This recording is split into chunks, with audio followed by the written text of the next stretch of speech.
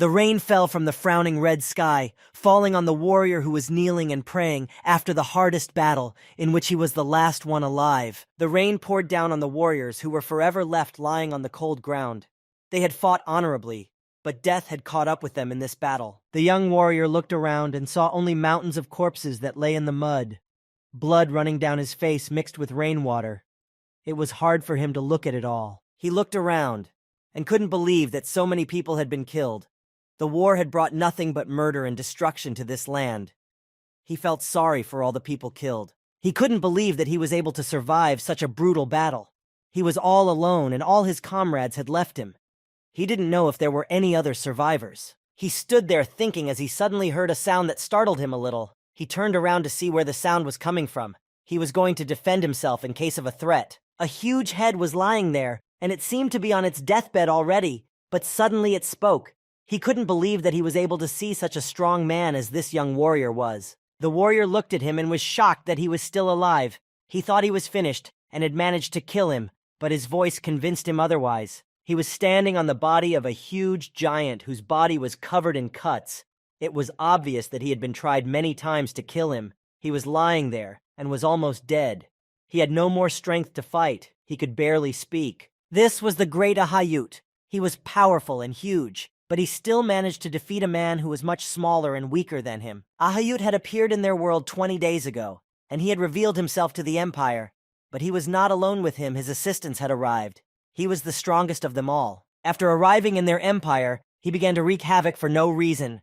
He killed innocent people and burned their cities. He was the last of the three giants. The warrior looked at him with anger. Because of him, half of the empire had turned into a graveyard. He had killed many innocent souls.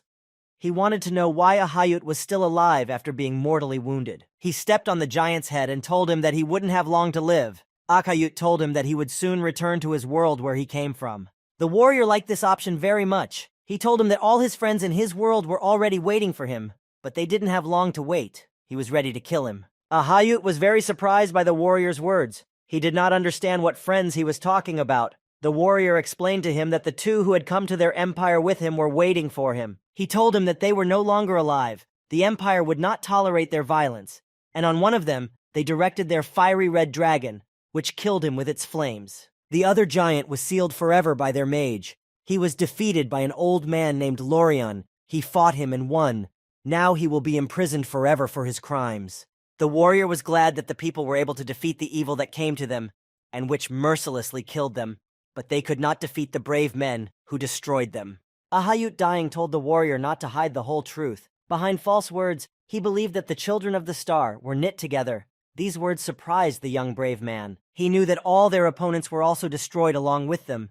They had managed to kill everyone who opposed them, except the brave man himself. He was the strongest of them all. Ahayut realized that there were no more brave men like this young warrior left in the empire. They all died defending their land, but they did not fall to the evil giants. His words only made the young warrior laugh. Looking at him, he said that he was still alive and he would be able to defend the empire once again in case of danger. But the giant hurriedly warned the warrior. He told him to take his time and not to get ahead of himself. He could soon die. He felt his end was near. Ahayut said that he would have been glad if the warrior had realized his abilities earlier and developed them.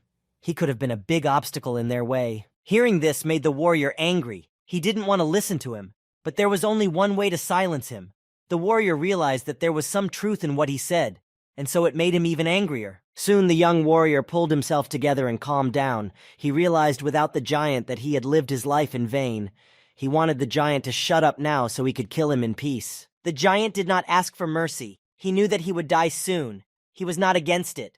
Ahayut called the warrior a righteous man. He could be proud of that. The warrior drew his sword and prepared to strike a decisive blow that would put an end to the entire race of giants. They were no longer a threat to his empire, but the giant still wanted to say something to the warrior. As the brave stood and gathered his strength to kill Ahayut, he kept telling him what would happen to his world in the end. But the warrior didn't listen to the giant's words and didn't give any importance to them. At the threshold of death, the giant added that the empire would disappear. It would be swallowed by starlight. He was sure of it. And no one could save the warrior's empire. It was doomed. Upon hearing Ahayut's words, the warrior swung his sword and struck the giant with a killing blow. He was tired of listening to him, and was angry at him for the atrocities he had committed. He quickly and deftly cut off the giant's head. Finished with him, the warrior turned around and headed on his way. Inside him was the hope that he would still be able to find someone alive. The brave walked through the puddles that were filled with the blood of the slain warriors. He did not understand what to do with what had already happened. It was impossible to fix it and save the slain comrades. He sadly remembered how he had gotten into the camp with his friends, how much fun they had together. They had been one big family. Now that would no longer be the case. They always knew how to find the right words and support on hard days. Together they were always joking and having fun. They had a very friendly atmosphere inside the camp. Everyone who was with him in the war camp was already lying on that cold ground, killed by Ahayut and his companions. He saw his friends he could no longer save. He could only mourn their loss. He couldn't believe that they were all caught up in this battle. He didn't want them to be dragged into this war. He knew that if they fought, they would die. The warrior stood beside a huge mountain of corpses. All of them were his friends that he had failed to save and had been mercilessly killed by Ahayut. He was the one who had brought so much grief to the empire. He bowed down and wondered what pride had sent them to fight to the death against the giants. They obviously thought that if he was strong enough to handle them, they could overcome them. The warrior closed the eyes of his fallen comrades and thought that they should have assessed their chances from the beginning and run away from the battlefield. Then they would be alive. He wished they would have run away and been alive, but now they were not. He lambasted them and couldn't understand why against giants that could repel the strongest sword in the empire, only his sword could overpower them, why his friends couldn't defeat them. If he had known that, there was no way an ordinary warrior would have stood in the front lines and died such a horrible death. They didn't deserve it. He strongly regretted that so many good soldiers had been killed in vain. He didn't know why things had happened like this. He was on his knees and was incredibly upset. He was the only survivor. Suddenly among the corpses, he heard someone's voice that wanted to know if someone was near him. It was like he was looking for help among the living people. The voice told him that he was unable to move because of the severe wounds he had received in the battle with the giant. The warrior thought the voice sounded familiar, but he didn't know where it came from or who was its owner. He could not believe that he was not alone and that someone else had survived, but he did not know how to find him and help him. He was in a stupor and could not answer him. The voice kept asking for help from all who heard it. The warrior got to his feet with his sword and realized that someone was still alive, and he was going to seek him out. He gripped his sword tightly and set out to find him. Even though he was wounded, he was happy to realize that someone was still with him, and he was not alone. All he had to do was find him. The warrior searched for someone who was asking for help. He came to a rock where a wounded girl was sitting.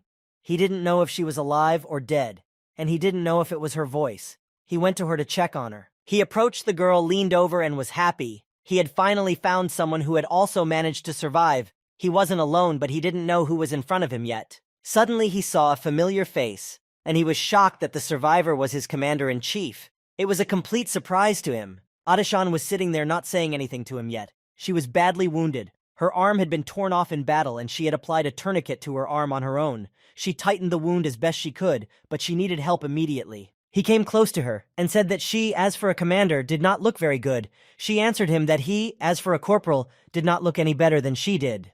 But she didn't care how she looked right now. What mattered to her was knowing that Ahayut would be dead. That was far more important than her health, or even her life. Ronan leaned over to her and told her that he had killed him himself. His corpse was lying near them. He reassured her that he had confirmed Ahayut's death. She said only one short word and was silent. He was surprised at her reaction and the fact that she didn't answer him anymore. He thought there was something wrong with her. Adashan laid her head on the rock and was relieved that he was dead. She was pleased that they had succeeded in stopping the evil giant. She thanked Corporal Ronan and cried with happiness. Despite her injury, she was still quite strong, even though she had lost a lot of blood. Adashan continued to lie there smiling. Nothing else interested her. She was happy that the whole battle was over, and now they were not threatened.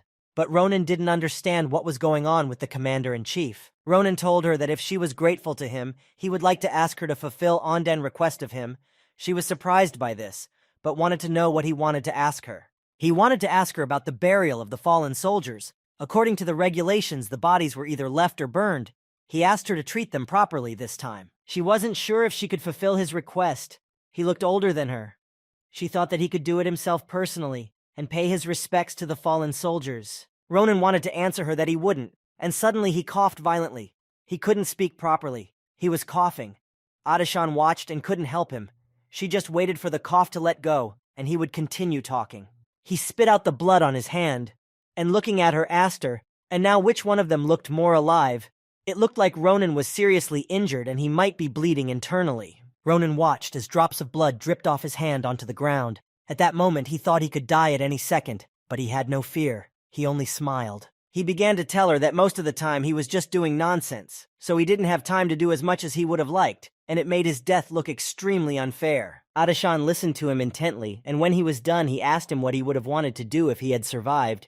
Ronan, with a smile on his face, told her that he had just a huge list of things he wanted to do. He raised his head and looked up at the sky and added that there was only one thought on his mind right now, and one thing he wanted to do first. Ronan lowered his head sharply and asked a question to the commander-in-chief, who was clearly not ready to hear it. He asked her what it was like to attend the academy. She was completely surprised to hear such a question. He told her what the giant had said to him before he died, and he told her that his words had hurt him. He was surprised that he would start saying that their empire might be coming to an end, but he wasn't bothered by those words now. He was much more concerned with something else, what he had asked the commander-in-chief about. He wondered what it felt like to be in the academy. Ronan remembered that his sister's last wish was to send him to the academy to study, and he never fulfilled it, though he wanted to do so very badly. But he was not saddened. He was still as sure that soon he would be reunited with his sister. He thought that he was already on the verge of his death, and no one would be able to save him. Adeshan wanted to cheer him up and told him that when the rain stopped, the search party would find them, but he would not listen to her, and added that he was beyond saving. But he did not understand why she was trying so hard to reassure him. He knew that she was saying meaningless words to him, and that if they were found by a search party, he would die anyway. His injury was quite severe. They continued to talk, but suddenly something changed and they both tensed. Surprise enveloped them and they realized something abruptly, almost simultaneously. Ronan noticed that the dodge was over. It was sudden to him. Adeshar also noticed that the storm that seemed to be going on for a long time had abruptly stopped. After the storm, the sunlight fell on them abruptly, but it was not so simple. It literally blinded them. It was sudden. They both didn't realize what was happening. They were waiting for a new danger. Ronan noticed that there was something in the sky, and it was right in front of them. But because of the bright light, he couldn't make them out. But he knew that there was going to be a new fight. In front of him were other monsters that had come to kill all humans and destroy the Empire. These monsters had 8 wings and were skeletons. Ronan stood up and could not for what reason they appeared to them, where they came to them from and what they wanted from them. He was not going to surrender without a fight. A shocked Adeshan sat there and could not believe what was in front of her eyes. She thought it would end with those 3 giants, but she was wrong. She cried. She had failed to save the world, and this was her 3rd attempt to save everyone. She only had 1 chance, but she couldn't think of anything else. Adeshan found herself far away from reality. She was deep in her thoughts and was disconnected from reality. But Ronan's voice was bringing her back. He couldn't reach her. He kept calling her until she came back to reality. She finally stopped realizing what was going on around her. The battle with the giants had shaken her badly. Ronan was yelling at her. He needed her to pull herself together. He asked her to use telekinesis or something similar. He needed her to throw him up to them. From the ground, he couldn't reach them with his sword. Adeshan didn't understand what he wanted from her. She was surprised by his request. She could see he was serious, and he wanted them together to be able to kill them all. She couldn't believe that even being in such a difficult situation, he still wanted to fight. He answered her that he wouldn't back down and thought that she had already accepted her fate and surrendered. Ronan drew his sword and prepared to attack the monsters that had encroached on their empire. He would not back down even if he faced death. He was willing to sacrifice himself to save the others. He knew that fear had no place in his heart. He was determined to go into battle, and even if he was killed by them, he had to take them all with him. There was no other way. His words threw her into a stupor. He sat there in a daze. Even in such a difficult situation, he did not give up. He was alone against an incredible number of monsters. Ronan clenched his teeth and told her that he was the kind of man who didn't give up in any situation. He knew he would always find a way out. That was why they had gotten this far. She sat behind him. He stood in front of her, ready to protect her in case the monsters decided to attack them. She looked at him and decided that he was probably the one she needed. Adeshan got up and walked over to him. She put her hand on his shoulder and called out to him. He turned to her and didn't understand what she wanted from him. What she wanted to say to him at that moment when they were on the verge of death. She came as close to him as possible, as if she was going to tell him something very quietly. But he asked her to stop distracting him and talk less. He was busy and trying to tune into the fight. But suddenly she kissed him. He didn't expect it and stood in a stupor. At the moment when there were a bunch of monsters above them, ready to kill them at any second, she decided to kiss him. He thought that maybe this impulse was from shock. But it wasn't a simple kiss. She gave him her powers, which were impossible to transfer in any other way. She decided that he was worthy of her power. After the kiss, it was as if she began to collapse from powerlessness. He stood there not realizing exactly what she had put in his mouth, what she had passed on to him. It was a mystery to him. She whispered in his ear that she had given him her rebirth ability that would help him undo all the mistakes he had made in the past. She asked him not to miss his chance and take it. Ronan couldn't understand what Adashan was saying. He thought she was delusional and didn't know what she was saying. But she told him again that now he would have a chance to be reborn and return to the very beginning where he could right his wrongs. He was angry with her. He wished she would get her act together and help him. He thought she was telling him some kind of fairy tale. He didn't believe he could be reborn. Adashan could see that Ronan was panicking when he found out that she had given him her ability. She needed him to understand the responsibility that now rested on his shoulders. She looked at him and smiled as if they had no dangers and they were not on death's doorstep. She was sure this was not their last meeting. Adashan was ready to die. She asked Ronan that the next time they met, he would ask her not to do anything more stupid and asked him to talk her into becoming a seamstress. Ronan stood at a complete loss. He didn't know how to react to her words. She told him that she had tried so many things in her life that now she wanted peace. She laughed hard, saying that she had never succeeded in what she had tried, even though she had tried hard to reach the heights, but she always had something in her way. While they were talking, the monsters had already prepared their attack. They realized that now was the perfect chance to attack them, and they wouldn't be able to avoid death. The monster had a sphere formed in his hand that was meant to finish them off. The monsters launched its sphere straight at them. They were standing with their backs to them and had no time to react to the attack. They were doomed. The explosion was incredibly powerful. They wouldn't be able to survive after it. Gil suddenly woke up. It would seem that it was all just a bad dream and that everything was not real. But he did not yet realize where he was. The warrior was in a state of shock. Ronan stood up sharply looking for the commander-in-chief. But she was nowhere to be found. Nor was there a mountain of corpses. He was no longer in the place where they had fought the Velkakan. He was on the green grass, in a warm field. He looked around and thought that none of this was real. He thought it was just not possible. The sky was clear. The day was warm. There was a whole city in front of him. There were no signs of war here. Ronan saw children swimming in the river, jumping from the raft into the water. They were having fun and acting carefree. They were not thinking about anything. They were having fun, but the place seemed quite familiar to him. He felt like he had been here before. He realized that in front of him was his hometown Nimbuten. He was at a loss as to how he could have ended up here. He realized that he had actually been able to go back in time. Everything Adashan had said was true. Ronan sat down under a tree to realize what was happening to him. He still hadn't fully realized what great ability had fallen into his hands. It was all too complicated for him. He sat there and realized that what the commander-in-chief had said was true. It was beyond his comprehension. Now he could reverse time. Ronan remembered the kiss that had turned his life upside down.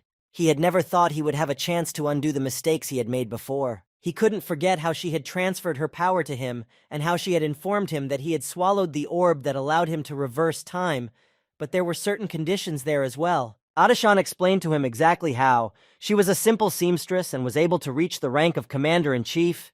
She could go back in time and change her mind, but it wasn't always like that. She told Ronan that in total the orb allowed her to go back in time 4 times, and she had already used it 3 times. She only had 1 time left to go back in time. Adashan saw something in the guy, something that made her hand him the orb. She felt like she had done the right thing. She had given him the power to destroy all the giants. She hugged him one last time and whispered in his ear that she was sure that he was the key to saving their world, and only he could prevent the killing of all his comrades. Adashan explained to Ronan that he would have to hone his skills to fight giants and other threats to the world. She was glad that his desires were similar to her goals. Ronan thought he had told her about going to the academy as a joke. He didn't think she would take his words seriously.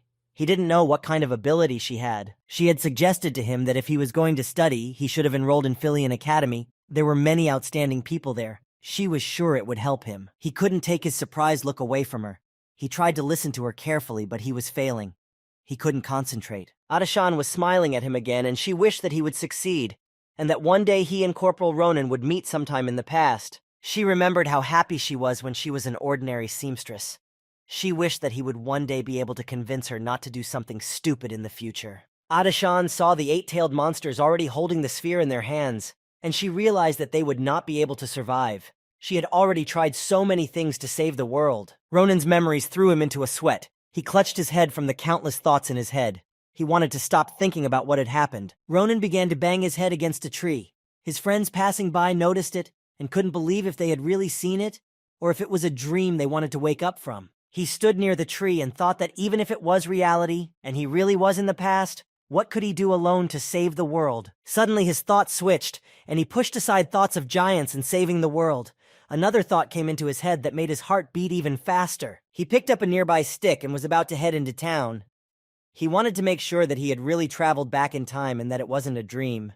Ronan realized that if he was really in the past, he had a chance to see his older sister, who he hadn't seen in years. He ran happy with the realization that if he was really back, and could walk a little further from where not too long ago he was banging his head against a tree, he would see her. Ronan ran and thought only of his sister, but not far from the place of his home, he noticed a strange thing that caught his attention and made him postpone his visit to his sister. He saw the four friends mocking the poor boy they had hung upside down from a tree. They were clearly demanding something from him, but he couldn't hear what they wanted. Ronan didn't understand why they had hung the poor kid upside down. He didn't understand why they had used such cruel torture on him.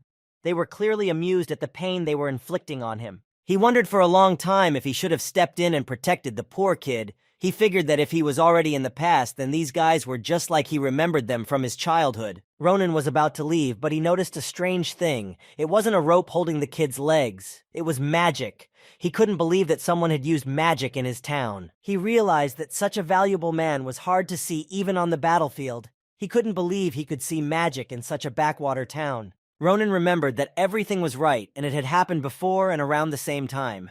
It was exactly as it had been the first time. He realized that they should have been at this place by now. Everything was happening exactly the same way he remembered, which surprised him greatly. The guy who was using magic didn't realize how much longer they were going to keep this up. If this was how it was going to be, then something bad could happen to this child. The kid was hanging upside down and begging them to stop abusing him. He couldn't stand up for himself and didn't expect anyone to stand up for him. He cried and said that he really had no money at all. He had nothing to give them in exchange for his freedom, but it looked like they weren't doing it for money at all.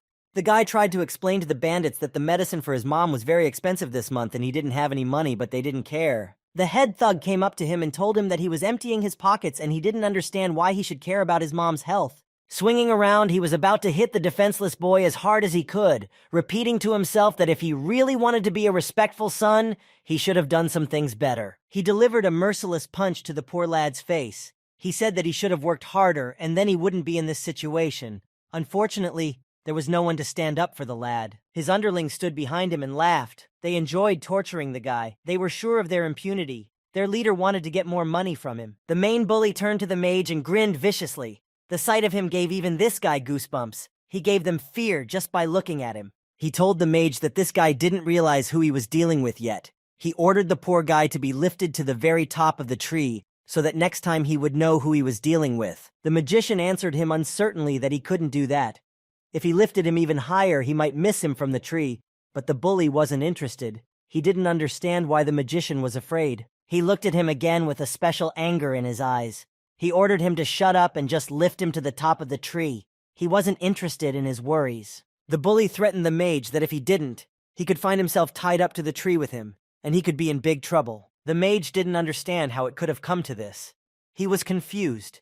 He began to worry that he had started learning magic for nothing, because now he had to use it against innocent people. He remembered when he first started learning magic. He was happy to show off his skills to people on the street.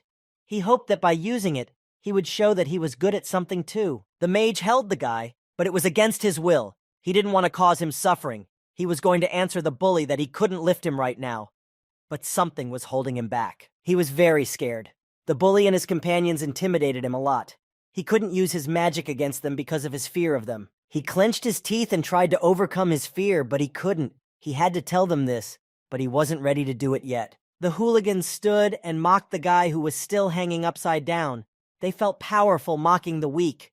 Behind their backs stood the mage and tried to tell them something uncertain. The mage almost directed his magic at the bullies, not thinking about the consequences of using it. He asked them to stop bullying, but he was hit on the head by someone who did not have a strong blow. Ronan, who had stealthily approached them from behind, told the mage to stop. He could kill them with his magic, which he hadn't learned to control yet. When Ronan hit the mage, the guy hanging on the tree suddenly collapsed to the ground. The bullies who were standing and watching this, their mouths wide open and couldn't understand what was going on. The main bully turned around, shouted angrily at the mage, and asked him what he was doing and why he let the guy go. He didn't choose his words and called him whatever he wanted. He already wanted to hit him. He thought that he didn't take him seriously, and Ronan's word was more important than his. The bully was angry. He was ready to beat the guy up. Suddenly, Ronan stood in front of the mage Ashel. He didn't pay attention to the angry bully. He asked him to ignore the angry man. Ronan wanted to have a little talk with Ashel. He didn't care about the hooligans who could attack them at any time. Ashel was very surprised when Ronan stood in front of him. He wanted to discuss something with him. He had a very serious conversation to have with him. But the bully could not tolerate this attitude. He turned to Ronan and tried to threaten him. Ronan continued to ignore the bully's questions. He turned to Ashel. He wanted to know where he had learned telekinesis magic. Ashel told him that he had learned it from a grimoire that he had bought from a boxman. The bully was already out of his mind. He was incredibly angry. And Ronan, hearing Ashel's words, was quite surprised that he was so good. Even with a cheap book, it delighted him. Ronan reflected that it was simply amazing. He wanted to watch him some more. He realized he could use him. He was still thinking about the fact that they were about to face the giants.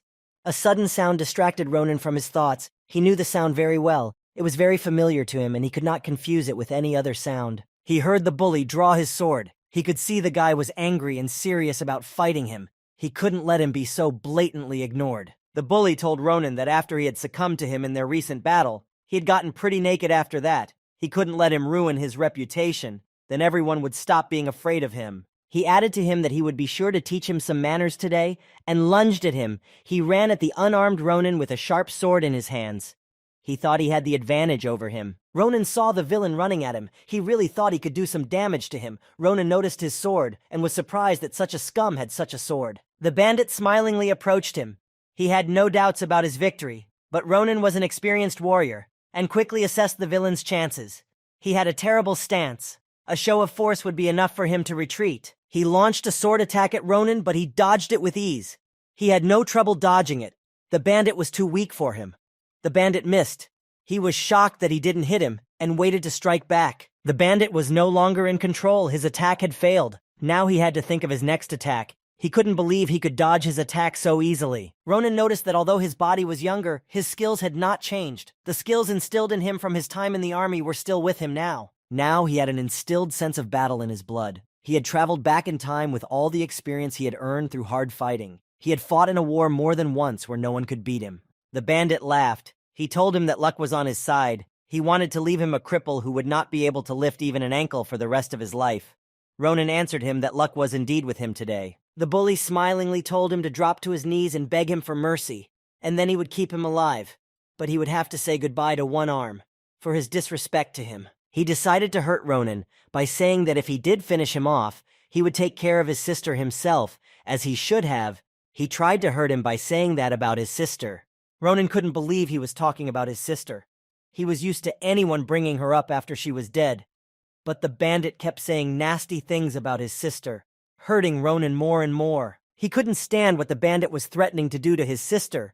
He couldn't let him talk about her like that. He came at him sharply, and with a deft blow cut off his ear. The bandit didn't even realize what had happened. The bandit grabbed the severed ear. Blood gushed from his head. He felt unbearable pain running through his body. He screamed furiously in pain, trying to drain the blood with his hands. He fell to the ground and couldn't believe that he had lost his ear. His henchmen who were watching this didn't dare to intercede and attack Ronan. They were frightened by what they saw. But suddenly Ronan appeared in front of the bandit. He was already angry enough to finish the job by killing him on the spot. The bandit was really scared. Now he was the victim. Ronan was furious. The bandit's words about his sister made him mad, and he almost wanted to kill him. He couldn't forgive him for treating his beloved sister like that. The minions stood still and did not move. They were afraid that Ronan would attack them too. They still could not recover after he had cut off their chief's ear. They couldn't believe that he was able to cut off his ear with an ordinary stick. Even without any weapon, he had deftly and effortlessly inflicted damage on the bandit. It scared them even more. Ronan noticed that they were standing watching. He turned to them and asked them if they liked the sight they were seeing. His question put them in a stupor.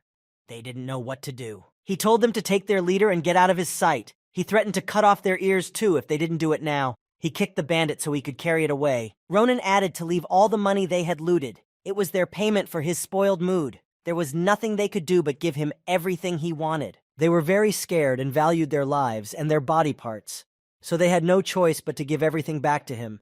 No one had ever given them that kind of pushback yet. Ronan didn't take the looted money for himself. He threw it to the kid who was tied to a tree. He was shocked to find a bag of money in his hands. The kid couldn't believe that Ronan was going to really give him all the money. There was a lot more than the bandits had taken from him, but Ronan said it was all his now, and he took the sword for himself. Ronan told him not to be afraid of those bandits. They would not dare to attack him. They would not have the guts to be near him again. He thanked him for the money and his rescue. He didn't want the guy to thank him. He asked him not to worry about it and just go home to his mother, who was already waiting for him. He was incredibly happy that he still had all his money with him. Ashel felt very bad that this guy was in this situation because of him. He was embarrassed that he was helping the bandits. He was ashamed and slowly and hesitantly started to approach the guy. He lowered his head and said that he was sorry for what had happened. It was his fault too. He was afraid to fight back against the bandits, even if they asked him to do dirty things. Ashel knew perfectly well that he shouldn't have done that, but the feeling of fear was much stronger than him. He was afraid that the bandits would come to his house one day, so he followed their orders. He didn't want to do such a thing. He was ashamed of his cowardice. He should have refused the dirty deeds that Bandit Hans was offering him. Ashel cried a lot. He was very scared, so much so that he couldn't even contradict him and give him his opinion. He was very worried that the guy was hurt because of him. He couldn't calm down and come to his senses. He cried and apologized to the guy, saying that it was all his fault and that he was sorry. Ronan only smiled and said, not a cryptic phrase to Ashel. He remembered that he had cried just as much as he had then. Ronan remembered it all and relived those moments again. He remembered that it was exactly the same as in the past. Ashel had also cried when Hans had first brought him to this place, and he was just as ashamed in front of this guy. The guy holding his bag of money turned to Ashel. He told him that when he saw him for the first time, he thought he had unusual abilities, and he was great at magic. He didn't judge him and understood perfectly. They were in similar positions. They were both in Hans's captivity, but they had different tasks, and who was worse off in this position was not clear. The boy came up to Ashel and put his hand on his shoulder and told him not to be so hard on himself, to forgive him and not to hold a grudge. He realized it wasn't his fault and he was being held hostage by Hans. He smiled at him so that Ashel would come to his senses and stop blaming himself. He was very pleased that Ashel apologized to him. It seemed that Ashel wasn't worried about it anymore and was glad that the guy didn't hold a grudge and that he understood his difficult situation. Ronan stood beside them and thoughts were chalking in his head. He was glad that he was able to save the guy and help Ashel. Now he realized how much power he had. He looked at Ashel and with a smile on his face, realized that he wasn't so bad and that he was quite good at magic. He could use it in future battles. Ronan approached him and told him if he remembered that he wanted to talk to him about what was important to him. Ashel replied that he remembered his words and was ready to talk to him. He hesitated and told him that he would be waiting for him at the same place in exactly 4 days. It was important to him that Ashel came to him for a talk. Ashel was surprised that he wanted to talk to him not today. Ronan turned around and started to walk away. He told Ashel that he was busy right now and that they would meet later once the moon would have risen in the night sky. Ashel was completely confused and didn't understand what Ronan was telling him. He turned around and added that if he did not come on the day and place specified, the same fate awaited him as Hans, and he slightly bared his sword so that he would realize what awaited him. Ronan hid his sword and abruptly began to run away. He was in a great hurry. He shouted to Ashel that if he was late for their meeting, he would nail him, and in a moment, Ronan was gone. Ashel remained standing like that in complete incomprehension, but he clearly understood that he had to come to this place in 4 days. He was wondering what Ronan wanted to talk to him about. Ronan ran to his house, but he was in no hurry to knock on it. He wasn't ready to meet his sister yet. He stood for a long time thinking about how his sister looked now. He wondered how best he should go to see his sister, who he hadn't seen in a very long time, and who had died a very long time ago. He was overwhelmed with different emotions, and he didn't know what he should do. Ronan remembered that she loved flowers, so he tore all the flowers around. He indiscriminately tore every flower he could find. He really wanted to surprise his sister, but at some point he changed his mind about giving her flowers.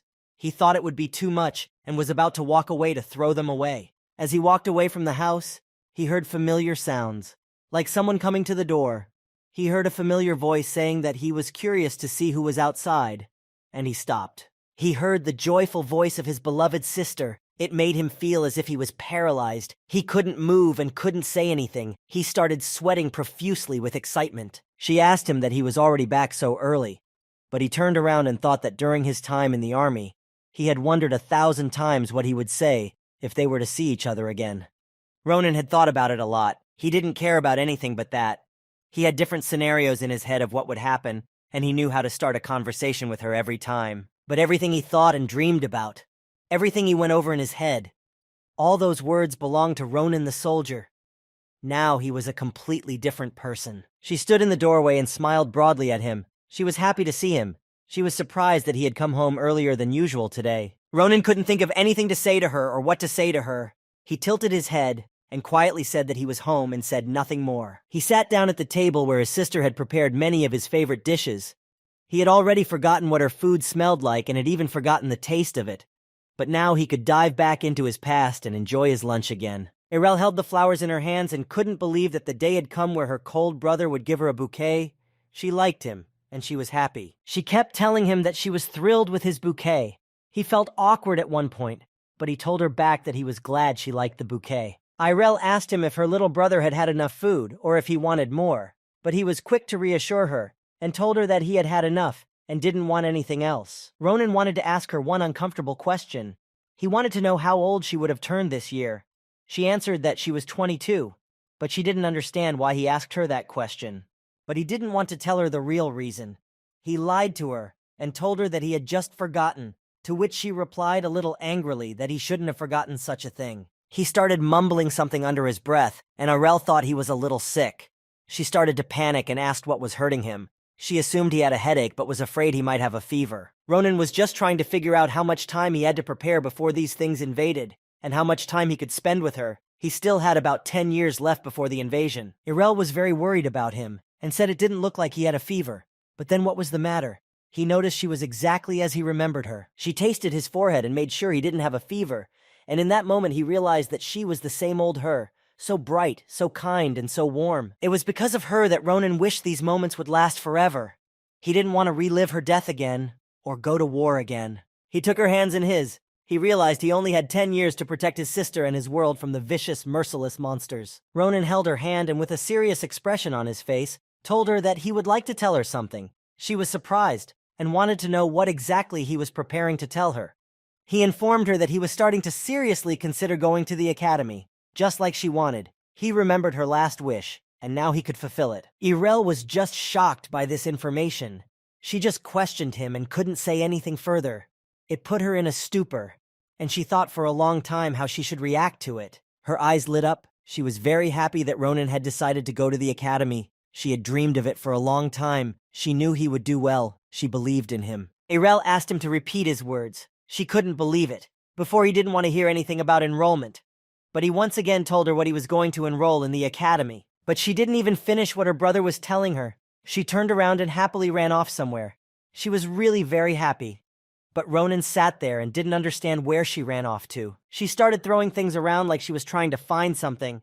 Irel said she knew this day would come someday. She knew her brother was smart. She was sure he would be able to excel in the academy. Irel pulled out a huge vat. Ronan didn't know what was in it. He was tense and confused. He didn't know what his sister was up to or why she pulled out this old vat. They both walked over to it and looked inside. She happily informed him that she had a surprise for him. Ronan looked into it and couldn't believe his eyes at what he saw there. The vat was filled with money. From the surprise, he was almost unable to say anything. He didn't know how much money was in it. His sister added that she had been secretly saving it so that she could surprise him, and she had succeeded. Irel told him that it was money in case he would still decide to enroll. Ronan told her that she was an amazing sister, but he couldn't understand when she had managed to save so much money. Ronan was very grateful to her, but asked her to use the money herself. He said it wouldn't be enough for him anyway. Irel didn't understand what he was telling her. She rushed to tell him that there was more money in the vat than he would have thought. She didn't know exactly where he wanted to go yet, but she was sure it would be enough for him. Ronan decided to tell her that he was going to the Philion Imperial Academy. Irel was shocked by her brother's choice. The smile on her face was fading, and she doubted that he would have enough money to go there. But she tried not to show it to him. But at some point she couldn't stand it, and just shouted in surprise at the whole house. She couldn't believe that he had chosen Philion. It was the best academy, and it was very hard to get into. The Philion Imperial Academy where Ronan was going to enter was the best institution for his education.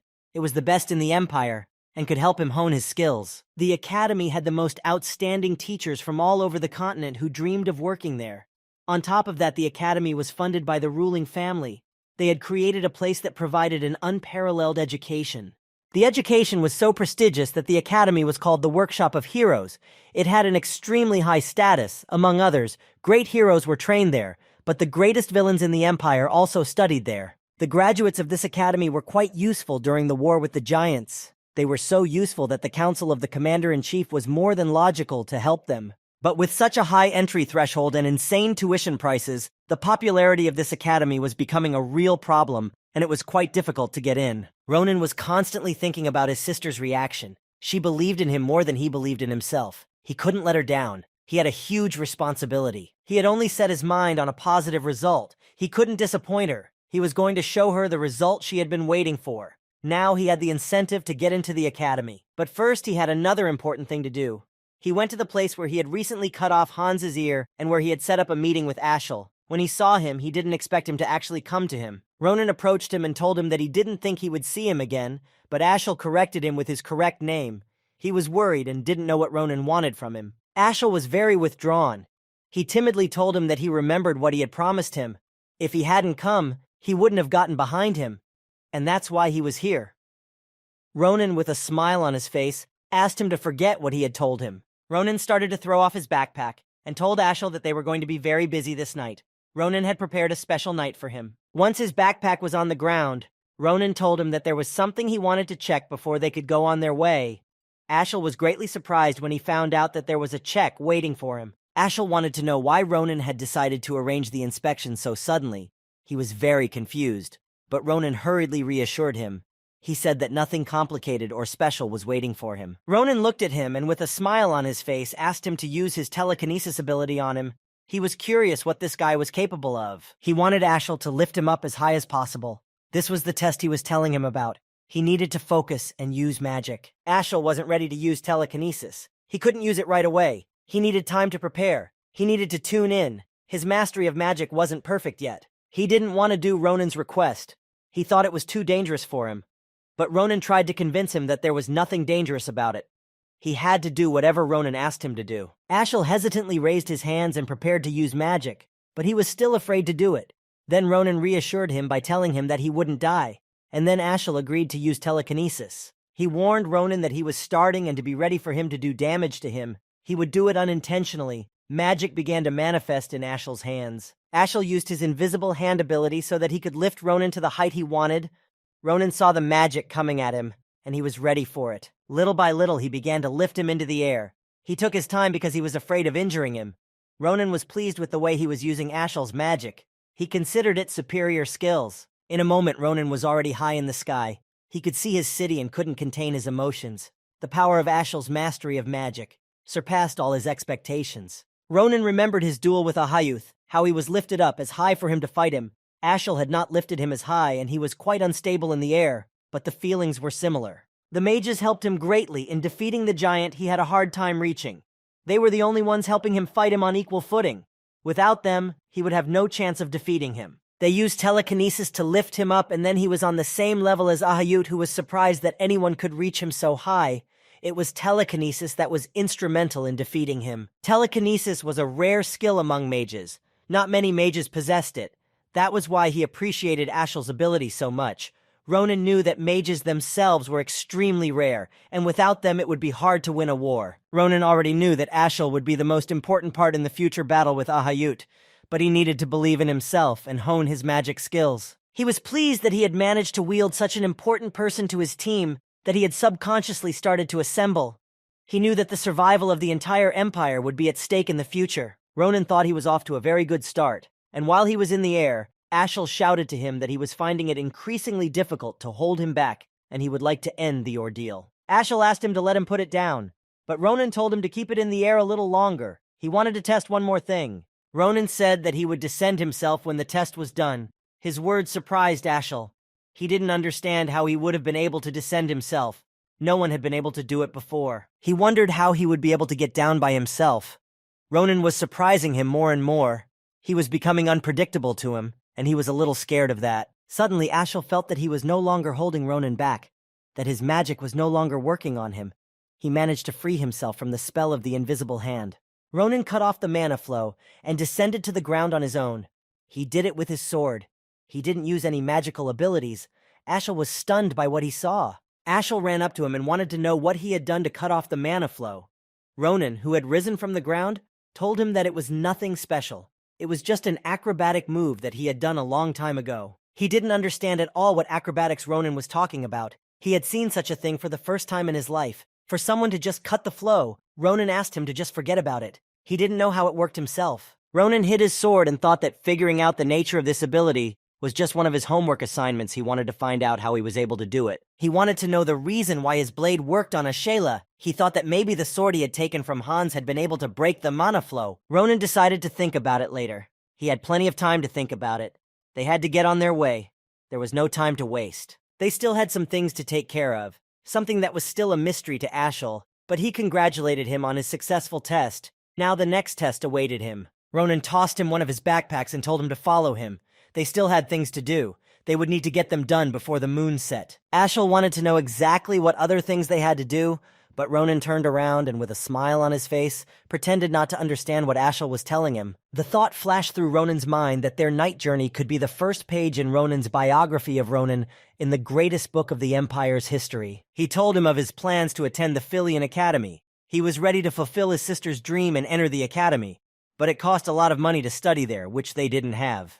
Ronan told Ashel that both of them would study there, but Ashel didn't believe him. This academy was for the elite of the Empire, and it would be very difficult for them to get in. Ashel kept questioning him because he couldn't get used to the idea that they were going to a prestigious academy. At some point, Ronan got tired of Ashel's constant questioning and asked him to stop. Ronan stopped and looked at Ashel carefully. He got the impression that he didn't want to study there, but Ashel told him that wasn't the case at all. It was more complicated for him. Ashel told him that it would have been easier for him to get into the academy because he was good at martial arts, and so he had a good chance of getting in. But he himself thought he didn't know how to do anything and thought he couldn't get in. He thought he was weak, shy, and cowardly. He couldn't stand up for himself or fight back against bullies. He didn't believe in his abilities and himself. Ronan was surprised and asked if he really wanted to continue living like that. It was a shock to him. Ronan told him that he had an innate talent that was not meant for the entertainment of bullies. He was shocked that he really wanted a life like that for himself. He calmed down and started talking to Ashel calmly. He told him that he did have all sorts of problems. He was timid and cowardly, and he didn't deny it. He listened to Ronan calmly. Ronan added that he was also a crybaby who shed tears on and off. He told him that he was a loser who was afraid of everything. He told him that he thought it was all normal. He thought that now he could change despite all his negative character traits. Ronan sadly told him that the time he had lost now was too much for him to catch up with. Ronan understood this as well as anyone else, but he had a chance to make things right and he would not let it go. He knew that one day he would regret it. He had to act now or he would be a sissy forever. Ronan wasn't glad that he had started to say those words to him. He was upset when he remembered that Ashel could have wasted his time just as he had. He walked over to a stiff Ashel and put a hand on his shoulder and asked him if he had changed his mind and was ready to go on a dangerous adventure with him. Ashel couldn't believe that Ronan cared so much for his life. He could barely hold back the tears. No one had ever cared for him as much as Ronan did. Ronan added that it was his life, and he was free to do as he wanted. He wouldn't force him to do anything. He could go home if he wanted to. He turned around and was about to leave. He told him that he had other things to do. But Ashel stopped him, telling him that he too would like to change and go with him. Ashel informed him that he would be going with him to Filian Academy. He would want him to teach him everything he needed to know. This brought a slight smile to Ronan's face. He turned around and said that now he was showing courage for the first time. He had prepared him an actual first test to test his words and make sure he was indeed ready. Ronan turned away and headed deeper into the forest. Everything he had told him was part of his plan that had worked successfully, and Ashel had fallen into his trap. They walked through the forest until they saw someone burning a fire. They decided to get closer and see who could be burning a fire so late in the forest. Ashel was very surprised when he saw who was in front of them. They sat in the bushes and watched. Ashel wondered if this was his first assignment, or if it had not started yet. Ronan confirmed that this was all part of his ordeal. He just needed to be patient, and soon he would tell him everything. Ronan informed him that in front of him was the best opponent he could find for him. He wanted him to show all his skills in battle. A moon goblin sat and dozed in front of him. It quickly instilled a sense of fear into Ashel's body. He had not seen a goblin before and had not fought them. The leader of the goblins sat near a huge rock and silently watched the fire while his entire tribe slept. The skeletons of various people were scattered around them. Ronan put his hand on Ashel's shoulder and asked him if he liked his first assignment. Ronan thought it was a cool assignment, but Ashel didn't have a face of surprise on him. He asked him if it was time for them to start the task. They needed to hurry before the sun rose and dawn came. He had a great chance to defeat the sleeping goblins. This type of goblin often found in these lands was not uncommon. They had been around for a long time, but Ashel didn't even know that he had ever encountered them in the forest. Ronan had explained to him that most people distinguished them from regular goblins by the yellow color of their skin and their disfigured bodies. They were always in a group and hunted the same way. But the really unique feature of the moon goblins was their unrealistic love for gold and other treasures. They mostly hunted only for gold. They would often ambush traders, where they would brutally beat them up and rob them. All the most valuable goblins always gathered in one place. After a successful robbery, they would have feasts and worship the gold. It drove them crazy, and they always wanted more gold than they could take. All of their feasts were at the same time. They always celebrated on the full moon, which was tonight, and they had all the loot on them. Ashel understood why they had come to this place. He grabbed his head, for he couldn't even think that he would have to become a robber like Hans was. Ronan couldn't wait until they could rob them. He needed Ashel for that. Without him, Ronan wouldn't be able to do it. Ashel looked at the goblin and realized that he didn't even know that goblins who collected valuables could have a feast and rejoice in the loot. Ronan prepared his backpack for the jewelry, but Ashel wanted to know how he knew about this place, to which Ronan replied that he had his sources. He didn't want to scare him and say that he had stumbled upon them back in his past life. He told Ashel that he just needed to transfer all their treasure to their bag, using his telekinesis while they were asleep and unsuspecting. Ronan was sure it was very easy for Ashel to do, but Ashel said it didn't sound as easy as it seemed. He was afraid he might have accidentally woken them up. Ashel was very worried and was in no hurry to start robbing them. He tried to discourage doing so. Ronan informed him that they wouldn't stand a chance anymore, and if the goblins woke up, then they were trapped. He was more than scared. He said that he would have to think things through first. It was too dangerous for him. Ronan managed to stop him and told him that he didn't believe he was such a coward. Ronan stopped him and tried to calm him down. He told him that to get into Philian Academy, they only needed two things. First, they needed money, and they needed a lot of money, because the cost of education in this institution was simply cosmic. Secondly, they needed real experience, which they could only earn in battle. He thought that funds were not a problem. They could be obtained, but experience was more important than anything else. He looked at Ashel carefully and tried to explain to him that as he knew, Philion was just full of aristocrats who had gotten the best education since childhood. But they were not like that, and they needed to get the money for their education themselves. Ronan suggested that he bypass the aristocrats to get them into the academy, but they only had one way to do that. They needed to get their hands on the goblin jewels. To successfully get in, they needed experience, which they could only earn by risking their lives. There was no other way. He tried to convince and tune out Ashel, who was still doubting himself and his abilities. He looked at the sleeping goblins and said that these guys would be the perfect opponents. They could gain both money and experience at the same time. They could accomplish that tonight. Ronan looked at Ashel and asked if maybe he was wrong or if he had another plan that was better than his. But Ashel became even more worried and replied that he had no ideas, so they were going to rob the goblins. He took a seat next to Ashel and put his hand on his shoulder and asked him if maybe they should have started now, while no one was expecting an attack and while everyone was asleep and not a threat to them. Ashel used his invisible hand ability and started leisurely dragging all the treasures over to them.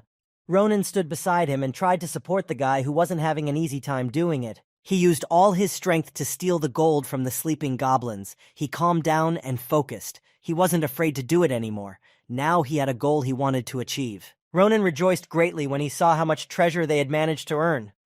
Now he was sure they would be able to get into a prestigious academy. They would have enough money. Ashel filled Ronan's bag to the brim, then began to fill his backpack as well. After a while, both backpacks were full, and he could stop using his spell. Now he could catch his breath and rest a bit. They both looked at the bags full of treasure. They were glad that they had succeeded, and Ronan's plan had worked perfectly. The goblins hadn't woken up and they didn't have to engage them in battle. Ronan was happy. He said he had told him that experience was great and risking their lives' experience would come much faster. Ashel couldn't believe they had succeeded, but he was just as happy as Ronan. He looked at Ashel and thought that he wasn't sure until the end that they would have succeeded. And when the time came, Ashel was quickly drawn in and perfectly able to use telekinesis. Ronan realized that Ashel was much better than he thought. He was almost perfect at magic. but he still needed to hone his skill for applying it in battle. He was happy that he had managed to find a really valuable pawn in his game, but he was in no hurry to let Ashel in on his plans. He just wanted to use him. After all, he knew what the future held for them. Ronan told him that if they had already filled their bags to the brim, they could go on their way. These words pleased Ashel. He wanted to get out of there as soon as possible. There was nothing for them to do here. What they had come for they already had, and now they could leave before the goblins woke up and discovered they were missing. But they didn't even realize that they were being watched by two guys who had apparently come to do the same thing as them. They wanted the goblins' treasure, but they had been beaten to it. They didn't manage to hide unnoticed. A huge black bird flew at them, which gave away their location. With its loud screaming, they wanted to chase the bird away before it came for them. All these sounds and screams were noticed by Ronan. He had a keen ear. He had learned this from his combat training in the army. He asked Ashel to take his time and wait a bit. He wanted to check something. He looked deep into the forest and didn't understand who needed to shout in the forest at this late hour. The noise was not good for them, as there were many different monsters in the forest that could kill them. The loud screams woke up the main goblin. He didn't realize what was going on and hadn't noticed his treasure missing yet. He was wondering where the sound was coming from. He was confused. Someone was screaming so late in the forest. He looked around and saw that the other goblins were asleep. They were not awakened by the screams. He noticed the chest was empty. His treasure was gone. The head goblin raised the alarm. His favorite shiny things were gone. Thieves had broken in. The other goblins didn't understand what was going on and who dared to rob them. Ashel and Ronan wanted to get away without being seen, while the goblins wondered who could steal their treasure. But they couldn't get away without being seen. The goblins saw movement in the forest and found them there. Ronan realized that they would have to fight them now. There was no way the goblins would want to lose their treasure. Ashel at this time was racked with fear. He didn't know what to do. He had never fought. They were trapped. The goblins didn't wait. They saw the enemies they wanted to destroy. They attacked furiously. Ronan realized that there was no other way out. They had to fight. He threw down his treasure bag and said that he knew that the battle could not be avoided. He thought that everything was going too smoothly. Ashel collapsed on the ground and did not know how to defend himself. Ashel asked Ronan what they were supposed to do. He suggested he drop the bags and run away, but Ronan couldn't let that happen. He had already promised his sister to go to the academy. He realized that if they left the bags, they wouldn't be able to pay for admission to the academy. He didn't know how else they would have managed to make so much money in one night. Ronan wasn't thinking about where or how they could make money right now. They had another problem right now. They were being set upon by embittered goblins who could kill them for their treasure. They were running and making horrible noises that made Ashel almost panic. He yelled to Ronan that they were getting close, but Ronan was calm. He took his time pulling out his sword and preparing for battle. He looked at the sword and thought it was long but of cheap steel. He knew that with that weight and hardness it wouldn't last long. Ronan knew weapons, and he quickly assessed this sword. Ronan examined it fully and concluded that the sword would be able to withstand about 1,500 attacks, and so he could not get into a fight for long. He knew roughly how many goblins were in this place. There were about 30 of them, and all of them were already attacking them. There was an urgent need to find a way out of this situation. The goblin could almost strike at Ronan, who was still standing there, calculating how much he could use his weapon. Ashel shouted to him to be careful. They were already near him. Ronan decided that his weapon would be enough for them, and he easily cut off the heads of the first 3 goblins who were already as close to him as possible. He started to kill them and didn't forget how many attacks his sword would still allow him to make. He was sure that his strength and experience would be enough to deal with them. Ronan unleashed his merciless attacks on them. He killed them without thinking. He needed their gold, and now there was no retreat. He defeated them with ease. He was too strong for them. It wasn't long after Ronan had defeated the last goblin. He thought he had done quite well, and now they needed to leave before the other monsters would notice them. Ashel was in complete shock. It was unbelievable to him. He had seen Ronan defeat them all, and he hadn't gotten a scratch. They hadn't been able to land a single attack on him. He marveled at him. He looked at Ronan and asked what it was.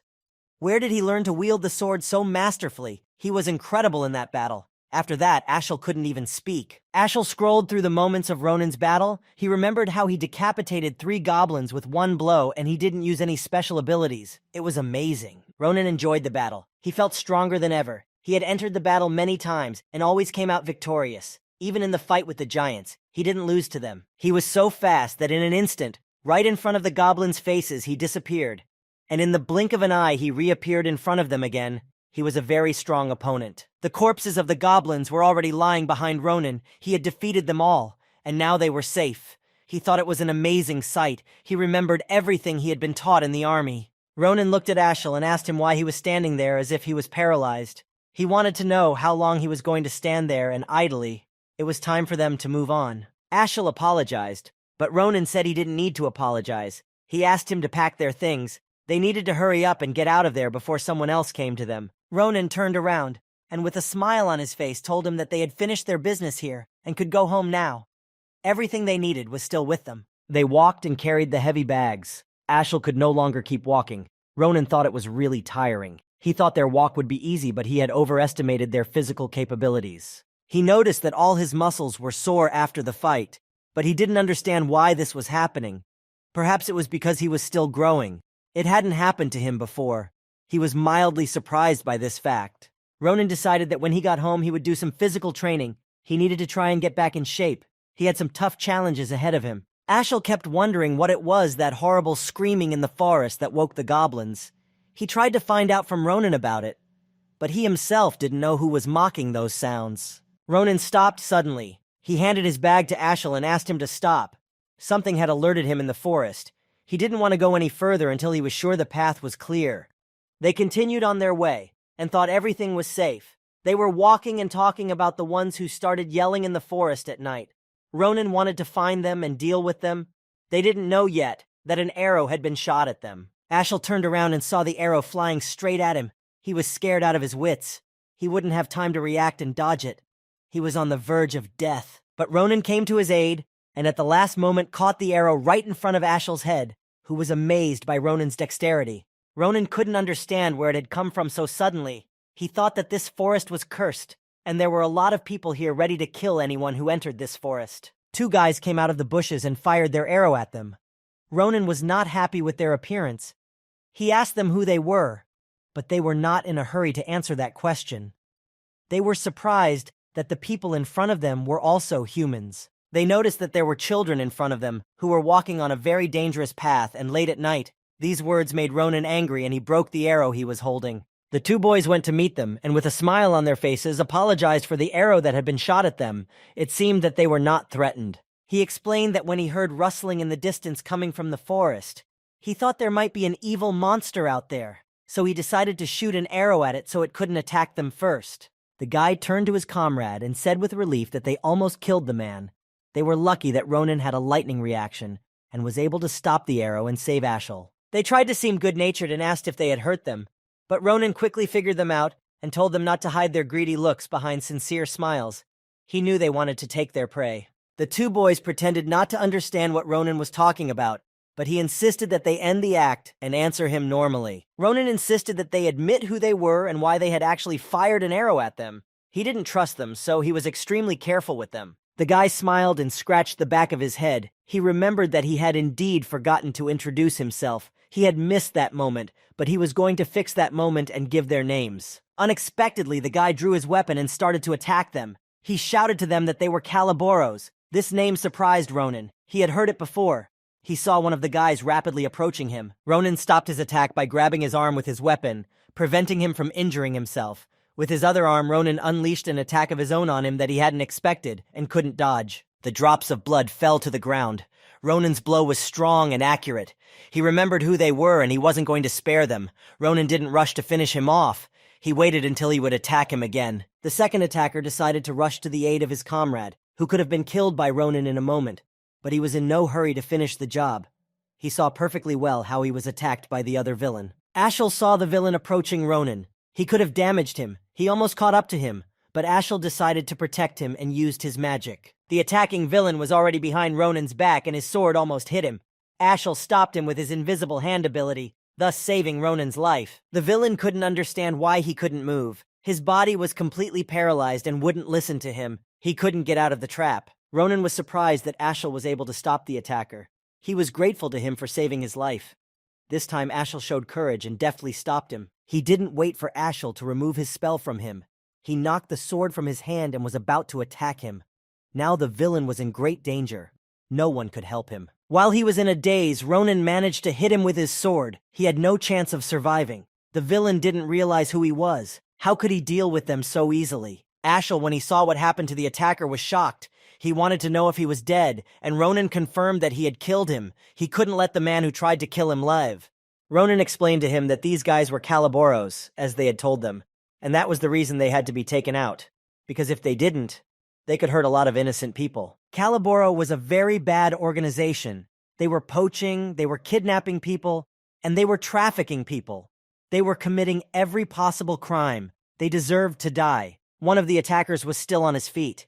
He was surprised that Ronan knew about their organization and was aware of what they were doing, but he didn't stay on his feet for long. Ronan dealt him a fatal blow. Ronan explained to Ashel that if it wasn't for him, they would have cut out his organs and buried him somewhere quietly. They knew no mercy and killed everyone they met on their way. He couldn't let them go alive because he knew the truth about them, and death was a very mild punishment for them. The bandits themselves were even more inhuman than he was. Ronan asked not to pity them anymore. They didn't deserve it. Ashel had to know the truth because he felt badly that he had killed them. Ronan felt a bag of bandits rise into the air behind him. They were both confused. They didn't understand why the sack moved and could fly. They wondered what was in it, what the bandits kept in it. Ronan picked up the sack and tried to untie it to release what was hidden in it. Ashel suggested that there might have been a rare animal caught by the poachers. Ronan thought that could very well be true. He told Ashel that now they would open it and find out what kind of beast or creature was hiding in the sack. When they opened the sack, two huge eyes looked at them, but they still didn't know what kind of beast it was. A blue bird came out of the bag. It didn't rise very high and looked straight at them. They were both shocked to see the bird in front of them, but they tried not to scare it away. It was beautiful, but it wasn't afraid of them, and it didn't try to fly away or attack them in any way. It just squeaked a little as if it was trying to tell them something, but they didn't understand what it wanted from them. Ashel liked the bird very much. He was delighted with it. It was the first time he had seen a blue bird, and it impressed him. Ronan had never seen a bird like that before, either in the past or in the future. Ronan noticed that the bird was wearing small shackles that were tied together with a chain. He was confused and didn't know why they had to be put on the bird, as it was not a threat. He thought it was a Calaboro trap. It was wearing their hunting shackles. They disrupted the flow of the victim's mana and complicated the movements of whoever was shackled in them. Ronan thought they were only used on special occasions, or when catching unique creatures, but this bird looked very ordinary, so he had a lot of questions. He thought the bird might have been rare and valuable, so the bandits wanted to steal it. But then suddenly, a voice came from the bird. Someone was asking it to answer him. The bird spread its wings wide and said that finally he managed to connect to it. Earlier, all attempts ended in failure, and there was no connection with the bird. Ashel was very frightened, thinking that the bird had started talking and wanted to run away from that place, but Ronan stopped him. He told him that it was a normal magic of connection and that he should pull himself together. Ronan turned to whoever had connected to the bird. He realized that if it spoke, it felt like it could block mana on its own. Ronan realized that the owner of that bird had heard him. He answered Ronan. He was right, and he introduced himself as Varen, and he was in the study of fantastic creatures, and this bird, whose name was Marpez, was under his protection. Varen told them that no matter how many times he tried to connect to the bird, the connection with it didn't work, and he was thinking of reporting the incident, but then they showed up and freed it. He apologized to them for his rudeness, but he wanted to know who they were.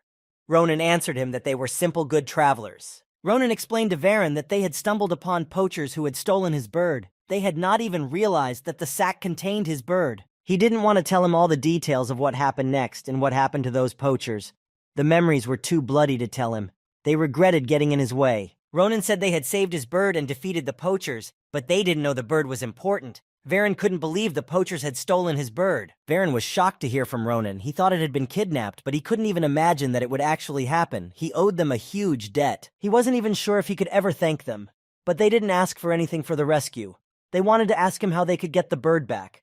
They noticed that she looked very tired after her captivity. Ronan asked him if he would be able to fly normally if he took off her shackles, to which Varen gave a positive answer. He was sure that everything would be fine, and she would be able to reach him. Varen said that dream birds had an amazing instinct for home, so if they could free her, she would find her way home. Ronan drew his sword and was ready to free the poor bird. Ronan shattered the shackles with a deft movement of his hand, and she was free. The bird was happy that nothing was in her way anymore, and she could fly away safely to wherever she wanted to go. He holstered his sword and added that she could now return to her master and that she was free.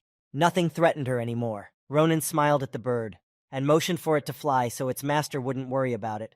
He was kind to the bird, and it felt it. You could see in its eyes that it was grateful to him. He noticed that the bird had its back turned to him and was not flying away. He did not know what it wanted from him. Varen told him that it wanted him to pluck a feather from it before it flew away. Apparently, it wanted to meet him again someday. Varen explained to Ronan that once the feather of the dream bird was extracted, it allowed its owner to know the direction to her. It worked like a compass. He could find her anywhere. He asked Ronan if he had extracted the feather from the bird, and if so, he also asked him to visit his establishment when he had a chance. He asked him very much to visit him and the bird. After he retrieved the feather, the bird immediately went home. It did not wait for its master to finish his speech. He promised them that he would definitely repay them for the kind act on their part. Before Ronan knew it, the bird had disappeared from his sight. He noted that it had incredible speed. Ashel came up to him and noticed that the bird had left something in his hand. He said he felt as if he had been stung in his arm. He couldn't understand what to do or why the bird had done that. He scrutinized his arm. They stood there trying to figure out what the bird had left on Ronan's arm. It was the first time they had seen such a thing, and they could no longer contact the owner of the bird. They were left to find out what it was themselves. The jeweler scrutinized the jewelry that had been brought to him for sale. He assessed what stone was in the piece. He also noted that it was very skillfully made. Duan Carabel, the owner of the trading company, said that the jewelry they brought him was amazing. He could pay 20 gold coins for it. It was not a bad amount of money for this item. Duan added that if you think about it that way, everything they brought him was worth a lot of money. He was very happy that he had a good day today. He said that he was happy to help such an important client. Ronan smiled at him and said that finally at least someone understood and realized that. Ronan considered all the other peddlers to be mere scammers. They had greatly reduced the price of his wares. He knew they were worth many times more. He noted that he had managed to find a decent merchant after all. He was pleased that he had walked around for a reason. Duan was quite flattered by Ronan's praise. Ronan asked him if he wanted to appraise anything else besides these items. He asked him to look at one interesting thing he had in his pocket. He clarified that he wanted Duan to just appraise it.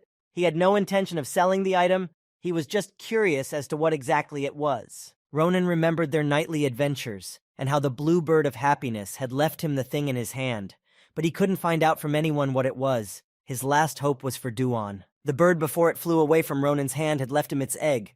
When he saw it, he thought it was its droppings and didn't immediately notice that it was an egg. But he was wrong. It was not her droppings, but he was curious why the bird had left him the egg. He wanted to know what was in it or maybe who was in it. Ronan threw the egg at a rock near them to test its safety. He thought it would test its strength, and the result shocked them. After the egg hit the rock, he was able to find out that it was very strong. It had broken through the rock, and the egg was unharmed. Duan took the egg and began to examine it very carefully. He didn't know if it was an egg or something else. He couldn't give them any answers yet. He needed to examine it more closely. He noted that it was a rare, fantastic object. It could be worth a lot of money. It was very strange. Ronan stood and listened to the jeweler carefully. Duan twirled the egg in his hands for a long time. He examined it from different sides and under different lenses. He noted its color and texture. They pleasantly surprised him. Ronan was overjoyed when he found out that it was worth a lot of money. He didn't want to keep it and was ready to sell the strange object. But he was not happy for long. The jeweler told him that it was horse droppings, and the smile disappeared from Ronan's face. He couldn't believe that a bird had left him such a surprise. Ronan said it wasn't horse droppings, but the jeweler laughed because he didn't know what it was and he was just joking about it. He said it was a very unusual item. He took it back and examined it. He wished he could still show it to the professionals. He had hoped that they could identify the object and the nature of its origin. Ronan decided to try and take it to the professionals. Right now he couldn't sell the item. He was very much curious as to what it was. So until he knew, he wouldn't sell it. In addition to selling the jewelry, Ronan wanted to ask Duan if he sold any books about the Filian Academy. They would be very useful to him for admission. He told the jeweler that they were planning to take the entrance exams, but they didn't know much about them and wanted to prepare properly. Duan thought it was a good coincidence that they were also applying to the academy. Duan told them that his daughter was also planning to take the entrance exam for the academy. He was sure that she would be able to help them and give them advice on how to prepare for it. During the lively conversation, they did not even notice how his daughter approached them. She did not understand what kind of people they were and what was going on here. She went up to her father and asked him again what they were, what they wanted from him, why they had come to him. When Duan saw her, he rejoiced and told them that his daughter had finally come home. Duan decided to introduce them and introduced her as his only child. Her name was Maria. She stood there looking at them in surprise, not knowing what was going on. Ronan was stunned when he heard her name. It seemed very familiar to him. He realized he had known her in his past life, and now she was in front of him. He was a little confused when he saw her. He looked at her and still couldn't quite figure out if she was the Mary he knew. He needed to make sure his assumptions were correct, but he didn't know how to do that yet. Duan turned to her. He motioned for her to come over and say hello to them.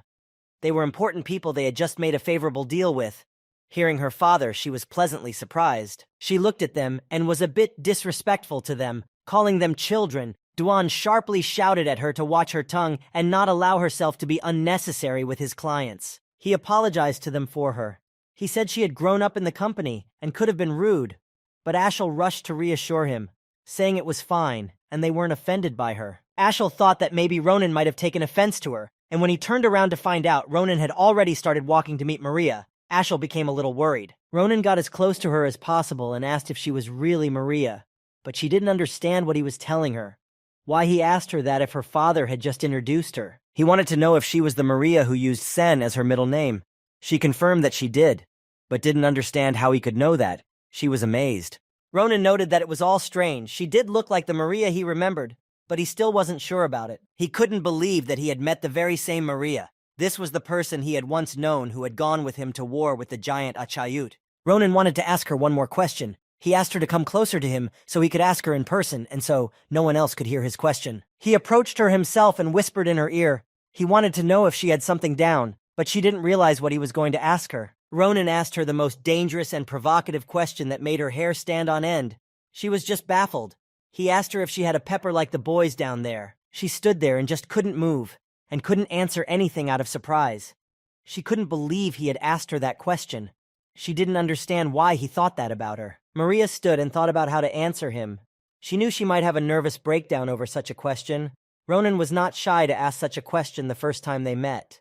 Ronan stood and looked around at Maria. He told her that no matter which way he looked at her, it didn't look like she had him. Maria was just boiling with anger at him. He thought that maybe the old jeweler had another child he knew nothing about. Suddenly, his thoughts were interrupted by Maria's hand flying at him. She slapped him with all her might for asking such a question. She angrily asked him to shut up and not say such nasty things to her. Ronan did not dodge her attack and deliberately missed it. He noted that she had a good punch that he wouldn't be able to forget. That punch reminded him of a familiar sensation that he hadn't experienced in a long time. Now he had no doubt that the person in front of him was the same person he remembered so well and would never forget. It was the girl from his memories. The same Count Maria Saint. Ronan remembered that when he had served in a place called Armarlin, Maria had been in charge of the supplies. She had been strict and very beautiful. He knew her as someone with a great work ethic and an easygoing personality. She was able to get along with anyone. Maria was an impressive person. But as soon as there was a discussion about men's dignity amongst the guys, Maria would change dramatically before her eyes and instantly become angry. Who knows why? And she would start slapping all the people without giving a reason. He was eerily curious as to the reason why she would start hitting people for these conversations. Ronan was going to ask her about it the next time they met, but he never got that opportunity again, much to his dismay. Maria had died before him in the battle with Ahayuth. He never had the chance to ask her the question he was interested in. But now he had seen her and couldn't pass up the opportunity. He couldn't imagine that he would only be able to find the answer here. He smiled and was pleased that he had managed to ask Count Maria a question. Now he knew she was really a girl. She was incredibly angry. She couldn't calm down. She wanted to know if he had been amused or if he hadn't gotten enough from her and wanted more. She decided to slap him again to get him to stop mocking her. Maria threw herself at him with an attack. She was sure she would succeed in slapping him again. But Ronan was faster now and attacked her back. He asked her to calm down and stop lunging at him with unsuccessful attempts to slap him. Ronan explained to her that he had just let her hit him once for his question, but to have her hit him a second time, he could not allow. Her attack had only succeeded because he himself had allowed her to make her attack on him and do minor damage. He was about to tell her that he wouldn't give her a second strike, but he didn't expect her to give him a sly headbutt at that moment. It was her second successful strike. Within moments of their meeting, they were fighting with each other, and it was extremely difficult to break them up. Something had to be done before they seriously injured each other. Ashel and Duan rushed to separate them. They didn't want them to be violent. He didn't introduce them for fighting, but they didn't listen to them and kept fighting. Ashel sat there and couldn't understand what was wrong with these two. He literally stopped realizing what was going on around him. After Ronan appeared, his life changed a lot. He remembered that they had just fought as if they wanted to kill each other, and that scared him. But what happened after the fight surprised him even more. They were sitting together at the same table as if nothing had happened, and they hadn't fought recently. This surprised Ashel. He didn't know how they did it. They were sitting quietly and examining the items on the table. Ronan showed Maria the items and wanted to know her opinion. He wanted to know if they were okay, and if there was anything wrong with them, he would buy something else. Maria scrutinized the items that Ashel and Ronan had brought them. They were 3 swords and 1 magic wand. On this ground they got along very well and did not clash. She took the first sword and prepared to give it an evaluation. She looked at it and analyzed it. She paid attention to every detail. It was important to her what steel this sword was made of. Maria asked them why they needed 3 blades. Wouldn't it be hard for him to carry them around? Ronan replied that they were just in case, and that he was rough with swords. Ronan wanted her opinion on whether she liked the swords. Maria replied that they were quite good, but the black iron sword was the best of the 3. She explained to him that the Sharoon iron was quite strong, and it was the kind of thing that even the most famous knights in the Empire sought out. Maria said that she didn't know how rough he was with the sword. This sword he could hardly break. Ronan, when he found out that it was made of black iron, he remembered that it was his favorite weapon in the past. She continued to examine the weapons. She picked up the staff and said that it had a great stone in it, and the weapon wasn't the worst. She couldn't believe that all of this was left to them for nothing. Maria looked at Ashel and assumed he was a mage. Ashel seemed like a very sweet child to her. Ashel was surprised at this attention and was confused and replied that he was a mage. She wanted to know what kind of magic he possessed. She couldn't think that such a young boy could be a real mage. Shyly, Ashel replied that he possessed telekinesis. Maria was overjoyed when she heard what he had. She called him amazing, and that if he did well, he could even get a scholarship. She turned to Ronan and wanted to know more about him. She wondered what technique he planned to show on the practical exam. He was quite surprised and didn't know what technique Maria was talking about. Maria couldn't believe that he didn't know about getting into Filion. He had to impress the professors in the practical exam by showing them all the techniques he possessed. She noted that the theoretical exam was also difficult, but it couldn't compare to the practical exam. He only had to show himself in practice, and he could already get in, despite the theoretical exam. Maria added that, to put it simply, if he didn't show them his worth, he could forget about entering there. Ronan was shocked. He thought it was enough for a swordsman to be good at swordsmanship. Ronan wanted to know more about what people usually showed in practical exams. She told him that some nobles showed their families secret techniques that only they possessed. But most martial artists and candidates showed their personal martial techniques of mana possession. When Ronan heard about mana, he didn't know anything about it at all. He asked her to stop and tell him about mana. Ronan asked her if sword-wielding children at that age could use mana even if they weren't mages. Maria looked at him and couldn't understand what he was talking about. She thought it was a normal skill for anyone who was a student of Filion. She explained to him that they were trained to sense mana and then use it in battle. It was the basics of the basics. He was completely confused. He couldn't even imagine what she was talking about. He didn't know anything about mana. Maria saw that Ronan knew absolutely nothing about mana and was not ready for the academy. She asked him not to tell her that he didn't know how to sense mana. She had never met anyone like that before. Ronan asked her about her mana. Wasn't it similar to using aura? After that question, Maria wanted to fight with him again.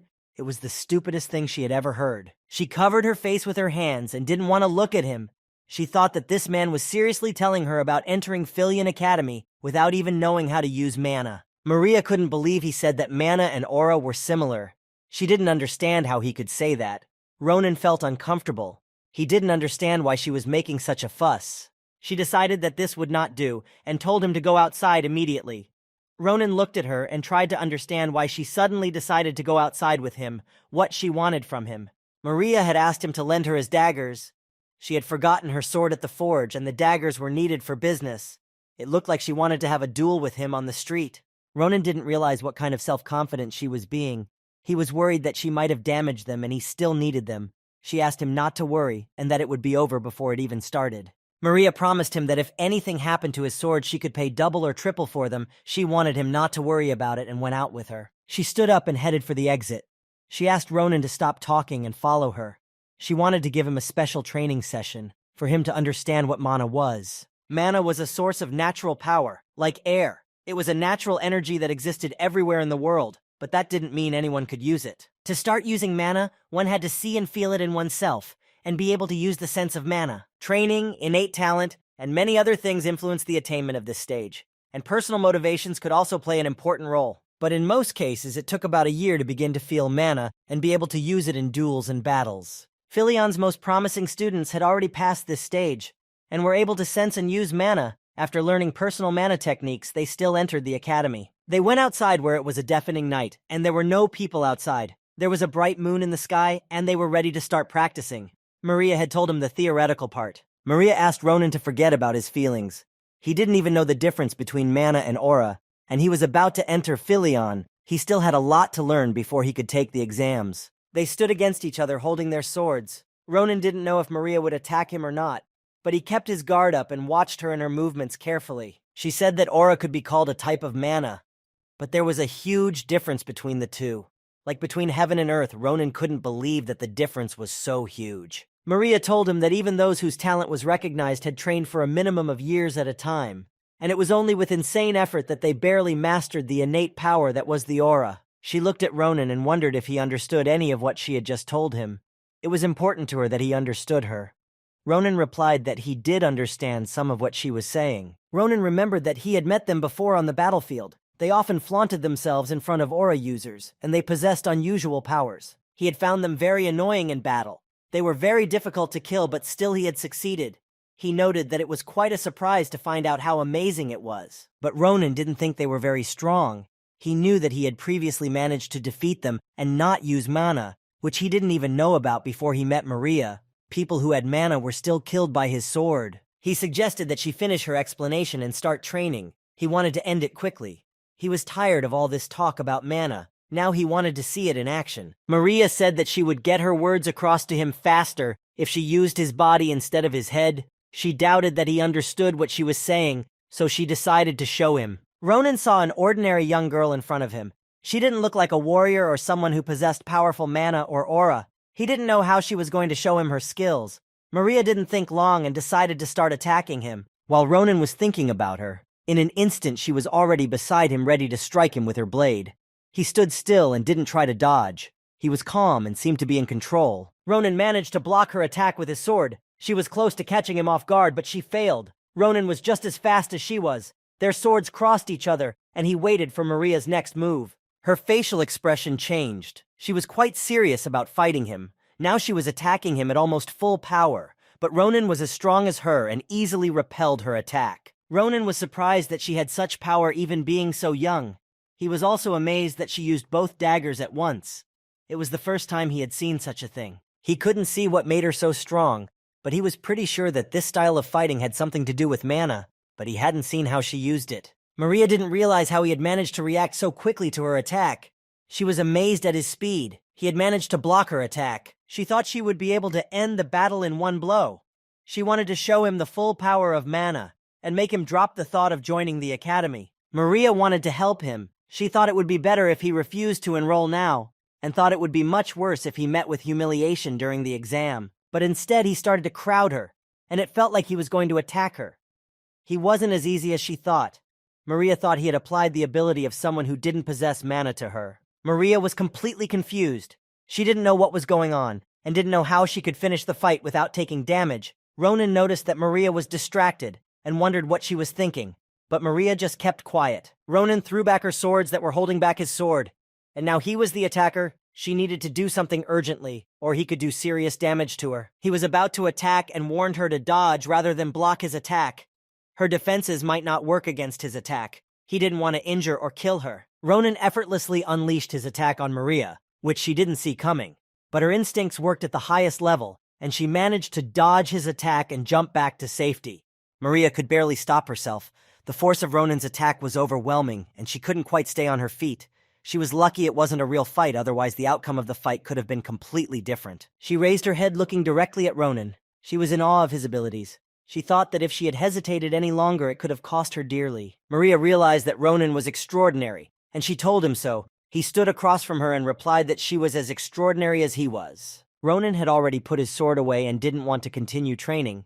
He told her that even without taking mana into account, she was quite good with the blade, but she replied that she had a bit of a problem with her center of gravity. He turned around and started to walk away. He advised her to fix her problems, and then she could get very far. Maria, listening to him, didn't understand where he was going to go. Ronan replied to her that it didn't matter. He asked her to keep her word that she had given him when they were examining the blades. Maria stood up and shouted at his back not to even think that he could beat her. He continued to remind her of her promise. Her blade that she held in her hand, which she pointed at Ronan, was beginning to slowly crack. Ronan had managed to damage the blade so that it broke into small pieces right in her hand in front of her face. Now she had to pay him triple for it. Maria didn't realize when he had time to strike so hard and damage her weapon Leaving Ronan asked her to prepare the money for the blade. He would pick it up a little later. She stood there bewildered with just the hilt as someone tapped on her shoulder. She didn't see who it was and began to slowly turn around towards him. It was Ashel calling her. He told her that she had done a great job. He wanted to support her. He understood her feelings to some extent, so he decided to cheer her up a bit. Ronan called Ashel after him. They had to go. After the training, Ronan was a bit tired and wanted to rest. Ashel immediately ran to him. He didn't want to keep him waiting. Maria was in a complete daze. Ashel cheerfully ran up to Ronan, who wanted to ask him why he was walking towards him so slowly. They should have been heading back home by now.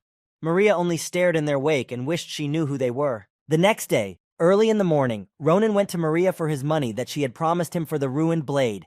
He went to her trading shop and waited for his money. Mary led them to a place. She had something important for them, and she wanted to share it with them. When they saw what Mary had prepared for them, they stood in utter amazement. Next to the barrel were full bags of books, and on top of the barrel were 3 small bags. She told them that they weren't just books. They were a collection of problems and notes for Filian's theory exam that she had made herself. Ronan looked at her in disbelief. Maria asked with a smile that they didn't need them, and reminded them that there was only a month left before the exam. Ronan replied that they needed the books, but didn't understand why she was trying so hard for them. He drew his sword and threatened her that if she was trying to set them up, he would deal with her quickly. But Maria stopped him and told him not to worry. She explained that she did it because she liked them. Maria said she was doing them this favor because she wanted them both to be able to get into the academy, and it was all free for them. Ronan decided that if it was all free, he would accept her help. Her workers were finishing loading her crates. She said that she herself would have preferred to personally pull them before the exams, but the trade couldn't wait, and she and her father had to hit the road together. Mary smilingly told them lastly to study hard for their own sakes, and that if they failed with all she had given them, she would be sure to remind them of it. She asked them if they understood her, that she would be furious if they failed the admission. Ronan looked at her and told her to think of herself. They would do well with the admission. Maria got on the wagon and set off. She told them then they would see each other next time, already in the capital the day after the exams. Ashel cheerfully saw Maria off. He waved cheerfully at her as Ronan just stood there and emotionlessly watched her leave.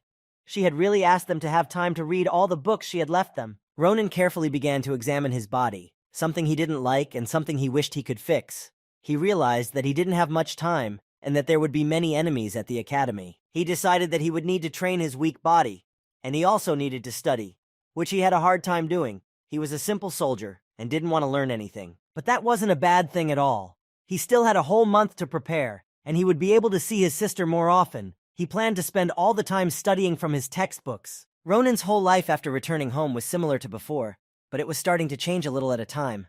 Maybe not even noticeably to him. He ate with Arel, something he had never done before. He wanted to spend more time with his sister, so he tried to always eat with her. She noticed that he had a great appetite. He would sit and eat until his stomach tried to put it all back in. He worked out a lot and therefore ate a lot. When Ronan was full of calories, he hunted monsters on the outskirts of the village and worked on increasing his stamina and adaptability. He was getting stronger and stronger. The monsters in the forest had little to oppose him, so he was trying to train before entering the academy. Ronan once again fought the monsters, and so on until all the monsters around the village were gone. No one could stop him. After the last successful monster hunt and the evening training, Ronan did not forget to study, which for a soldier was something incredible. Every night he would sit over Maria's notes. He was lost and couldn't figure out what he needed to memorize. Studying was very hard for him. Ronan couldn't even know what it would get him in the end, but he worked hard. He couldn't do otherwise.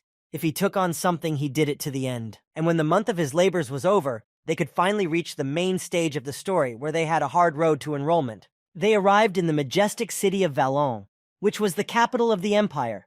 It was large and very beautiful, the kind of beauty they had never seen anywhere before. In the center of the city was the best imperial institution for education. It was located in the small city in a white tower. Ashel stood there and couldn't believe that they had finally made it and that they could actually live and learn here.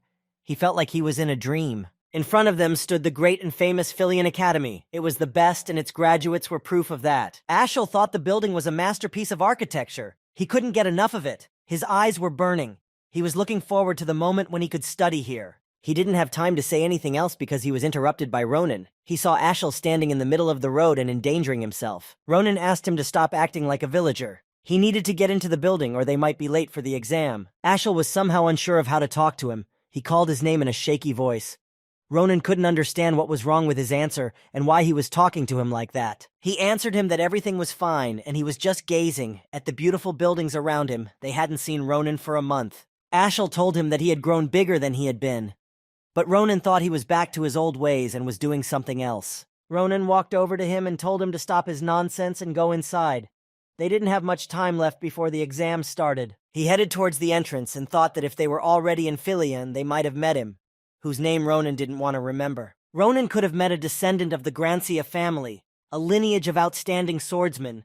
He was a genius who was considered by all to be the strongest in history. He thought that he had to be his age now, so they would probably meet at the exam, but he didn't want that. Ronan decided that it wasn't that important to him. He had another task in front of him. He needed to enter the academy and pass the exams. Ashel suddenly appeared from behind Ronan and asked him if he had brought that thing with him, but he didn't understand what thing Ashel was talking about. Ashel explained to him that he was talking about the pen of the bird they had rescued, which was supposed to lead them to her. Ashel thought that she might be somewhere not far from them. Ronan told him that he had brought it with him before they left, because he remembered that the bird's owner had told them that he lived in the capital. He wanted to visit him after the exams, and then suddenly the feather began to show them the direction of where the bird and its master were. The feather was pointing straight to the Philion Academy building, and it was pointing them to the topmost floor of that building. Apparently that's where they were. On the very top floor in his office, a professor was walking and talking. He thought things were not easy, and that he didn't like teaching at all. He was talking to his bluebird that sat on his shoulder. He was thinking that maybe it would be better for him to go back to research. The professor didn't know what to do and what to do next. He petted his bird and said it was the only thing that could cheer him up. His wild bird's name was Marpez. He decided that he should continue teaching to repay the hero who had saved Marpez. The bird's owner was Professor Varan Fanashir, a zoology professor. His specialty was that he was a half-lion. Professor Varan thought that maybe he should have opened the window to air out the room, and if their hero would come today, maybe he would visit him. Barely opening the window as Ronan's face looked up at the professor, telling him that he hadn't even knocked yet, and he was already being opened. Ronan spotted a bluebird he knew, and he concluded that before him was his half-human owner, who stood aghast at Ronan's sudden appearance. Varan was greatly frightened. He took his bird in his hands, fearing that he had come for it. He wanted to know who he was and how he had gotten here. The professor was surprised that they had climbed to one of the top floors. Ronan said that Varan's screams scared him. Ashel noted that that was why he wanted to take the stairs, so that no one would scare anyone. Varan suggested that they might have come for his friend Marpez. He didn't understand what they wanted him to do by climbing so high. Ronan took out a feather and showed it to the professor. It was the feather that had brought them to his office, and they were not going to steal the bird from him. When Professor Varan saw the feather, he smiled and smiled. He realized what kind of people had come to his office and seemed happy to finally meet them. They stood across from him without expressing any emotion. Ronan silently held the quill in his hand, and didn't understand why the professor thought they were heroes. Varan was ashamed that she had behaved so indecently in front of their heroes, and that he had scared Ronan. He was quite grateful to them for saving his friend. He kept asking them to forget about their first meeting. He apologized to them for scaring them. Ronan told him that everything was fine and that he didn't have to worry. They had already forgotten everything. Ronan said that it was more Ashel's fault because he climbed in the window. Ashel didn't know what he was talking about. He replied that it was Ronan who said that the stairs were too boring. Ashel wanted to say something else, but Ronan covered his mouth with his hand. He went on to tell Varan that he had imagined things differently.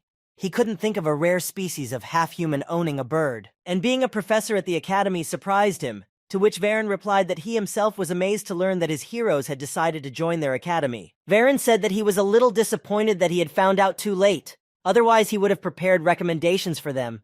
But the exam was already today, and he would not have had time to do anything for them. He hoped that they wouldn't have failed the exams and would be able to study for them. Ronan reached into his pocket.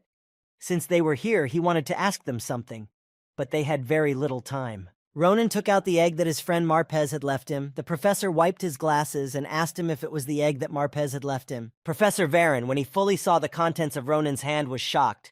He saw the rare egg of the dream bird that was his friend Marpez. Varan wanted to know that it was exactly Marpez who laid that egg. Varan's question surprised Ronan. He thought that something was wrong. He couldn't even think that it was something amazing that a dream bird laid an egg. The professor had explained to him that it wasn't an ordinary bird but a dream bird, so he was surprised. But anyway, he was much more surprised by another fact. Varan scrutinized the egg and told them that he was clueless and had no idea who could have hatched from it. The egg was rare, and he had never seen them before. Ronan assumed that if it was a bird's egg, then it must have been a bird that hatched, but the professor with a smile on his face told him that dream birds were different from regular birds. He wanted to explain to him that depending on the environment, the dream bird absorbed unique mana and then could lay an egg. Normal birds didn't do that. Varen went on to say that if there was lava, a flame-wrapped phoenix could hatch. If there was a monster's lair, the bird would copy the monster's appearance and everything else. There were conditions where no bird at all would emerge from the egg. He said that if he analyzed the mana coming out of the egg, there was a chance he could predict what shape the dream bird would take after hatching. Varen once again took the egg in his hands and looked at it closely. He noticed that there was what looked like molten metal flowing chaotically. It was myriads of mana. He informed him that right now it was hard for him to tell who was in that egg. Ronan looked and didn't understand why he was placing such importance on some egg. Ronan looked at Marpez and wanted to know where he had been. What place? What mana he had absorbed that he had now laid him an egg. He added that he had never met such a shameless bird before, at which time Marpez did not understand what Ronan was telling him and brushed his feathers. Professor Varen had to ask them if they could keep an eye on the egg. Ronan was slightly surprised by the question. He told him that they would keep an eye on it. It wasn't a problem for them. Ronan couldn't understand why the professor was giving him this egg. Wasn't it valuable? Varen replied that it was very valuable. After all, the dream bird only laid one egg in its entire life, so it was unique. Varen said that since it happened in the presence of the heroes, he thought that Marpez felt something special about them, so he laid the egg. He wanted to respect the decision of his friend Marpez, with whom he had spent so much time with. He had no right to take away the egg he had left for them. That was the reason Professor Varen had left that egg on them. Ronan was fine with that. Besides, he was very curious to see what would hatch out of it. They got up and were about to leave. Time was running out. They had already learned everything they wanted to know, and it was time for them to leave. But the professor asked them to wait a bit. Varen had been thinking about what to give them as a token of his gratitude, and just then he came up with what he thought was a brilliant idea. He was looking for something among his rubble on the table, then abruptly turned around and handed them a folded paper. He said it would help them when hatching the egg, but they didn't know what it said yet. They took the parchment and went to the hall for the practical exam. This hall was in the main building of Castle Galilean. A large number of aspiring martial artists were sitting in the waiting room. One by one, they were invited into the room to test their martial skills. An employee of the academy was calling out different applicants for the exam. He also announced who the exam was completed for. The room was quiet and there was no fuss.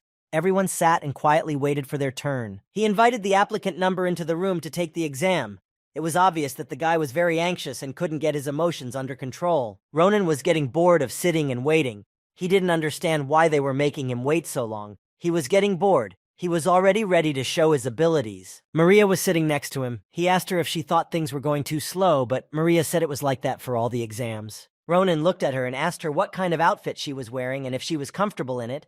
Maria said that she paid special attention to it, that this academy was attended by all the aristocrats of the empire. She said that later on they would all be important customers for her, and she couldn't look bad in front of them.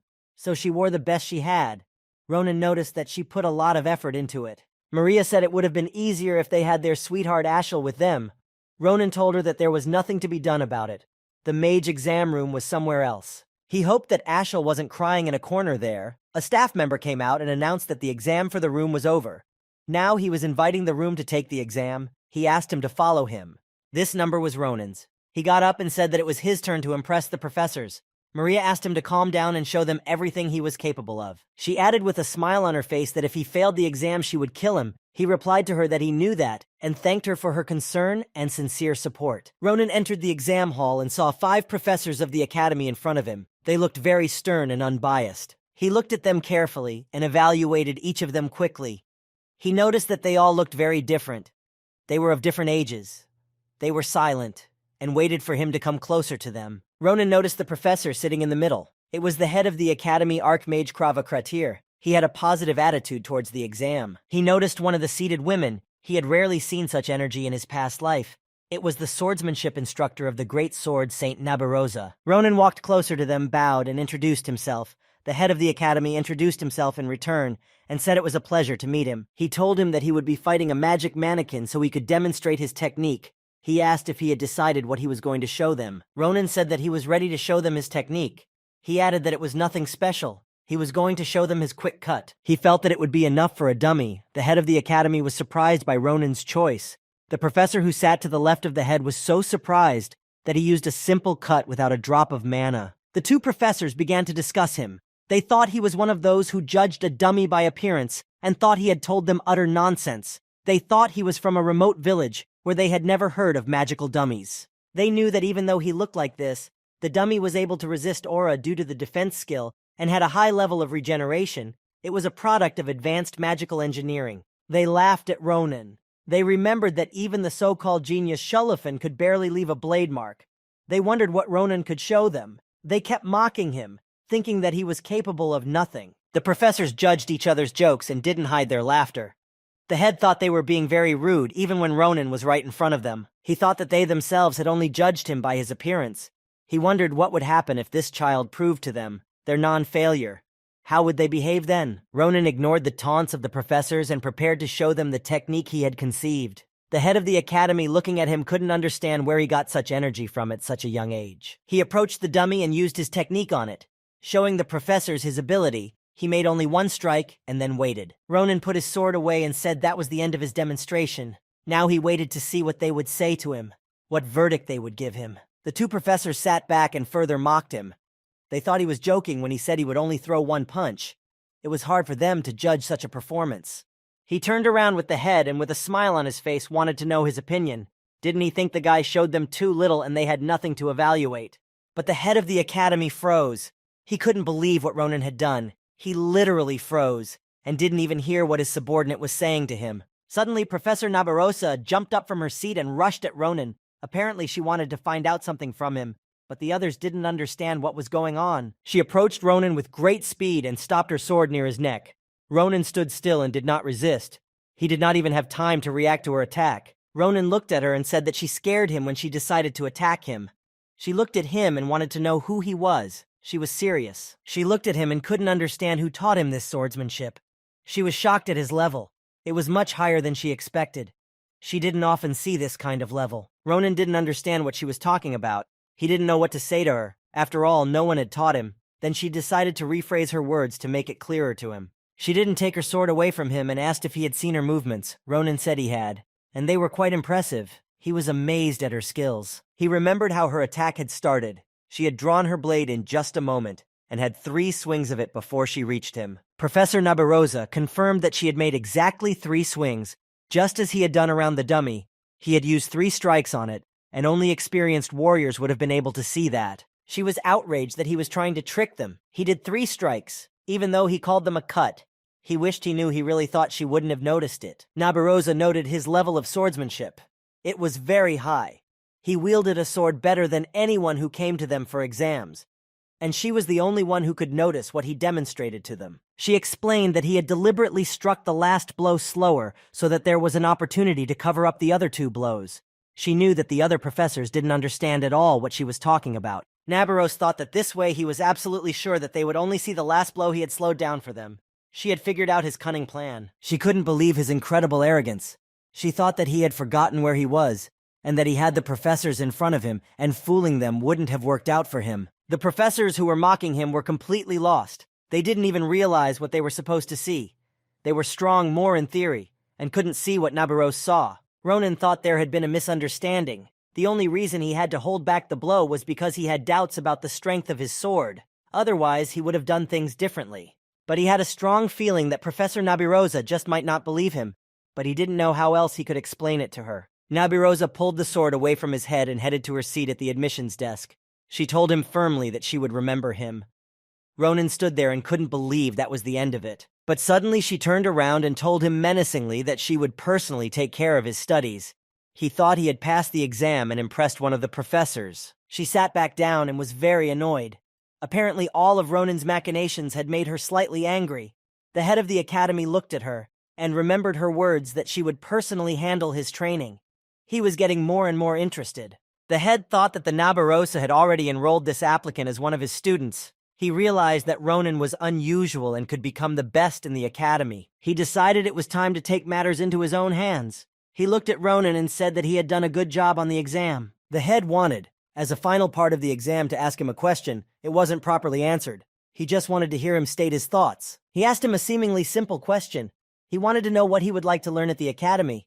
He asked him to take his time and think about the question. Ronan, after analyzing his past life, thought about what he would like to learn first, what he lacked during the war. He answered that first of all, he would like to learn not to regret anything. It would be very useful for him in the future, and would save him from many other feelings. Ronan said that this was what he wanted to learn first. His answer surprised the head of the academy. He did not expect Ronan to want to learn this. He confirmed that he was not an ordinary boy.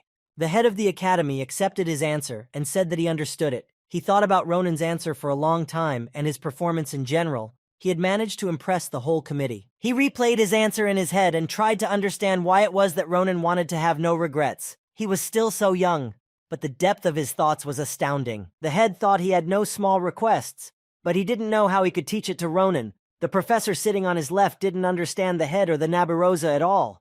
They wanted them to explain it to them. He wanted to know what Ronan had done to them. He assumed that he had used some kind of trick to keep them enchanted, but the head was only surprised at what his colleague was saying. The head explained to him that maybe it was a trick and maybe not. They looked sharply at the magic mannequin, which began to make incomprehensible sounds. But the head added that it could be called talent rather than trickery, as his colleague had said. They were both shocked by his words. Not so long ago they had laughed at him, but he had proved to them that he was not so simple. They watched as his head fell off the magical mannequin. Ronan not only managed to make a mark on it, he managed to chop its head off, which was beyond what the professors had expected. Ronan walked out of the building and thought about the technique that Nabarosa had used as she attacked him.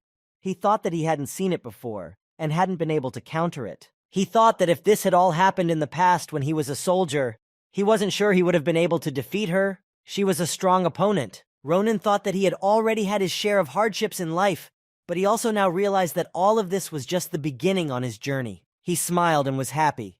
He realized that coming here was the right decision.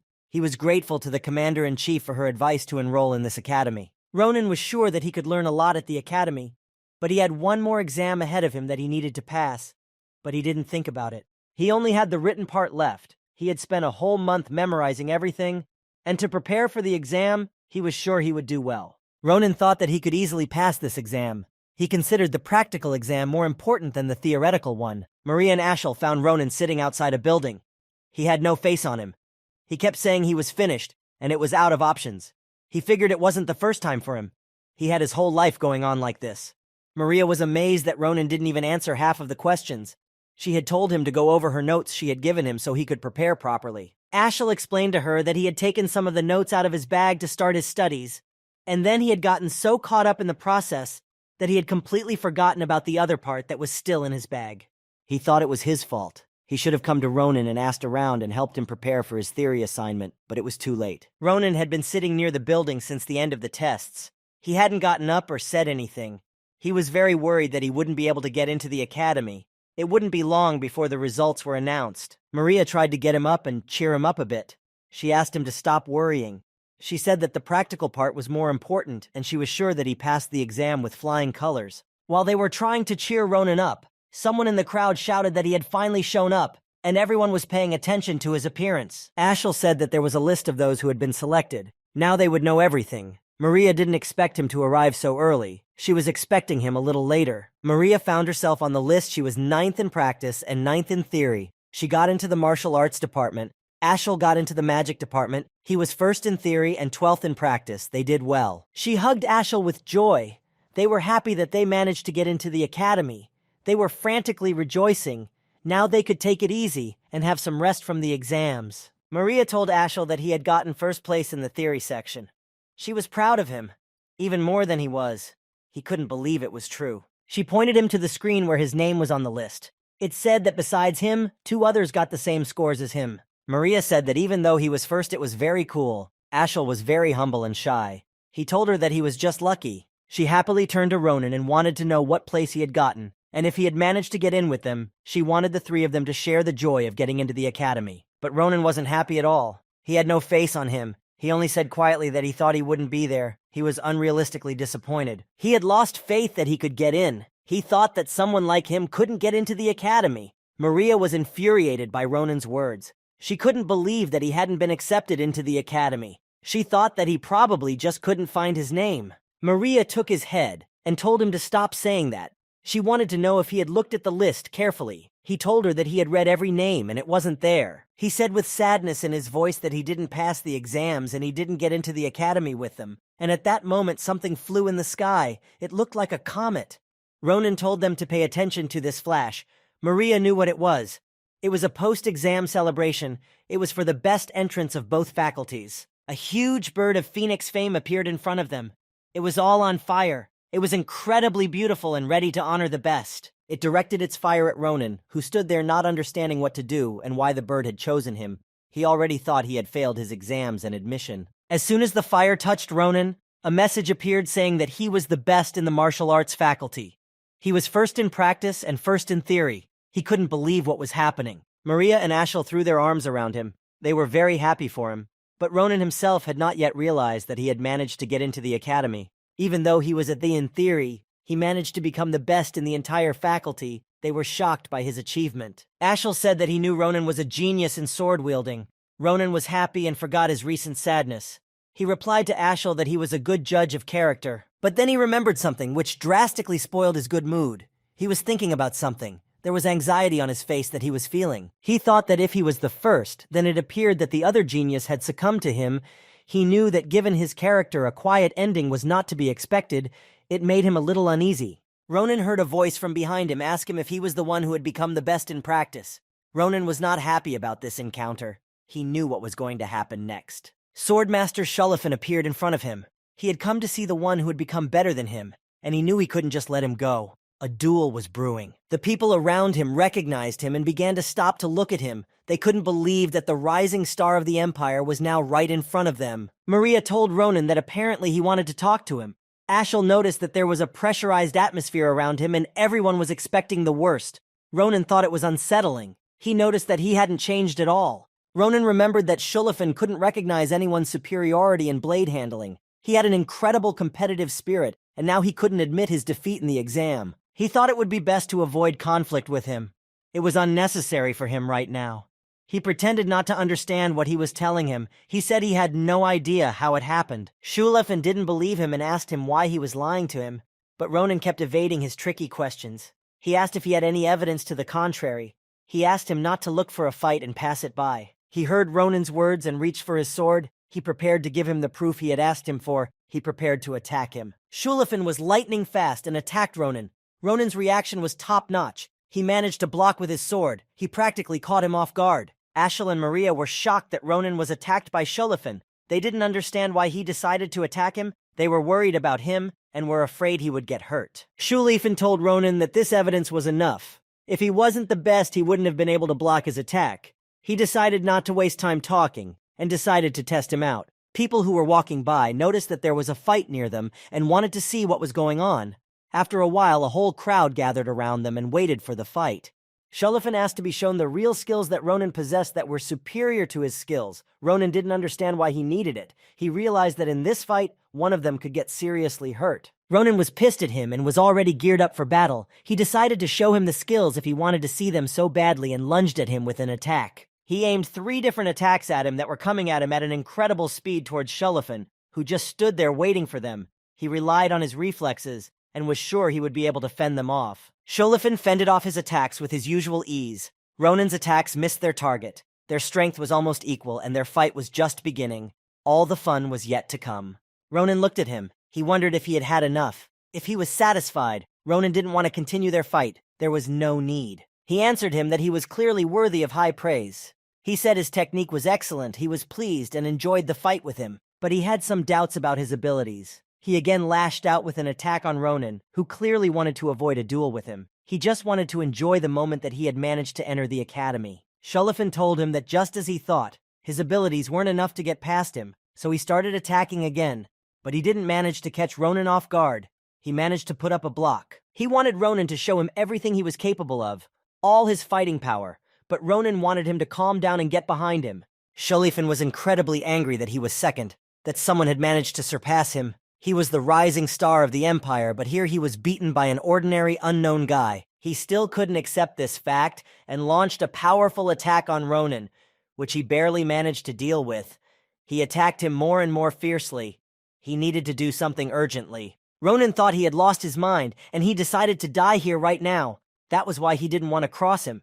He didn't know how to accept defeat. If things happened at this rate, he could use his powerful aura, and then it would be a whole problem for Ronin. Their duel was getting more and more dangerous. Ronin thought that the storm created with just one strike and his frenetic aura technique called Storm Blade were too strong, and he might not be able to handle it. In that case, Ronin had only one option.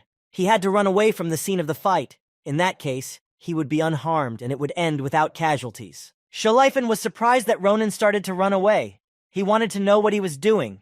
He couldn't believe that he was putting his opponent on his back right in the middle of a fight. He couldn't let this chance go, and he wanted to seize this moment and started running after him. Ronin saw where his comrades were standing and headed towards them. He hid behind Ashel's back, but he had a plan. Ronin grabbed Ashel by the neck and put his sword to him.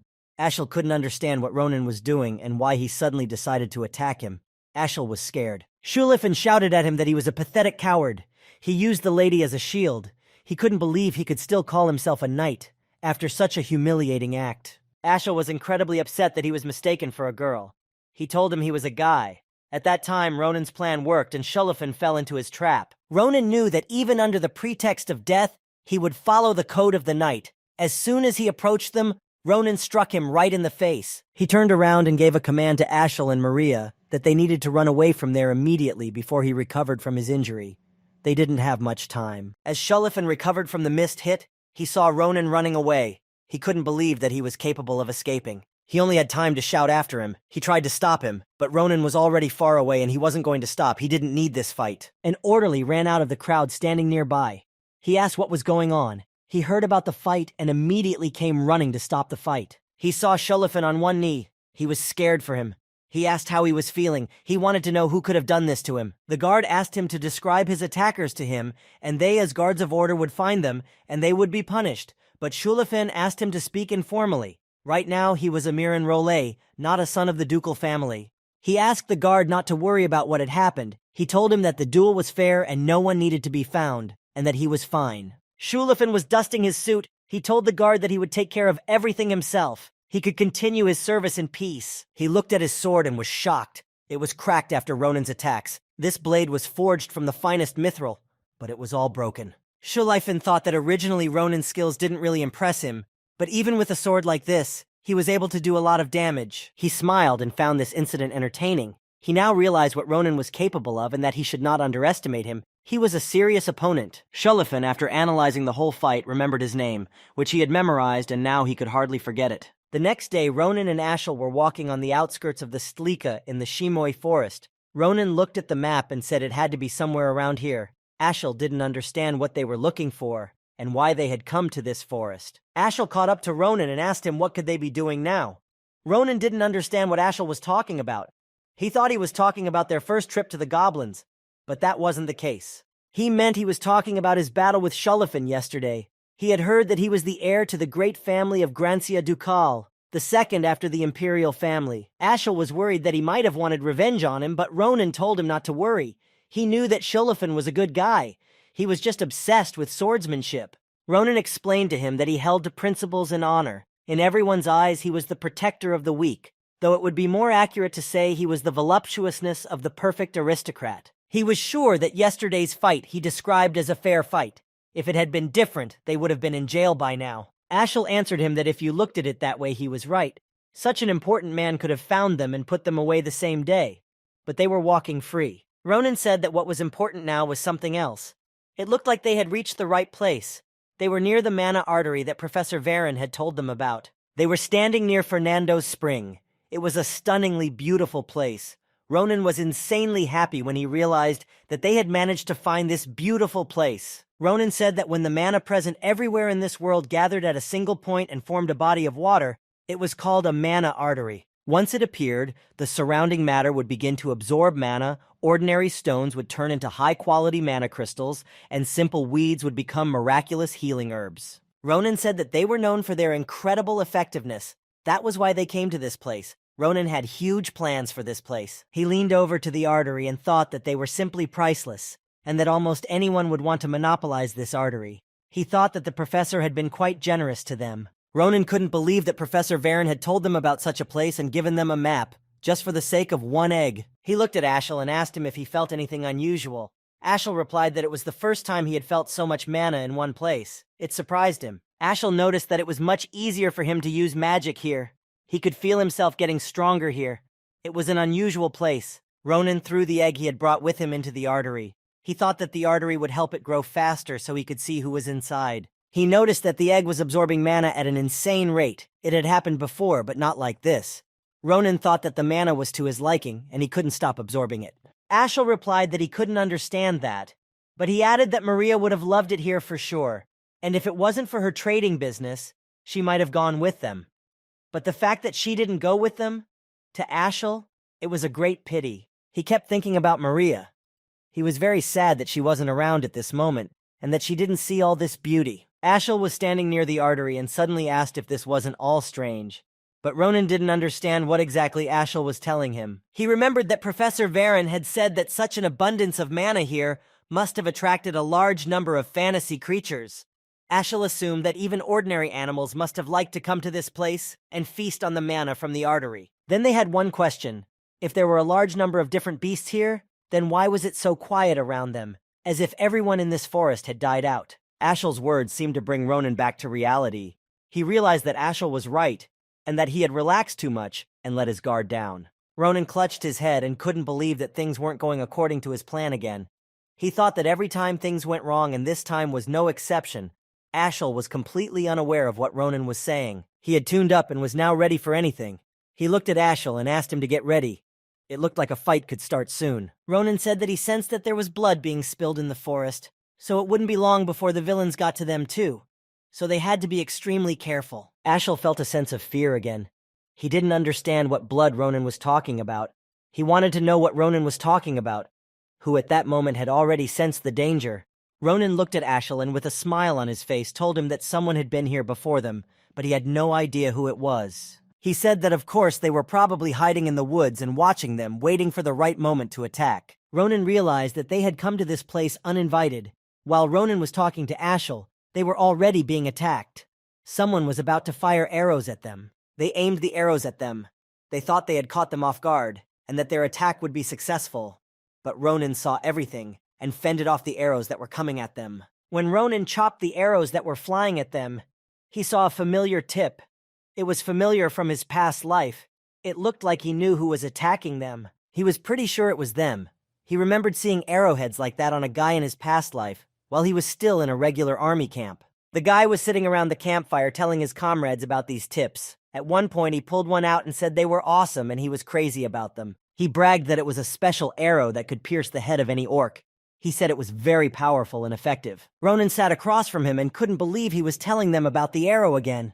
The boy saw him looking at him and asked if he wanted one like it. Ronan was angry. He told him that as a man caught poaching something like that, he was also bragging to him. He asked him to shut up, but he kept trying to tell them that it was a really cool thing. He explained to Ronan that even the elite members of their organization, who were extremely successful at poaching, used this arrow. The guy told him that their organization was called the Calaboro Hounds, that they were very successful, and that they were even feared and shunned if they wanted to stay alive. Ronan could use the information he remembered from his past life. He now realized that there were Calaboros in the forest, and that they were at least in the rank of hounds. He snapped his arrows and adopted their tactics of seeing battle. He too was going to hide in the forest and start hunting them, but he couldn't risk Ashel's life. As he left, Ronan asked Ashel to hide somewhere. He also asked him to be extremely careful, or else he could be pelted with arrows. Ronan headed into the forest with great speed. He told Ashel that he would be away on business for a while, and after a moment he disappeared, leaving Ashel alone. The three guys who fired arrows at them were puzzled as to how he was able to take down all the arrows in one hit.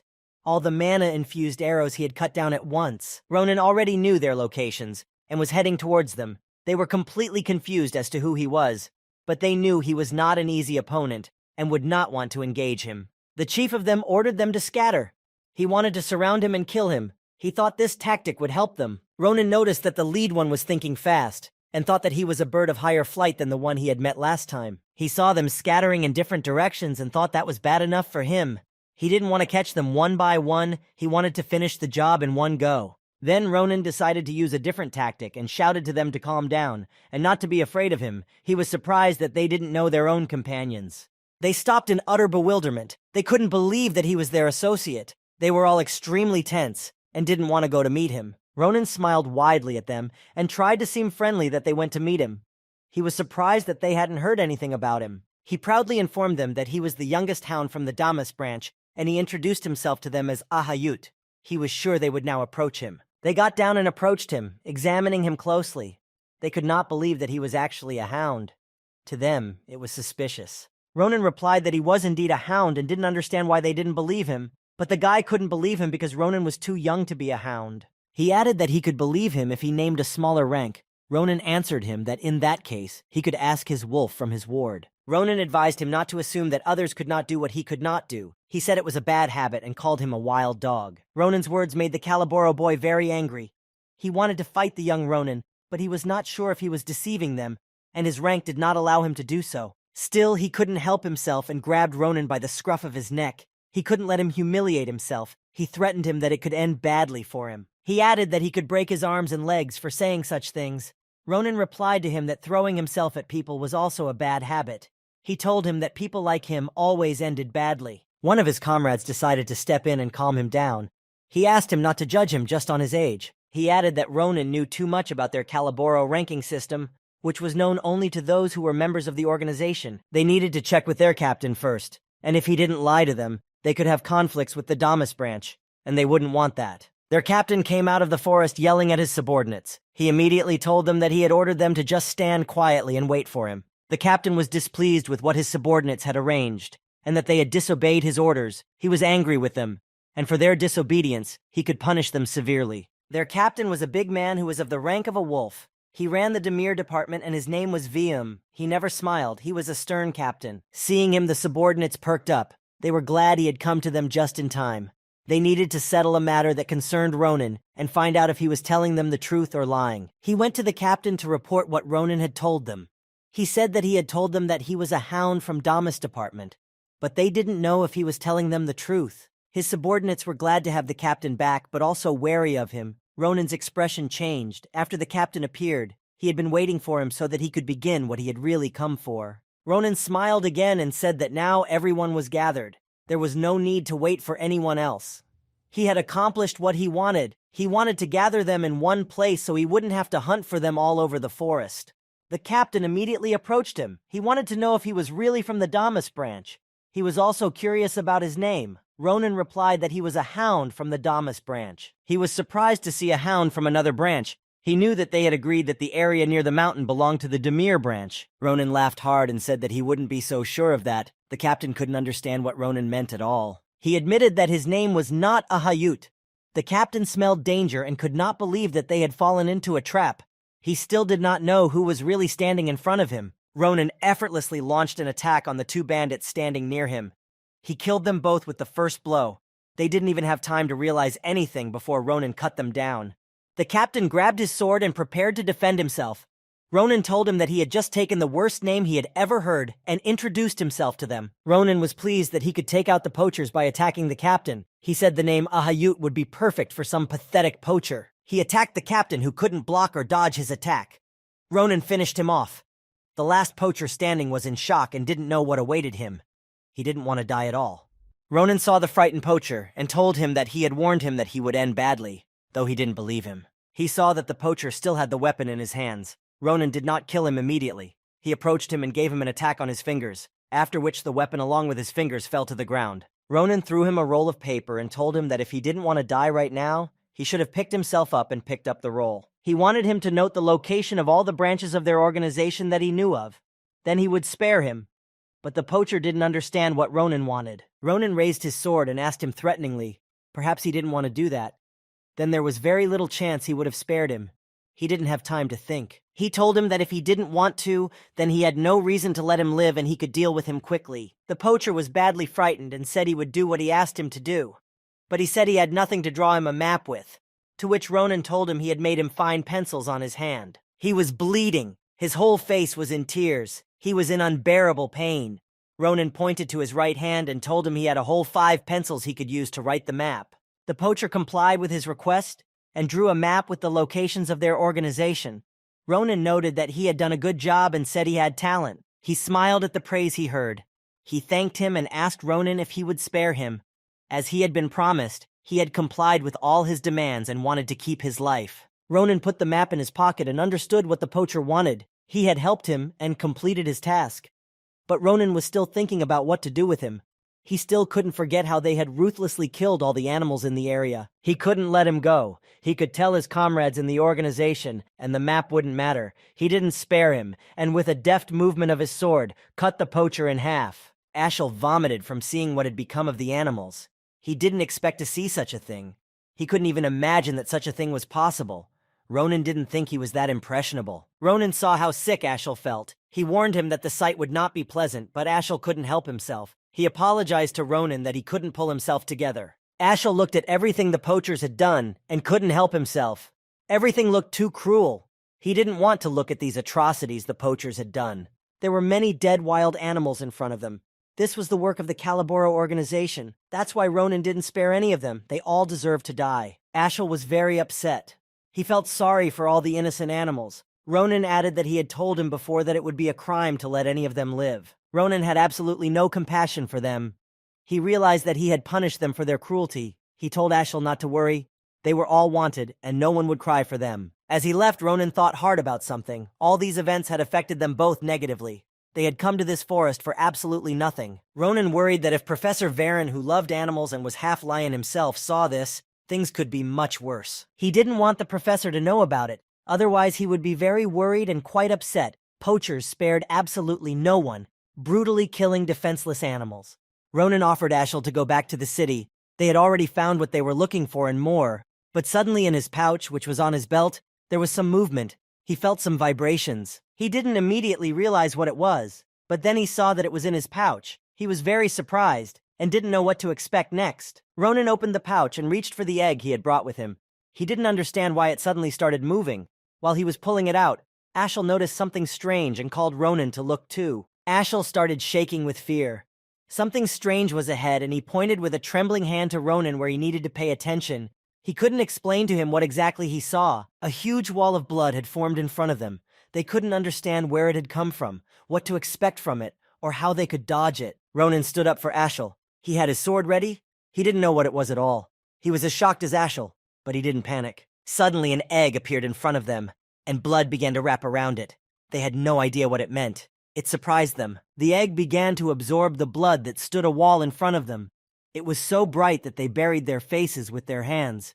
They did nothing, just waited for it to end. Ashel was in a panic. He stood behind Ronan's back and wanted to ask him what was going on, but Ronan himself didn't understand anything.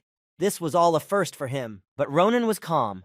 He smiled and tried to reassure Ashel. He told him with a certainty that he was 100% sure of. He knew that the inhabitant of this egg could definitely not be anyone ordinary. He knew that there was a magical creature, and a very powerful one at that. He was sure of it. After a while, the egg had absorbed all the blood. Ashel looked out from behind Ronan and asked if it was over, to which Ronan replied that it was probably over. He wanted to say something to Ashel, but to their surprise, the egg began to crack. They watched in amazement. It looked like they were about to see the egg's inhabitant. Ashel noticed that the shell was starting to crack. He was a little excited. Ronan smilingly noted that apparently now something would hatch out of it. It didn't take long for a hole to form in the egg. Ronan was excited. He wanted to see who was inside. He couldn't wait to see what the creature looked like. But something flew from the egg right into Ronan's face. He didn't expect to be attacked. He was in incredible pain. The blow hit him right in the nose, shattering it. Ronan grabbed his nose and didn't understand what it was, why the egg was attacking him. He tried to stop the blood, but he was still waiting. He wanted to see the creature that was in the egg. In front of them appeared a creature that could fly. They had not met anything like this before, so they did not know what it was in front of them. They thought it was also a dream bird. They looked closely at the creature and realized that it was not a bird. It looked more like a dragon. It was still small but very cute. Ronan checked with Ashel. He was sure it was more of a dragon than a bird. Ashel replied that he had seen a similar image of the creature in books. He remembered what Marpez looked like and didn't understand at all what mana he had to use to hatch a dragon. It was strange to him. Ronan approached the dragon and decided to pet it. He noticed that it was nice and harmless enough. It was not a threat to them. But he looked him in the eye and told him that such a greeting was too much. He didn't understand why he had attacked him. He was pointing to his damaged nose. The dragon looked back at Ronan and seemed to realize what he was telling him. He showed him his ability and healed his damaged nose. Ronan was incredibly surprised that the wound on his nose was gone. Ashel was delighted and told him that the dragon seemed to be able to heal. It was an incredibly rare ability. Ashel noticed that Ronan clearly liked the dragon. He flew up to him and started rubbing his cheeks against him. Ronan liked this cute dragon too. He was sure that he was capable of more than what he might think at first glance. He suggested Ronan give him a name. He didn't want them to just call him Dreambird. He needed his own name. Ashel was very happy that they had a new friend. The dragon was a bit confused. He didn't understand what Ronan and Ashel wanted from him, and didn't understand what they were discussing. Ronan wanted to give him a name that suited him, and was in no hurry to choose. Suddenly, the dragon turned around and headed somewhere with great speed. Ashel couldn't understand what he saw there. Ronan was amazed that the dragon was able to notice what he had noticed long ago. Ronan saw one of the poachers following them. He was from the Demir branch. He was not an important member of the organization. He was just an ordinary lackey who was trying to escape from Ronan and his dragon. The footman was very frightened when he saw what was happening. He tried to hide from them in the forest and hoped that he wouldn't be found, but he didn't have much time to run away. He came running to a place where the bodies of other poachers were scattered. He thought he had been sent to run an errand, but when he found them, they were all dead. The lackey remembered the wall of blood, which was very plentiful, rising in the air and swirling around the egg. He was not prepared for this turn of events. He decided not to risk his life, and after what he saw, he decided to run away before he became a corpse. He was incredibly scared, and he was in the forest all alone. He had no support. The lackey saw a dragon flying at him and started to run at an even faster speed. He had never seen such a creature before and decided he didn't want to run into it. But he couldn't escape. As he was running, he was knocked over a tree root and fell. The dragon flew towards him and started attacking him. It started sucking his blood from him. He was begging to stop and save him. At his cries, Ronan came running to see what was happening. He ordered the dragon to stop, and the dragon saw Ronan and stopped sucking his blood, leaving the footman alive. Ronan said that was enough for him, otherwise he would have died, but he still needed him alive. Ronan meanwhile came up with a name for the dragon, and it was now called Cheetah. Ashel couldn't understand why he called him Cheetah. What kind of strange name was that for him? But Ronan replied that he had had ideas for a name for the animal for a long time. Ronan asked the dragon if he liked his new name, and he stroked him affectionately, which made Cheetah make a happy sound. The footman was startled. He recognized Ronan and thought he was finished. The footman sat on the ground and trembled with fear. He remembered that it was the guy who stood in front of the wall of blood. He thought he was the dragon master, but he didn't know who he was. Ronan stood over him and asked if Balrus was all right. He knew what the lackey's name was. Such a question made him immediately confused, and he didn't know what to answer. Balrus smiled nervously and answered him that thanks to him he was still alive. If not for him, his monster had sucked all his blood. He was very grateful to him. But suddenly the smile was gone from his face, and he was thrown into a sweat. He didn't understand how Ronan knew his name. After all, he hadn't called him. Ronan walked closer to him with a serious expression on his face. He drew his sword and placed it on his shoulder. He told him that he shouldn't have cared how he could know his name. He remembered him from his past life. He didn't think they would meet under such circumstances. He was glad to see him. He wanted to know how his poaching progress was going.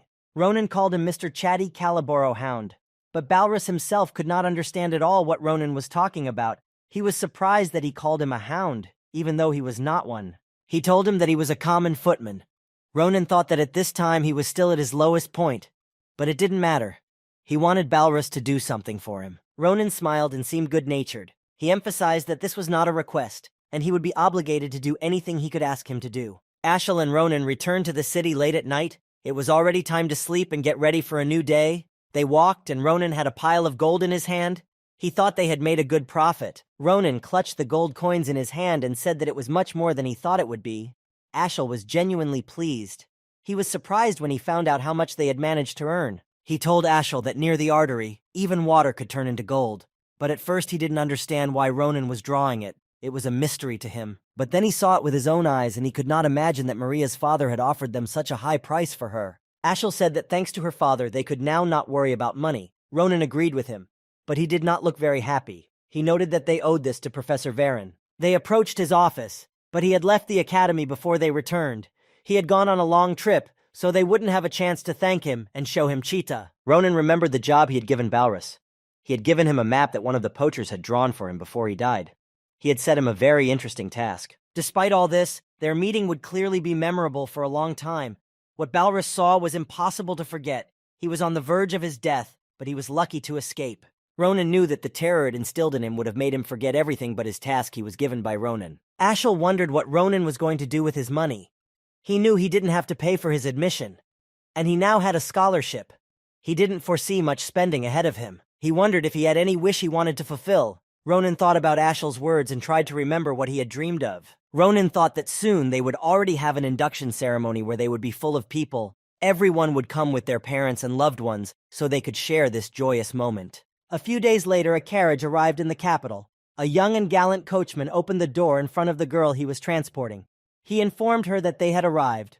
The girl thanked him in return. The girl could not believe that she was in the capital of the Walloon Empire.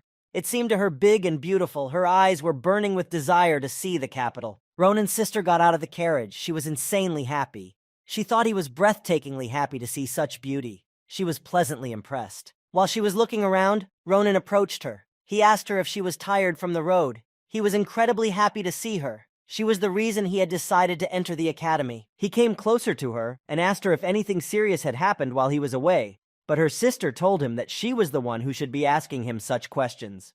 She told him that she was shocked when she saw such a luxurious carriage in front of the house that he had sent for her. She wondered how he had arranged it and where he had gotten so much money for it. Irel ran up to him and grabbed his face and asked if he was eating well. She was very worried about her little brother. He hurriedly reassured her and told her not to worry, he was eating normally. When she heard Ronan's words, she calmed down and let him go. Then his dragon cheetah came out on his shoulder. Her sister was a little scared when she saw him. She didn't expect her brother to have an animal. Irel appreciated it. It seemed very beautiful, and Ronan decided to introduce them. He introduced his dragon to her and added that for some reason they were now traveling together. Ronan said that they had more important things to do now, and they had to hurry. They had little time. Irel didn't understand why they had to hurry. She was confused by Ronan's words. He grabbed her hand and told her that he would be very busy once school started. So until that happened, they would need to hurry. Ronan held her hands and told her that he was obligated to do something for her. But what exactly he was keeping secret? He wanted to surprise his sister. He took her to a place he had dreamed of taking her to for a long time.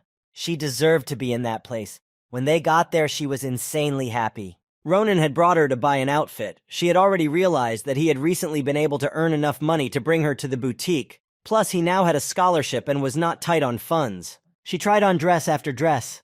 Ronan looked at her and realized that everything suited her perfectly, so it was hard for her to choose. Irel thought that he was giving her a very expensive gift. She stood there in a very beautiful dress and looked like a princess, but she thought about not spending too much money. But Ronan didn't want to hear anything about money. He looked up and turned to the store employee. He wanted to ask him if they had delivery working. They really needed it.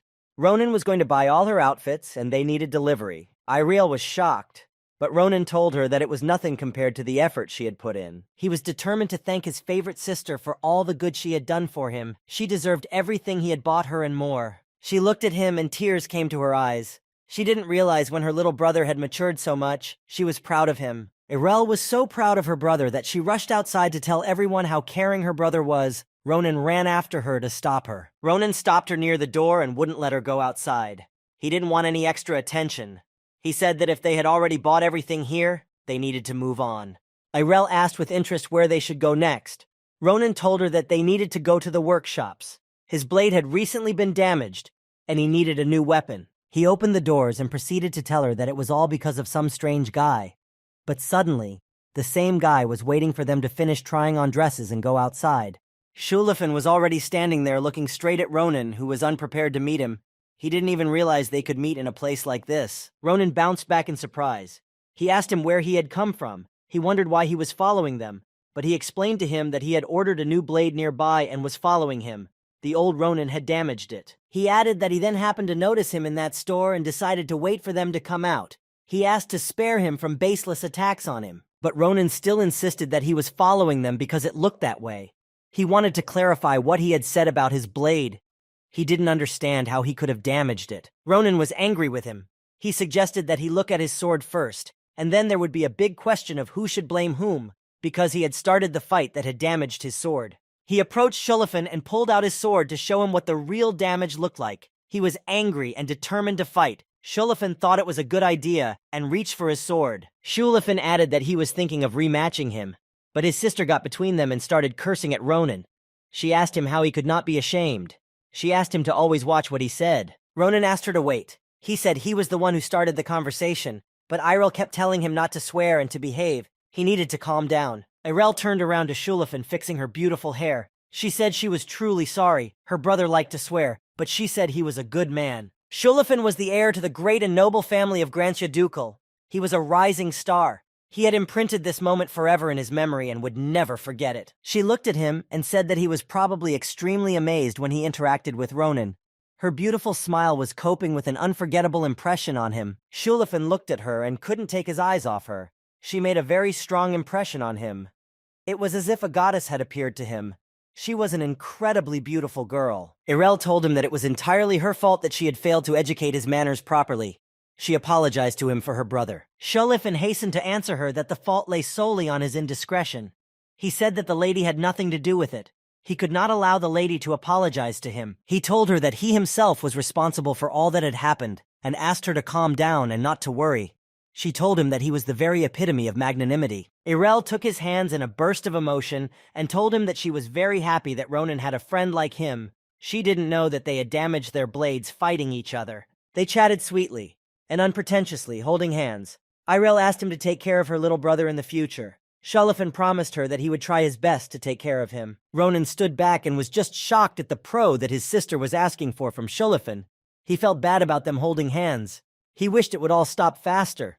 Shulafin didn't know how to get out of this awkward situation, and told her that first he would like to give them compensation for the damaged sword. He reached into his tunic pocket saying that he didn't have any gold with him, but he had something else. He pulled out of his tunic their family identification mark. This was destined for Irel instead of gold. He asked her to take it, as compensation. Shulafin explained to her that they could use it anywhere in the Empire. Ronan was speechless when he saw the insignia. He didn't expect him to give them such a valuable gift. He added that if they needed a good blade, he advised them to look at the forge at the west end of the street. They made excellent blades. Shulafin added that the place had about 5 centuries of history. He said that there was nothing for the average progauge to do there, but with their mark they would be welcome there. He bid them farewell and headed for the exit. He turned to Ronan and said that he hoped the forge would have been able to forge him a decent sword. Ronan was absolutely shocked at what Shulafin had done. He still couldn't believe for a long time that he had given them his family mark. Ronan wasn't sure he knew what he was doing. He knew full well that the Grancia family's identifying mark allowed them to buy up entire villages, and now they had that mark in their hands. Ronan looked at the departing Shulafin and could not understand if he was the swordsman he knew. He was surprised. He had never seen him do such things before. The next day they were already sitting at the entrance ceremony of the Filian Academy. There were a lot of people gathered, and they were all waiting for the ceremony to begin, which was going to start soon. The head of the academy was the first to speak in front of them. He started with words of welcome. He addressed the newcomers he was happy to see in his academy. He introduced himself to them. He told everyone that his name was Krava Crater, and he was the head of Filian Academy. He looked happy and good-natured. Krava continued his speech. He told them that they had all proven their potential and had shown excellent skills, and were therefore worthy to attend this academy. He said that if they could combine their boundless talent and the high-quality education their academy provided, they would be able to reach incredible heights. The head of the academy was confident that these two factors together could secure them a place in the historical chronicles of the Empire.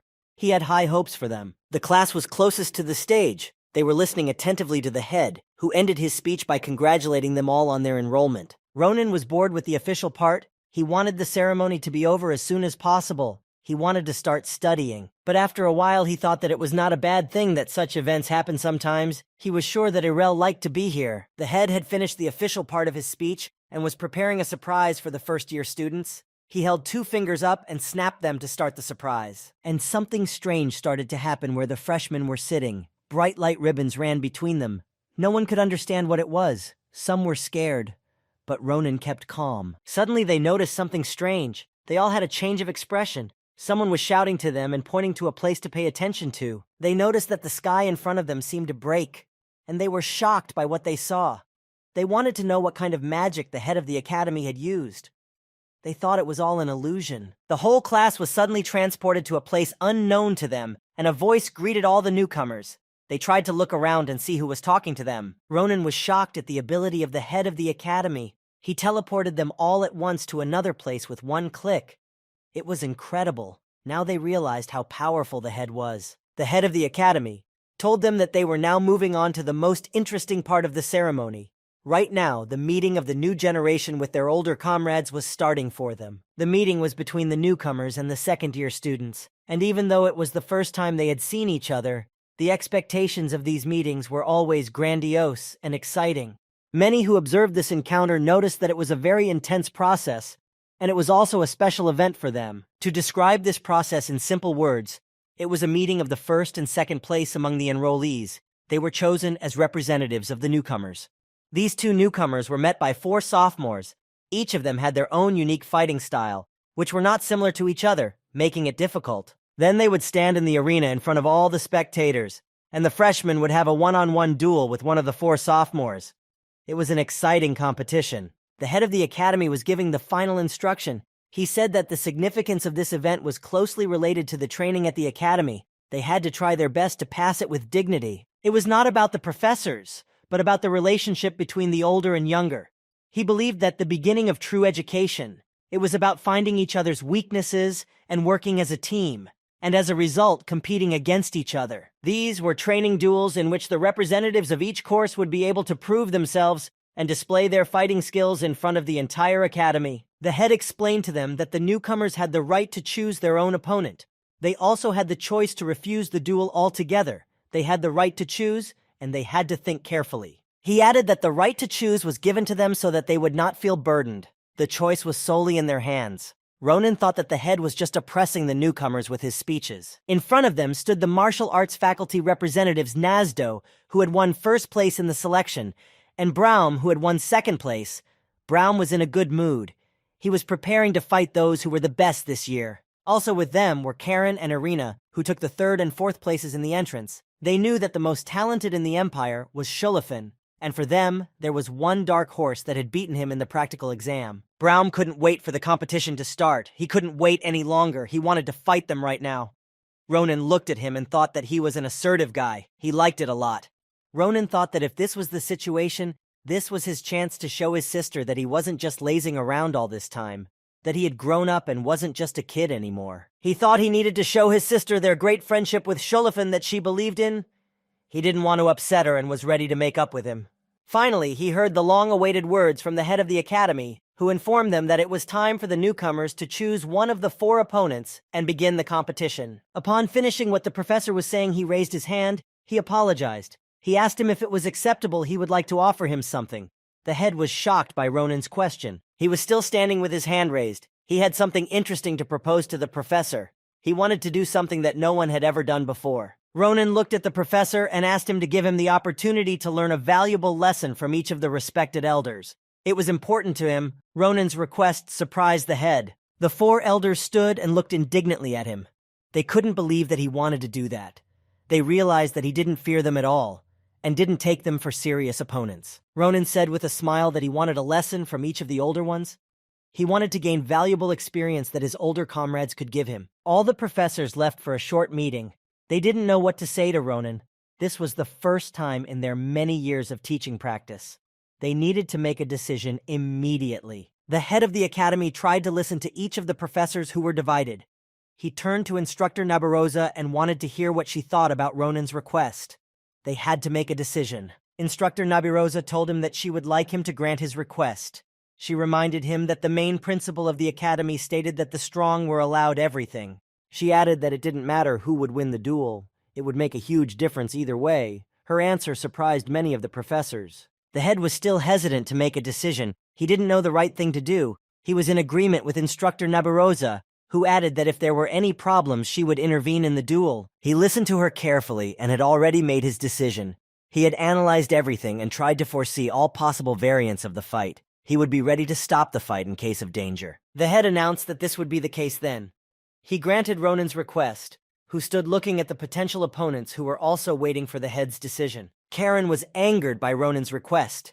He thought it was complete nonsense. He thought he had underestimated them. Irina was just as angered. She thought he was doing whatever he wanted just because of his exam results. Nasdo turned to his team and calmly told them that they now had to stomp Ronan. For his insolence, he asked them to be as focused as possible. They knew that although Shulafin was arrogant, it was obvious that he had not picked up a sword yesterday. They could not underestimate such an opponent. Nasdo asked them to give their best from the start. They couldn't lose to them in front of all the students of the academy. It would embarrass them, so they were serious. The whole team drew their weapons and geared up for the fight.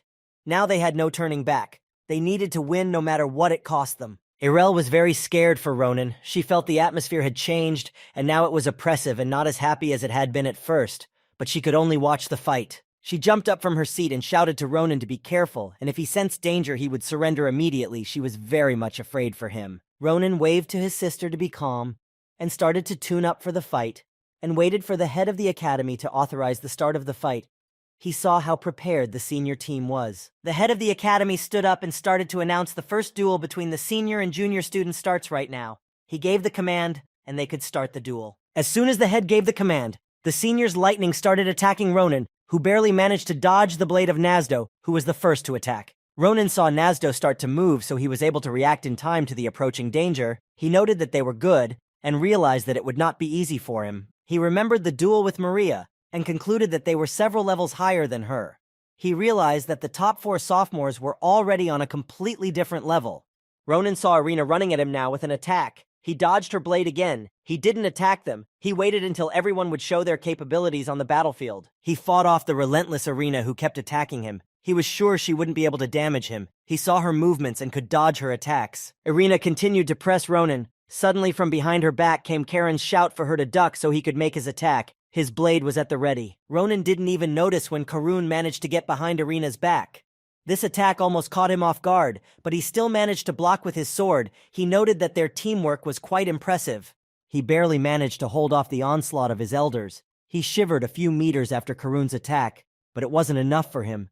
They needed to put even more of their efforts into it. As soon as he stopped, Brahm appeared behind him.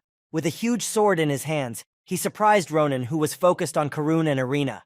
Brahm took advantage of this moment. Brahm raised his sword above his head and prepared to attack. Before doing so, he decided to ask why he was doing this, why he had summoned all 4 elders to this duel. He was putting himself in incredible danger. Ronan replied that this was how he wanted to have a more serious duel and that one-on-one would be too boring for him.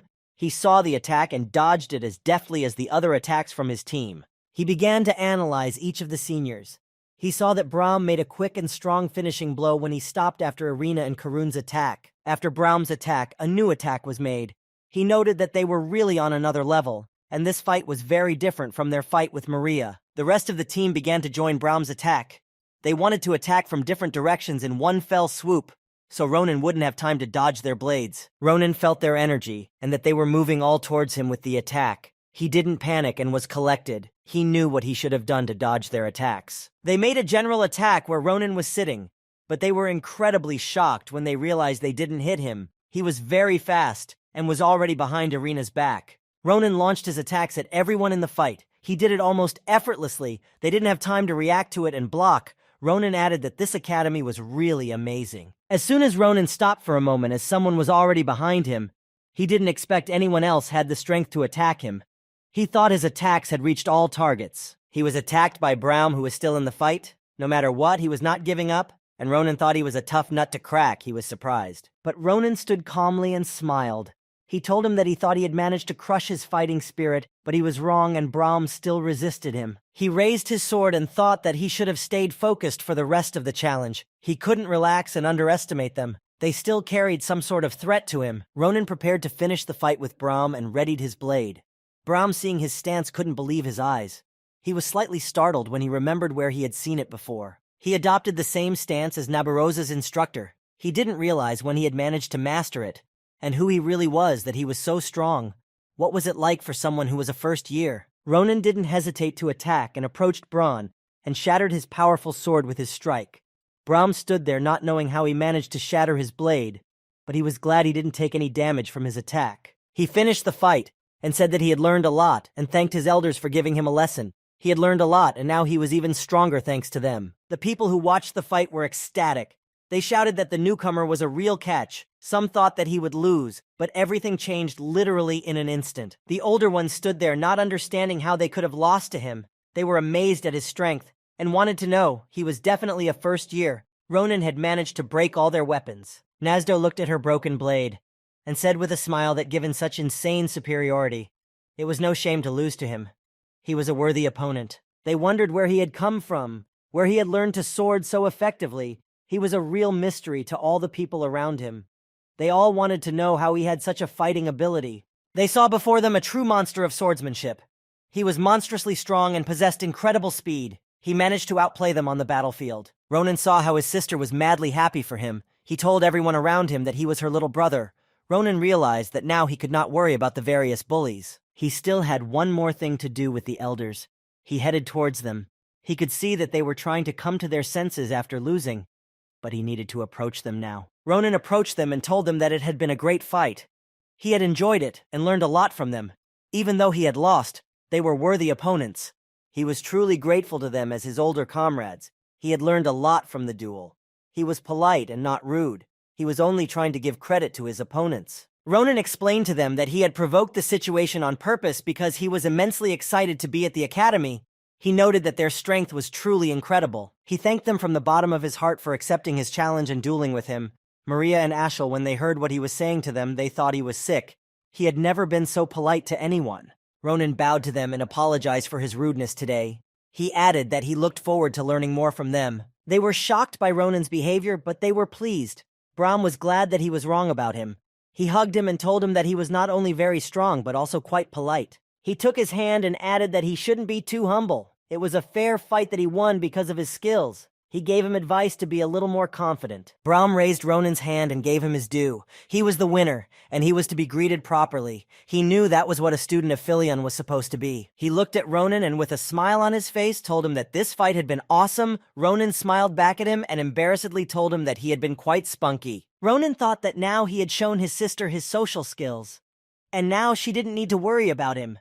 She looked at him and couldn't believe that her brother had grown so much. There was one girl who thought that Ronan was a very interesting guy. She liked his fight and how he showed himself in it. After the fights, all the students of the academy gathered for a feast in honor of their entrance. They sat at a table where there was a lot of delicious food.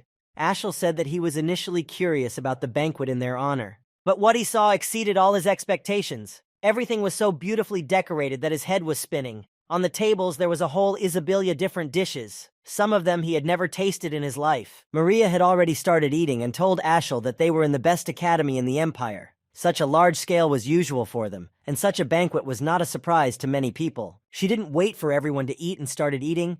Ashel turned to Ronan and asked if he had already seen his sister.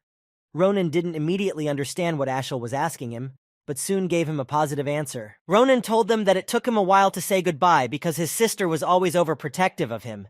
She asked him to eat well, to remember to write to her, and to not pick fights at the academy. He added that he even sent her dragon Cheetah with her so that she would be safer on the road and Cheetah would guarantee his sister's protection. He was calm for them. Ashel was mad happy for him. He told him that he was a good brother who took care of his sister. He was genuinely happy for them. Ronan was pleased with Ashel's words, and he smiled back at him. After their little chat, Ronan decided to try the dishes that were in front of him. He was getting pretty hungry and wanted some refreshment. Now he wanted some rest. He had no sooner taken his first bite than Shulafin was at his back. He asked him how he could sit and eat so quietly. He had crept up on him quietly, and without being seen. Ronan jumped up in surprise and anger. He scared him. Ronan couldn't understand what was wrong with him and why he was bothering him. He wouldn't even let him eat in peace. He asked him what he was doing here, what he needed from him this time. Shulafin answered that he didn't need anything from him. He had come to him to clarify something important for him. Shulafin took out a pen and notepad. He asked Ronan where Ariel lived. He was wondering if it was very far from the academy or not.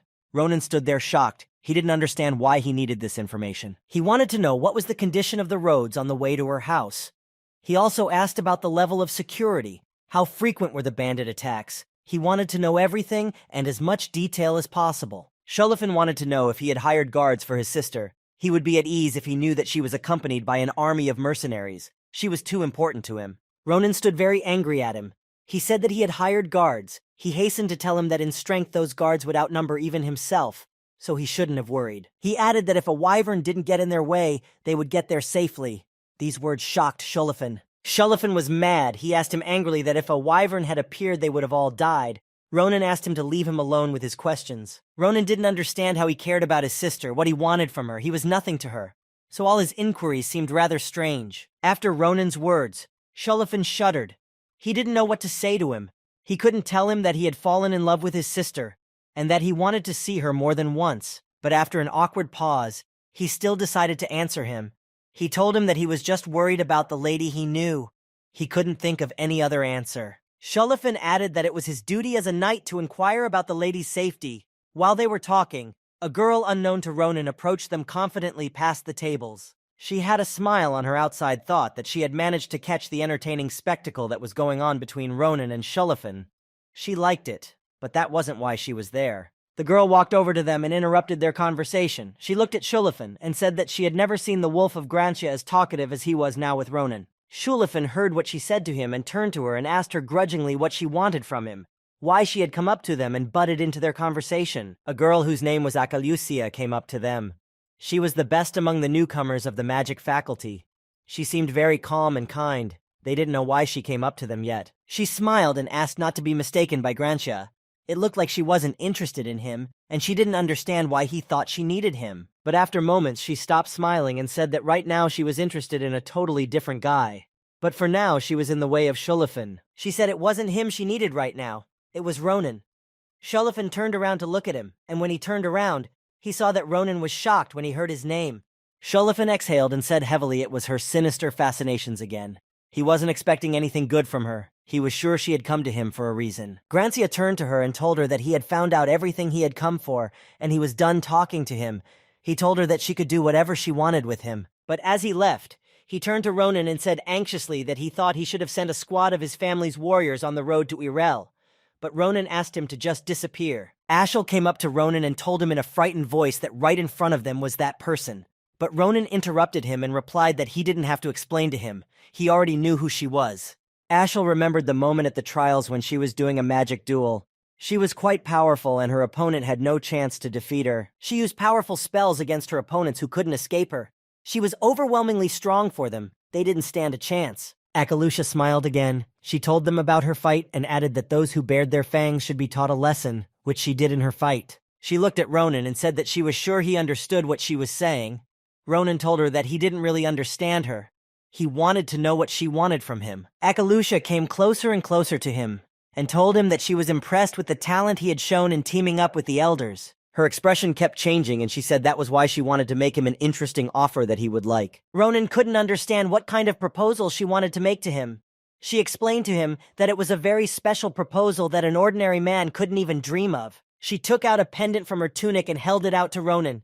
He saw it and immediately realized that it was the mark of the Akalusia family. He was shocked when he saw it. The Akalusia family sigil was known for the fact that unlike most nobles who put blood first, talent was their greatest value. Many gifted individuals belonged to this family, which ensured the family's unshakable right to be called one of the two pillars of the empire. And those who demonstrated their potential and talent, they offered to join their family. Only they did so. Other families did absolutely differently. The symbol of this offer was this very sign that Ronan was holding. Now he had to make a choice, whether to join this family or to continue to be a commoner. Ronan was at a loss. He asked her if she could give it to whomever she wanted. She smiled and told him that he knew what kind of token she had given him. He looked at the sign again very carefully. He could not take his eyes off it, and after a while he told her that he had heard some information about it. Ronan thought about the fact that even a commoner like him could become part of a great family. He was surprised that he was so honored. He remembered that the commander-in-chief had the same mark. She had shown it to him in person when the war had not yet begun, and she had confirmed that he could become someone more with this mark. Adashan told him that he would have to pass the Patriarch's test, but with a talent like his, it was possible for him to pass the test. She asked him to remember that, but it would be after he had atoned for his sins on the battlefield, and then he might have a chance to receive such a mark. Commander-in-Chief Adashan looked at him carefully and finally said that in her opinion he was not lacking in talent. Akalusha told him that since he was aware of it, there was no need to explain any further. She hoped he would make a wise choice and join them. She turned around and was about to leave, and at the last moment she said that even being born a predator, having spent too much time among the sheep, and she abruptly stopped talking. But stepping away from them a little, she added that you were becoming one yourself, so she wanted him to think hard and make the right choice. After she left, Ashel walked over to Ronan. He exhaled at the fact that she had left. She was making him nervous.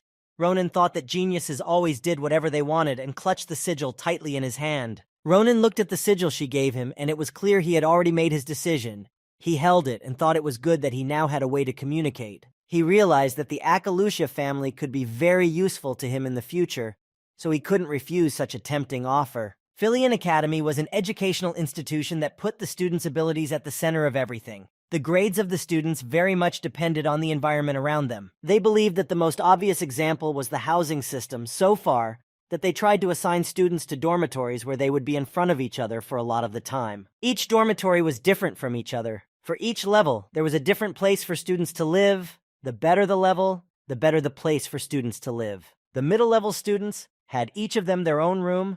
The building had a nice dining hall and everything they needed, a pretty good place that had just about everything. On the other hand, the worst percent of students lived in the Kratir dormitory. It was the exact opposite of the housing that the average level had. The first day in the Kratir dormitory usually started with students yelling at the students who were not happy to see such apartments. Many of them didn't understand what it meant and why they were put in such conditions. Everyone's nerves were on edge. Shulifan started to get very indignant. He didn't understand why they had to live in this ancient ruin. They were from a noble family and had servants. He wasn't used to living like this. The instructor politely and patiently told him that he was sorry for them, but there were no servants in the dormitory. They had to do everything themselves, whether they liked it or not. He went on to explain to them what was in the building. He told them that all the rooms were for 4 people. The shower and toilet were shared. All the students were incredibly surprised and shocked. The instructor stood and listened to these cries for a long time, but finally told them that these were the rules of the academy, and that he was not the one who set them. He advised them to study hard. He added that they would spend the next semester back in that dormitory. After these words, it was as if all the joy in their lives was gone. They didn't know how they could live in such a place. The instructor told them that the top 1%, including Ronan, would be living in the Nabardozer dormitory. It was incredibly luxurious and had all the conditions of a luxurious life. Ronan, when he saw this magnificent building, just froze on the spot. He could describe the impression of this place with just one short phrase. So much he was amazed. When he went inside, the beauty and luxury he saw took his breath away. He felt hot. He had never lived in such a beautiful place before. It was as if he was in a dream. Ronan walked around the room and couldn't believe they really did this for the students. Now he understood why it was the most famous academy in the empire. He walked past the table and something caught his attention. He walked closer to the desk and saw a quill and forms for choosing the classes they had been told so much about. He would have to think carefully before filling out the forms. Ronan took them in his hands and began to study them. He didn't quite understand what was required of him. He thought it would be enough to just write down the classes he wanted to take on the schedule, and that would be enough. It said that in the first year it was very important to get into a rhythm. They were advised not to take too many lessons, or they would get bored with the lessons. Ronan noticed that all the classes seemed too interesting for him. This was a common misconception amongst first years who had yet to learn what real hell was like. He was content, he thought, and made himself a list of classes. He looked at it carefully and thought it was perfect for him. He was excited for the classes to begin. Ronan chose a lot of classes. He thought that since he was at the academy, he should take as many useful skills from it as possible. That would come in handy in the upcoming war. He was very happy that he would be able to attend all the classes he wanted to, and he wanted to learn a lot of things. That was why he joined this academy. He knew that here he would be made the best of the best. Ronan showed up for his first class, and it wasn't long before the head instructor for the basics of imperial swordsmanship, Abar, informed him that he no longer needed to attend his classes. He stood in confusion as to why Abar was kicking him out of a class that he had chosen on his own and that he was insanely interested in. He wanted to improve his swordsmanship skills, but was asked to leave the class. Ronan didn't understand why Abar asked him to do that. He told him that they had just started and he wanted to continue to follow his instructions. Abar, with a smile on his face, told him that was what he was trying to tell him. Abar explained to him that he had already flawlessly performed all the basic techniques of imperial swordsmanship, and he couldn't teach him more, so he could go to the next class. The instructor said that the academy's rules allowed any student to leave the class if they had studied the entire curriculum, and if Ronan stayed, Abar was afraid that the motivation of the other students could quickly dry up. Abar smiled at him and told him not to dwell on the small things. He advised him to move on. With his abilities, he would do well. Ronan came to the lake and was extremely frustrated. He didn't understand why everything was happening. He had nothing to do. He was getting bored and didn't know what to do. He remembered that not only had he been asked to remove himself from the Imperial fencing class, but that was also the case with bow wielding. He had already lost 2 classes, so he was frustrated. Whichever class he was headed to, he had passed everything on the first day, and the instructors had nothing new to give him. He excelled. He was the best from the first class, so there was no point in him going to them. Ronan was furious. All the instructors had kicked him out of their classes. All the classes he had chosen for himself he passed on the first day. He was incredibly angry. He sat there with his head in his hands. He thought he had imagined it all wrong. But suddenly a voice behind him asked him if he was supposed to be in class, why he was sitting there. The instructor Nabirosa came up to him. She was passing by and heard a familiar voice. She decided to go over and talk to Ronan personally, who was very disappointed. She could see that he didn't want to discuss it and just wanted to sit alone, but it made sense to her. She guessed he was done with all his classes for the day. Ronan got up to continue talking to her. He confirmed that the lessons were over for him. He wondered if all the lessons would be like this. He thought that the academy had so much more to offer. Nabiros replied that she understood. They were first-year lessons, but she was amazed that he had completed them on the first day. But that was what she had expected of him. Nabiros remembered his duel with the 4 seniors very well, and that moment when he was in the exam, she remembered that he had only needed one look to copy her technique. She thought, and told him that as an academy instructor, she couldn't turn a blind eye to it. She was willing to help him. She suddenly asked him to give her his sword. Ronan pulled out his sword and held it out to her and asked her what she wanted to do with it. She told him that now she was going to give him a very important lesson. He was ready to see her lesson. He was interested to see some more new technique, but he didn't understand why she needed his blade. Before he could speak, she used his blade and launched a powerful attack into the lake. Ronan just froze in place and couldn't believe the incredible power she possessed. Ronan turned around and saw the extent of Nabirosa's attack. He was just shocked. He had never seen such powerful energy before. Her attack was amazing. Ronan now realized how strong Nabirosa was. Nabirosa set his blade down and said that was all his scrap metal was capable of. His sword wouldn't allow for a more powerful attack. It was too bad. She told Ronan that such a blade was a shame to call it a weapon. She told him that such a sword only restrained the power of its wielder and prevented him from making the most powerful attacks possible. Nabirosa pulled out her blade and wanted to repeat her attack to demonstrate the true power of the weapon. She asked Ronan to watch carefully. She repeated the attack, and it was amazingly strong, so much so that the water in the lake rose unrealistically high. This was the true power of her weapon. Such an attack was very effective in battle. Nabiros looked at Ronan, who would be amazed by her strength and technique. He never thought that a weapon could give such combat power. She put her sword away and asked him. Now he realized what he was really missing, what he needed to show his true strength. Weapons were always sturdy, sharp metal objects used in battle with the enemy. They were not supposed to break in the hands of their wielder. If it happened to be broken, it could then be easily replaced with a new one. The weapon was like an expendable item. Ronan was still watching the aftermath of Nabiros's attack subside. He couldn't say a word out of surprise. He had always thought that weapons were expendable, nothing more. That's exactly what he thought.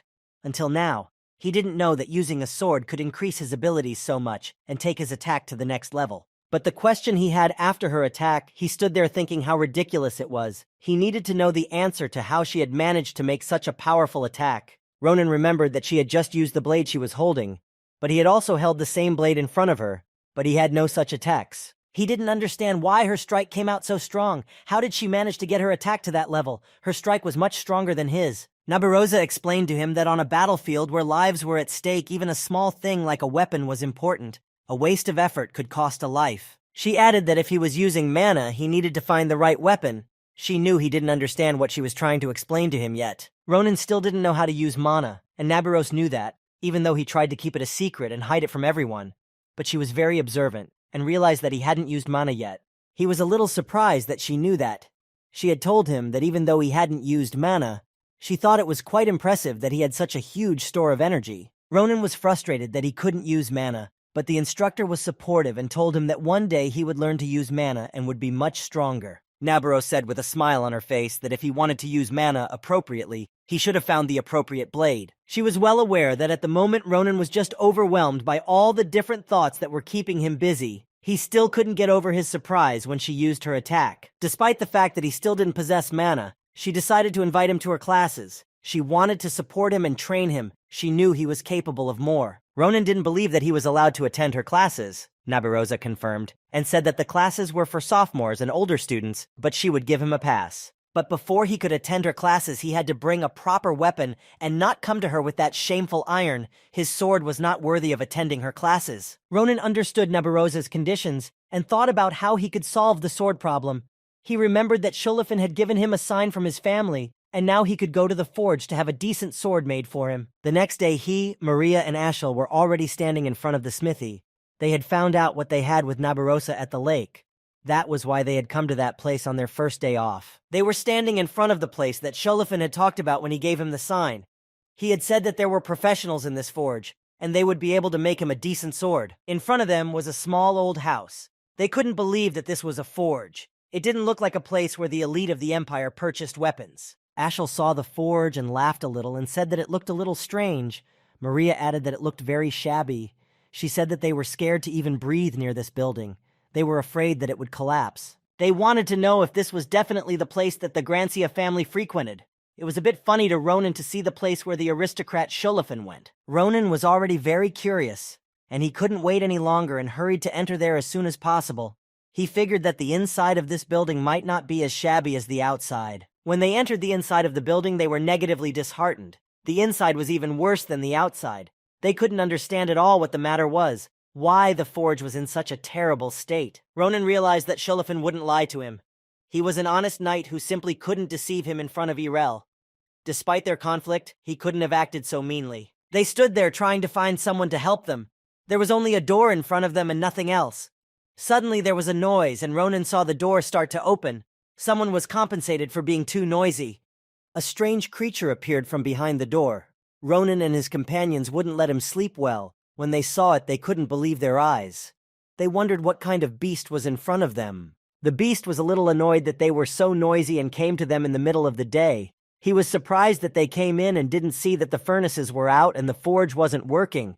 Ronan looked at it and thought it was an exciting sight. Ronan was impressed that there was a half-wolf in the forge. It was unexpected to him, but he was here for the forge to help him, so he would have a decent blade. The half-wolf was very angry with them. He didn't understand why they were silent, and why they barged in on him in the forge when it wasn't working and made so much noise. He began to seriously ask them what they were forgetting in his forge.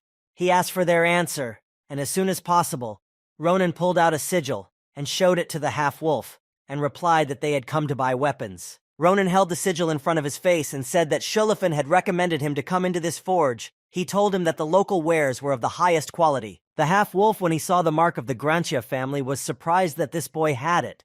He couldn't believe that Grancia had willingly given it to him. He had some doubts about Ronan's words. He didn't think much and told him that the token meant nothing to him.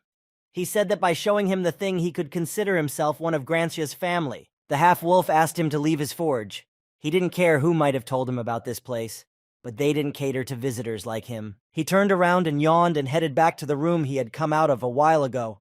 But at some point he turned around. They thought he had changed his mind and would have taken their order. But the half-wolf didn't turn around for that. He licked his lips and said that he had one option, but it wasn't likely to be to their liking. He asked for Ashel's hand, and then he could think of what could be done for him and help get him a new weapon. The half-wolf went wild in an instant. He shouted to them that he was a little hungry, and he was going to taste Ashel, in hopes that Ronan would be okay with that. Ronan interrupted his silence and told him that he had crossed the line, and now Ronan was angry and was going to kill this half-wolf. He couldn't let him hurt any of his friends. He quickly drew his blade and aimed his attack right at the chest of the half-wolf, who didn't expect him to fight back at all. Ronan's blow hit right on target and stopped him. The half-wolf flew back a few meters from the blow. Ronan hit it. The half-wolf was unable to get to his feet. And at that moment, Ronan noticed something strange. He originally thought his movements were a bit strange. Something began to appear on the half-wolf's body. Ronan couldn't see what it was, but he didn't understand where it had come from so suddenly. Suddenly, the armor appeared on him. It saved the half-wolf's life and stopped Ronan's blade, but the blow was strong and not pleasant for him. He could not stand on his feet yet. Ronan didn't care where the armor came from. He had his sword ready and headed towards him to finish his attack. He wasn't going to spare the half-wolf. He realized that he only had to smash the armor, and the half-wolf would be defeated. Ronan was very serious. He made him very angry. The half-wolf saw what Ronan wanted to do and asked him to wait. The half-wolf began to nervously yell that it was a test, just a test. He didn't think his life would be in jeopardy. Ronan was distraught, but he didn't fully believe him yet. He explained to him that for people they had never seen before, he had clear instructions for testing their skills, which he followed. The half-wolf added that this way he wanted to test not only his skills, but also his invisible armor. He had provoked him on purpose to do so. He wasn't going to harm any of them in any way, much less eat them. Ronan didn't know at all whether to believe him or not. He thought it was his excuse for not killing him. Ronan asked him what he meant by that he should have taken his word for it. But the half-wolf explained to him that it would be strange for the forge used by the members of the Grancia family not to have checks. The half-wolf told him that if he still didn't believe him, He could then check with Shulafin the next time he would see him. Ronan holstered his sword and added that he could always kill him. The half-wolf said that it wasn't necessary and that it was his fault for telling them too much. The half-wolf climbed on top of him and waved to Ashel. He told him with a smile that he was very sorry for what he had said, and if he was upset, he apologized sincerely. Ashel still didn't trust him and hid behind Maria's back. The half-wolf told him that he didn't really eat people and he could be calm. Ashel replied that it made him very happy. The half-wolf introduced himself to them and said his name was Didikin. He was an apprentice in this forge, and sometimes he was also the gatekeeper.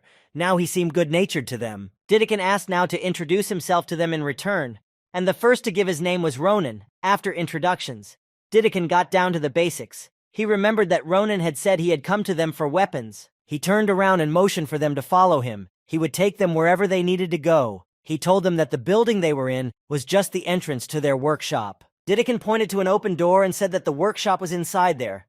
Ronan and his friends were in no hurry to enter that room as they didn't fully trust him, but soon they entered the room with Didikin.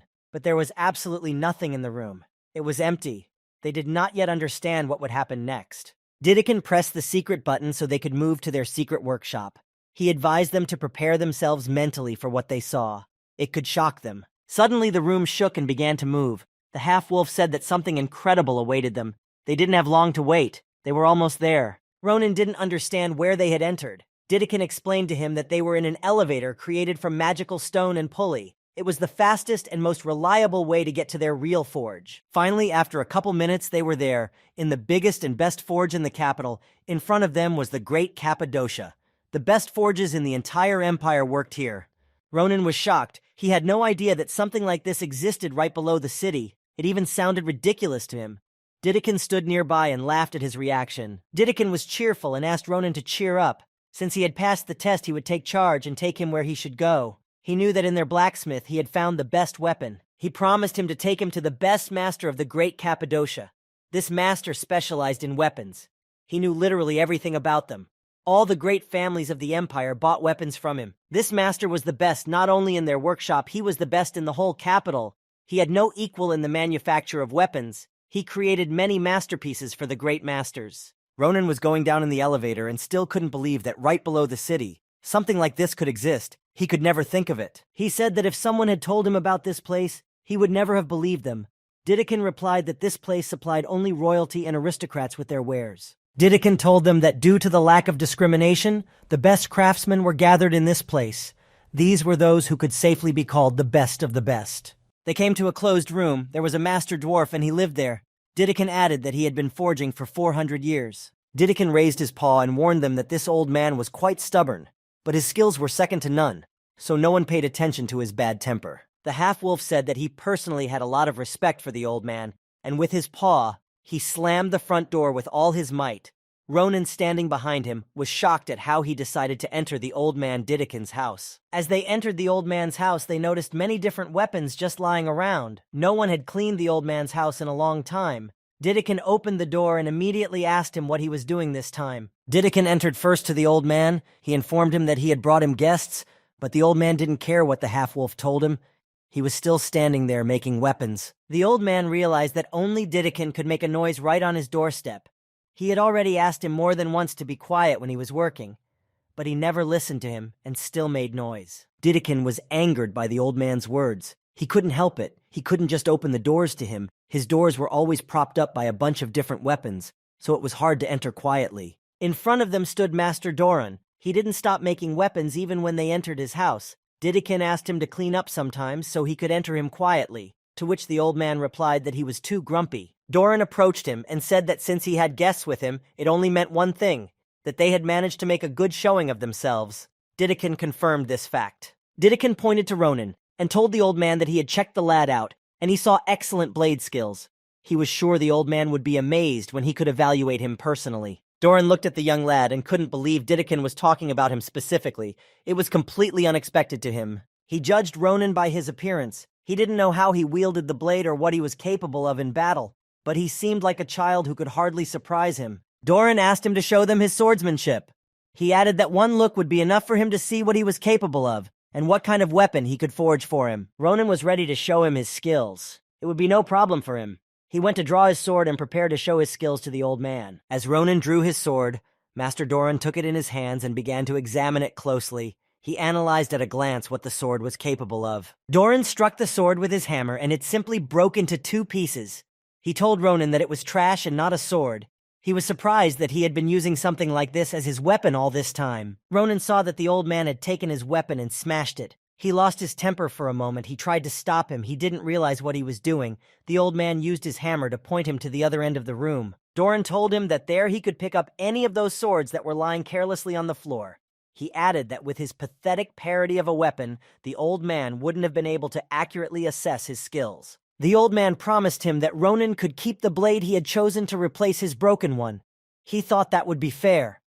Ronan looked around and saw a huge pile of weapons in front of him. Doran added before Ronan would have gone to choose his sword that the blade he chose would be many times better than the trash he had broken. Ronan figured that if the old man insisted on it, he would gladly get the new blade he needed to get into Nabarosa's classes. He walked for a long time among the piles of different weapons looking for his blade that would fit him perfectly. And finally, after a few minutes he found the sword. He took it in his hand and experienced a completely different sensation. But Ronan wasn't sure yet if this blade would be different in reality when he would use his abilities. He didn't know if it was powerful enough to withstand his attack. Ronan warned the old man that if he had blown something, he would have no claim on him. The old man responded by telling him not to worry about the consequences and not to hold back. He asked him to imagine as if he was putting his whole self into the swing. In that case, he could really show them all his abilities and his true strength. He remembered Nabirosa's instructor's attack at the lake and decided to repeat it in the old man's room. Ronan prepared himself and stood in the exact same pose as she had then. He was almost ready. He thought he had time to prepare the attack properly. Old man Doran saw the moves Ronan started to use at his request and was confused. He had seen similar moves before. Ronan didn't hold back and attacked the wall behind the old man, who stood watching his movements and techniques. Ronan managed to repeat Nabirosa's attack. The force of his attack provoked a powerful explosion in the smithy. The masters who were outside the house saw this explosion and were very frightened. They did not understand what was happening and who was attacking them. The masters gathered together and distracted from their work. They saw that the explosion was in the house of Master Doran. They wondered what was going on there. It was too early for another explosion. They all thought that his blast furnace had just exploded. They didn't know that right now Ronan was trying to show his skills to Old Man Doran. Old Man Doran, after seeing what Ronan was capable of, asked him what just happened here. Where did he learn this technique? The scale of Ronan's attack really amazed everyone who saw it. Ronan hurriedly informed the old man that he had nothing to do with it. They had agreed that the old man had volunteered to show his technique, and now he was not to blame for the consequences. Doran walked over to Ronan and scrutinized him. He thought that judging by the technique Ronan used, then he was Nabirosa's apprentice. He was using her technique. Ronan was surprised that the old man knew the instructor Nabirosa. He realized that Doran made weapons not only for the nobles, but also for the instructors of the academy. Doran told Ronan that he was the one who forged the blade that Nabirosa wielded. These words surprised Ronan immensely. He could not believe that he was the one who made her sword. Ronan remembered her sword and how powerful it was. But he decided to ask the old man more about her strange long sword. He was the creator of it. Doran was proud that he had made Nabirosa's sword. He added that the sword was one of several masterpieces he had created in his lifetime. He added that the sword he held in his hands was nowhere near the sword his teacher had, but he decided to ask how he felt about the sword, if he liked it, to which Ronan replied that it was awesome. Ronan said that he had not expected such an effect from his weapon. Doran was quite surprised by Ronan's abilities. He seemed to him a novice, unable to soberly assess his skills. But it had been a long time since he had seen a swordsman as talented as him. He patted him on the back for literally making him feel alive. Doran said that in his excessive talent there were drawbacks. He would have a hard time forging a sword that would suit him. He added that the blade had a hard time withstanding his swings, but he knew that himself. Ronan didn't know what he should do in this case. The old man said that at this strength, ordinary products wouldn't last long. He would need to use high-quality steel and special materials. He told Ronan that it would not be easy for him to find a material for his sword that could withstand his strength. He said that he would probably have to use at least parts of a wyvern's body. Ronan had one material in his pocket, but he didn't know if it would fit the old man. He reached into his pocket and asked him to look at the thing he had brought with him just in case. He held out his hand in which was an eggshell. He wouldn't throw it away after Cheetah hatched. He figured it might be valuable and he could sell it. Doran picked it up and walked over to his anvil. He picked up his hammer and struck it. But it was so strong that the hammer didn't damage it. Doran couldn't believe it. His mithril hammer didn't leave a scratch on it. He didn't know how an ordinary shell could withstand a blow from a mithril hammer. He was incredibly surprised to find out that such a material actually existed. Doran ran up to Ronan and asked him if he could give him something so valuable. His eyes were burning and he wanted to work with the material. Ronan replied that he could take it. It was useless to him. Ronan asked him if the shell would be enough to make his sword. Doran replied cheerfully that of course it would be enough. He asked them to return to the forge in 2 weeks. Doran promised Ronan that he would forge the best blade in the Empire for him. Now all Ronan had to do was wait for the best craftsman to finish his work. The old man turned to Maria and Ashel and told them that they could go to the other masters too. Since they were in the forge, Maria was very happy that they could get a lot of new useful things. He added that he couldn't just leave the friends of such an important person empty-handed. He asked them to tell the craftsman that they came from him, and then they would find them something worthwhile. Doran would have liked to pick out weapons for them, but now he had Ronan's weapons to work on, so he didn't have time for that. He stood beside his anvil and still had the mithril hammer in his hands. He could no longer think about anything but working the eggshells. Doran was hammering at it again and again. He enjoyed the sound his anvil made very much. Ronan thought he was obsessed with weapons and had a problem with his head. While Ronan was with Doran in his forge, right below them was another secret place. There were a couple of unknown individuals standing there. One of them said that it was as noisy as ever above them. It annoyed them immensely. He wanted to go and burn the place to the ground. His partner asked him to calm down. It wasn't time to reveal themselves. They weren't ready for it yet. But they knew they didn't have long to wait. They had almost accumulated enough power to destroy everything above them. But for now, they had to be patient. They were going to start attacking the Empire with the blacksmiths. They thought they were uncouth. The two villains approached the huge stone giants that were unactivated and posed no threat. The villains came closer and closer to them. They reassured themselves that the day when everything would disappear and dissolve into light was very close. This pleased them. A few days later, Ronan was walking around the academy grounds. He remembered that the best blacksmith in the entire empire had promised to personally forge a blade for him. He couldn't wait to pick it up. That day, not only Ronan got what he came for, but Maria and Ashel were also lucky enough to be able to buy from other masters.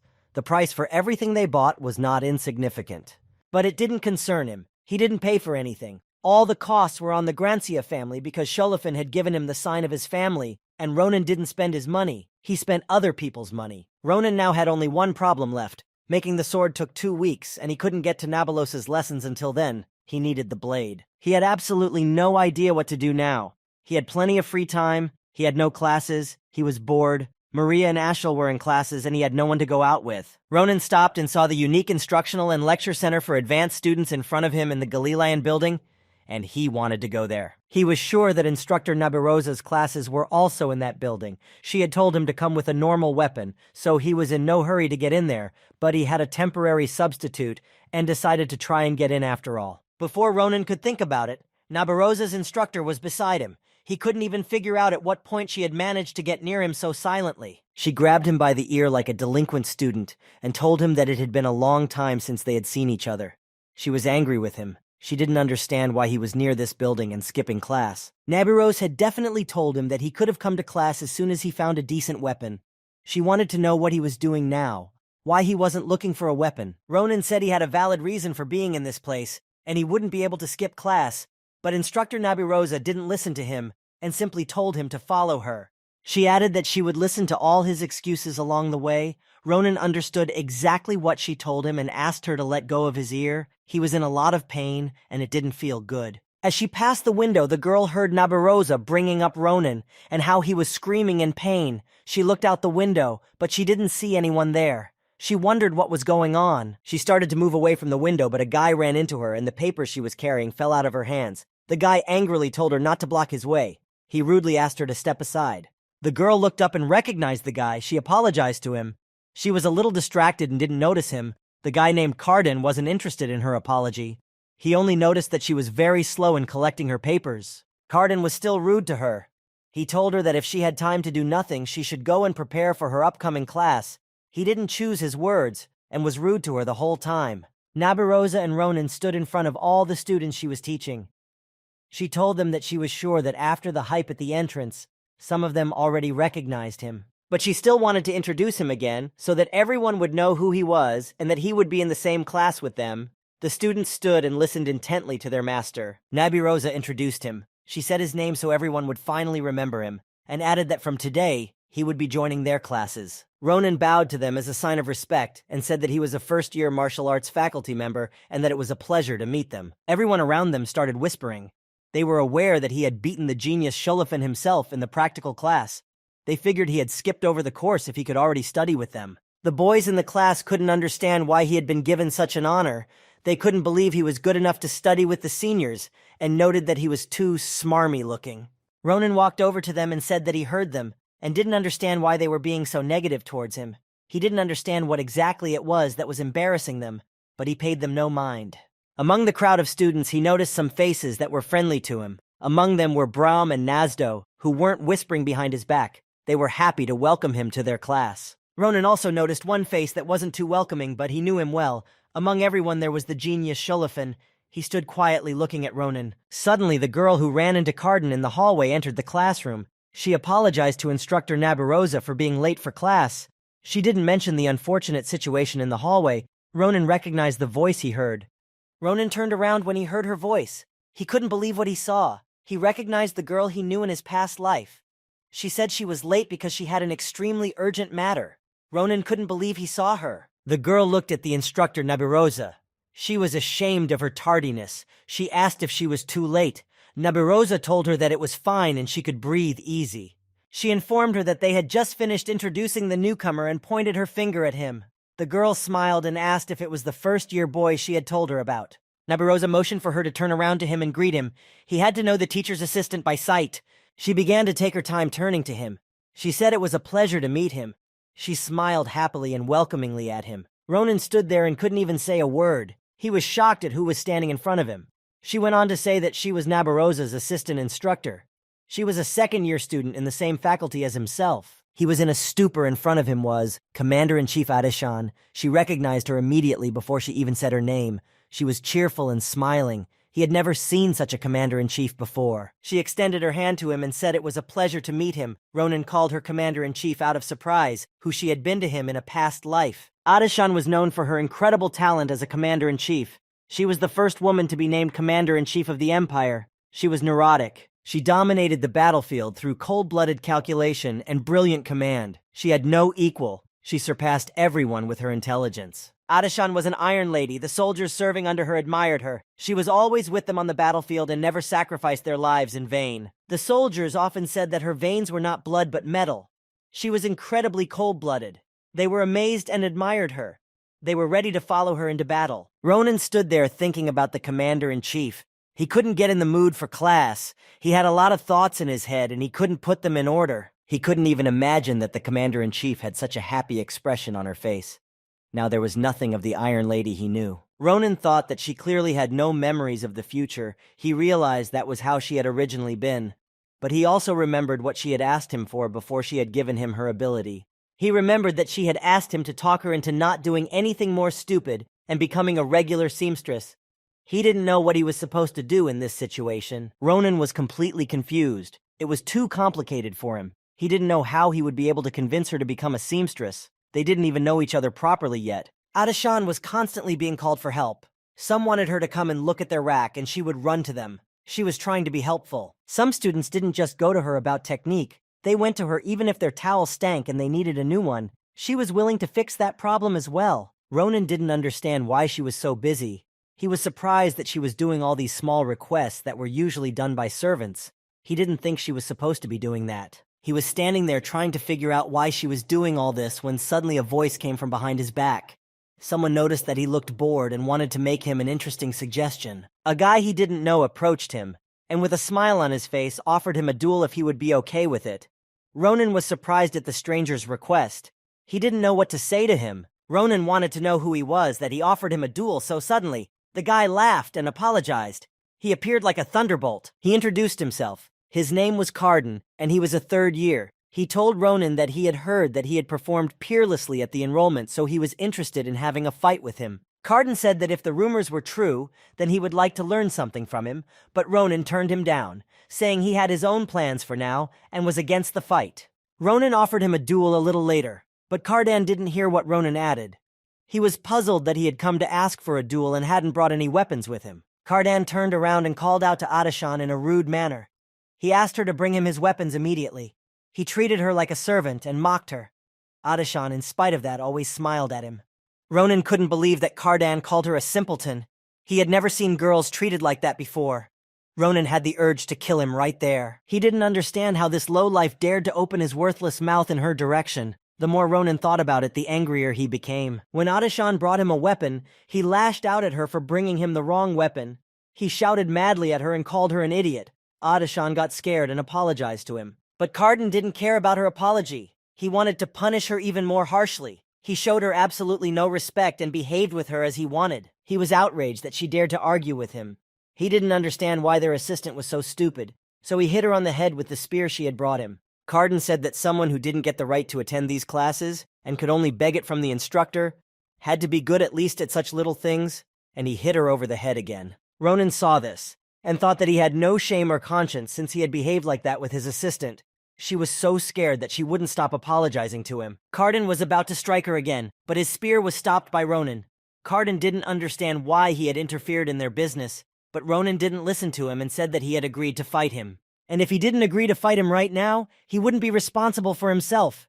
And Cardan would get what he deserved. He wouldn't spare him. Cardan didn't understand what Ronan was telling him, who was already on edge. He gripped his spear tightly in his hand and asked him what it was that he didn't understand. Ronan looked at him with his crazed look and repeated that he was agreeing to the duel. He was already incredibly angry. He could not allow Adishan to be bullied in his presence. Cardan answered him that it was a bit of a surprise to him, and he seemed to understand that Ronan was angry because of his behavior towards his assistant. He questioned him if he had heard him correctly, and Ronan was ready for a fight, but he didn't understand what he didn't like. Cardan still stood there laughing with her. Cardan couldn't believe he had agreed to fight just for this simpleton.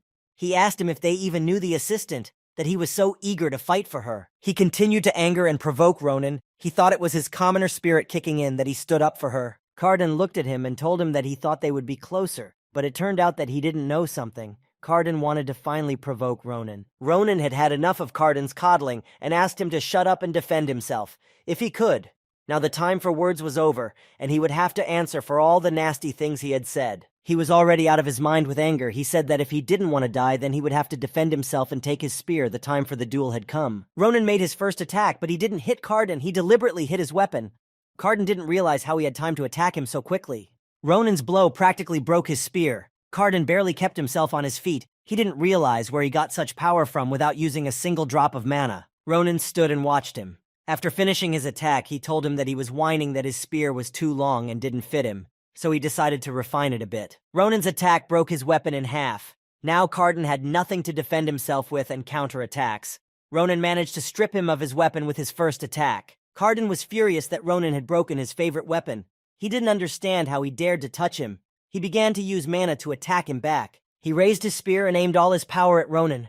He wanted to show him where he belonged, and that he was no match for him. Cardan told him not to think that after what he had done to his weapon that he could hope to stay okay. He was sure he could overpower Ronan. Ronan stood and waited calmly for him to approach him. He wasn't nervous, and as soon as he approached him, Ronan deftly chopped his spear into several more small pieces. After stripping him of his weapon, Ronan told him to take better care of himself, and launched several lightning attacks at him, which caused Cardan to fall to the ground. Ronan ended this fight with one attack of his own.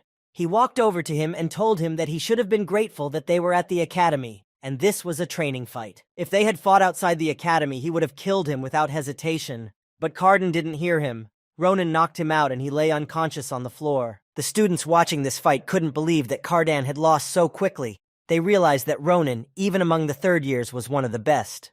When Ronan was done dealing with Cardan, he walked towards the students who were standing there, who had allowed themselves to bully the commander-in-chief. Now it was their turn to be held accountable for their actions. Ronan raised his sword and pointed at the guy who was unhappy with the dirty towels, who had her running around looking for clean towels for him. He didn't understand why someone had to do that job for him. If he thought the towel stank, he could take it and wash it himself and not bully the man. Ronan was getting closer and closer to him. His anger was out of control. He was incredibly angry that they thought the teaching assistant was a servant. He wanted him to approach him himself. Otherwise, he would be worse off and he could rip his nose off for it. Adishan was seriously scared that Ronan might have interrupted them all and asked him to stop before it was too late. Adishan got between Ronan and the poor scared guy. She told him that she didn't know why he was doing that, but she was perfectly fine. She tried to calm him down by getting in his way. Ronan couldn't calm down anymore. He asked her to step aside. He could bitch and turn a blind eye to a lot of things, but looking down on her from above was not on his list. He couldn't allow that kind of behavior and smirks, not from these ungrateful students, and not from anyone in general. It was too much for him. Ronan added that at least in the Empire, she clearly didn't deserve to be treated like this. He knew full well that in the future, she would be the one to help save the Empire from the giants. He once again asked her to step aside. He couldn't stop until he personally dealt with anyone who humiliated her. He led her away and headed towards the student. But suddenly Instructor Nabirosa yelled for him to stop his actions. She had had enough. Ronan stopped. It was as if his body was restrained. He couldn't move. She told him that she wouldn't ask him to take responsibility for the fight with Cardin, as there had been worse situations in real combat. But he couldn't keep escalating things around him. Things were getting more dangerous, and she couldn't just ignore that. So she stepped in. Nabirosa asked him to drop his sword and leave the class. Ronan held the sword in his hands. He realized that his body was under her control and he couldn't even move. He turned around and saw a huge snake behind his back. It was Instructor Nabirosa's technique that was restraining Ronan's entire body. Now it was clear to him why he couldn't move. Ronan wasn't sure what the technique was. He thought the snake was Nabirosa's mana, but it soon dawned on him that it wasn't mana. It was her aura that took the form of a snake. He looked at her and was in awe of her power and aura. She was the inimitable holy sword of the Empire, and she was an incredibly strong opponent that he would have a hard time defeating. Nabirosa explained to him that what he wanted to do was beyond the concept of sparring, and she, as the person in charge of this activity, could not allow him to finish what he had started. She couldn't let him go further down the wrong road. If he had sparred with them, he might have been kicked out of the academy, but she saw talent in him and didn't want him to waste it. Ronan understood. He deduced that she knew exactly what her sister-in-law had to go through every day. All the bullying and mocking she had been subjected to. He did not understand why she had been watching it all this time. She clutched her sword even tighter in her hand. Nabirosa told him that it was their business. It did not concern him. Nabirosa saw that Ronan was not going to back down and gave him one last warning. She asked him to stop and quietly remove himself from the training building. But this infuriated Ronan even more. He tried to free himself from her technique. He didn't care if she was the unrivaled sword saint or anyone else. He was determined. Eventually, it seemed he was able to free himself from her technique, and his body obeyed him again. He was able to raise his sword, and told her his response was the same. He asked her to get out of his way. Instructor Nabirosa sadly realized that it was useless to persuade him. She had to act decisively. She had to stop him before he did something stupid. She used her special grieving snake technique on him. Ronan stood and waited for the attack. He was sure he could block and attack her. His anger took over his mind. Ronan remembered talking to the commander-in-chief. He tried to ask her a question he had asked her before and knew the answer to, but he decided to ask her again. He wondered why she had volunteered to take the position of commander when everyone else had refused it. What made her do so? Adeshan listened to his question and told him that one day he would understand her choice. There were some things that others could not be forced to do. She turned to him and with a very serious expression added that it was her destiny. She could not have done otherwise. Everything had been decided long ago. Ronan remembered their fights when the giants came to them with the war. He wanted to know what she was thinking then. He kept trying to understand her intentions, but he couldn't. He realized that she had a heavy burden to carry on her shoulders. She was not hiding from the battle. She had come to the aid of him and the Empire in their time of need. Adeshan, bleeding, turned to him. She said she was truly sorry for what had happened. She blamed it all on herself alone. She apologized to him that now she had shifted her burden on his shoulders, but she couldn't take it anymore. She had too much responsibility. Adeshan, with a smile on her face, asked him not to forgive her. She felt that she didn't deserve his forgiveness because she had no right to dump her fate on him. But after these words, Ronan came to his senses. He screamed loudly and stood up abruptly. He didn't realize yet where he was and how he got there. He was suddenly startled by a voice that was trying to find out what had happened to him. Ronan didn't know that he wasn't alone, so he was a bit tense. Ronan saw Adeshan, who he had mistakenly called Commander-in-Chief, looking at him and thought he was having a nightmare because he jumped up. She didn't understand why he called her Commander-in-Chief and what it meant. Ronan had to think of something to avoid telling her the truth. Ronan laughed and said it wasn't important. He didn't know how else to hide the truth from her. So he just decided not to bring it up again. Adeshan sat there in complete incomprehension, but she didn't question Ronan anymore. He couldn't figure out if he was in the infirmary or somewhere else. Adeshan confirmed that he was in the infirmary and that Nabirosa had asked him to take him there. Instructor Nabirosa promised that in extra classes she would beat the bravado out of him to the last drop. Adeshan said that Nabirosa had added those words at the very end of their fight. As he was being carried to the infirmary, Ronan realized that he had succeeded in making her angry, but she had come to him about something else. She wanted to know if he had been angry with her on the court, or if he had another reason for being angry. Ronan looked away embarrassed and replied that he did not like to be disturbed and was a very refined gentleman. Adeshan realized that he could not lie. Adeshan lowered her head frustratedly and sadly told him that she shouldn't have hated them too much for that, even the evil Cardan. She added that she actually understood their feelings. Ronan was shocked by Adeshan's words. He couldn't understand why she was justifying their bad deeds. He tried to stop her. He didn't understand. Did she have to say such things now? After all she was doing was trying to do her job with dignity. Ronan wanted to ask her since they were having this conversation. He wondered why they had her as an assistant. The question stumped her. He said that it was possible to assume that she was just too nice to the students, and they just decided to take advantage of that and decided to bully her. Ronan didn't understand how Nabarosa could let her assistant behave like that. She saw everything, but she didn't even try to intervene. He asked her if she was angry with her for this, but Adeshan only laughed. She told him that he had misunderstood. It was completely different. The real reason for her inaction was her personal request, so she did nothing. Ronan was very surprised when he heard Adeshan's words. He wanted to know why she asked her for this, why she did such a stupid thing. Adeshan replied, because she was getting special treatment she didn't deserve. Normally, you had to be an experienced fighter to get into these classes. But unfortunately, she had been left for a second year and had only recently begun to master mana control. Ronan was in absolute shock. He couldn't even imagine that the commander-in-chief was just beginning her journey. Ronan couldn't believe what she was telling him.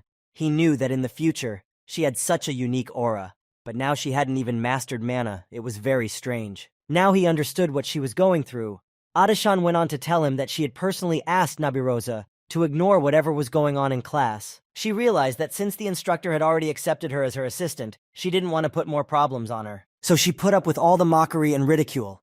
And since she was getting special treatment, she had to bear the burden of responsibility for it. When she went to the instructor as an assistant, she knew that she could handle all the problems and troubles. She was sure that she could handle everything, and she would not give in to anything. Adeshan, despite the fact that she herself had asked the instructor not to interfere, was very grateful to Ronan.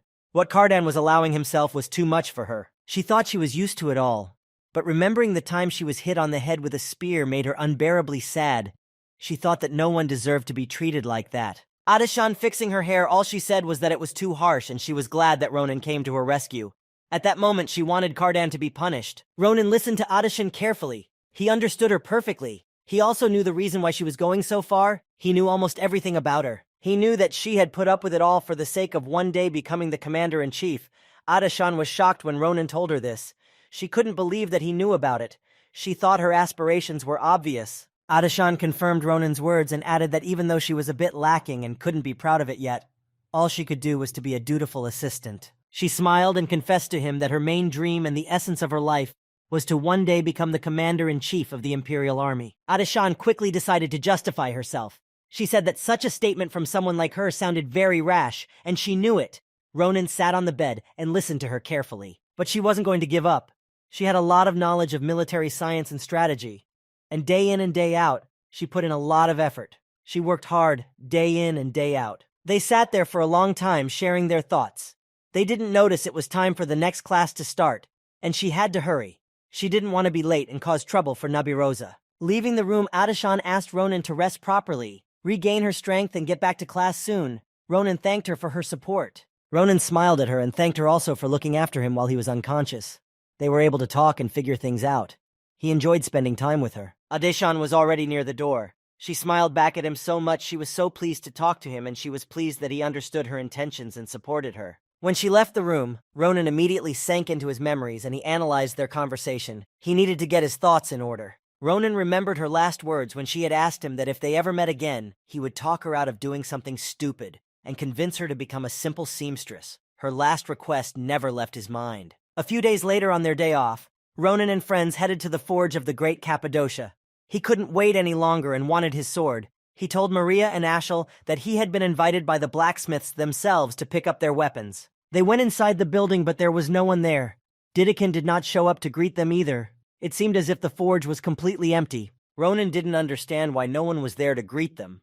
If they weren't ready, then why they had sent a bird of mail to him in the middle of the night. He couldn't understand it. The bird gave him the letter, and Ronan read it, and Ronan learned that Doran had managed to create him a sword. This weapon would be his best creation, and he demanded that he come for it as soon as possible. Ronan didn't understand this disrespectful attitude towards his customers. He kicked the helmet lying on the floor with all his might.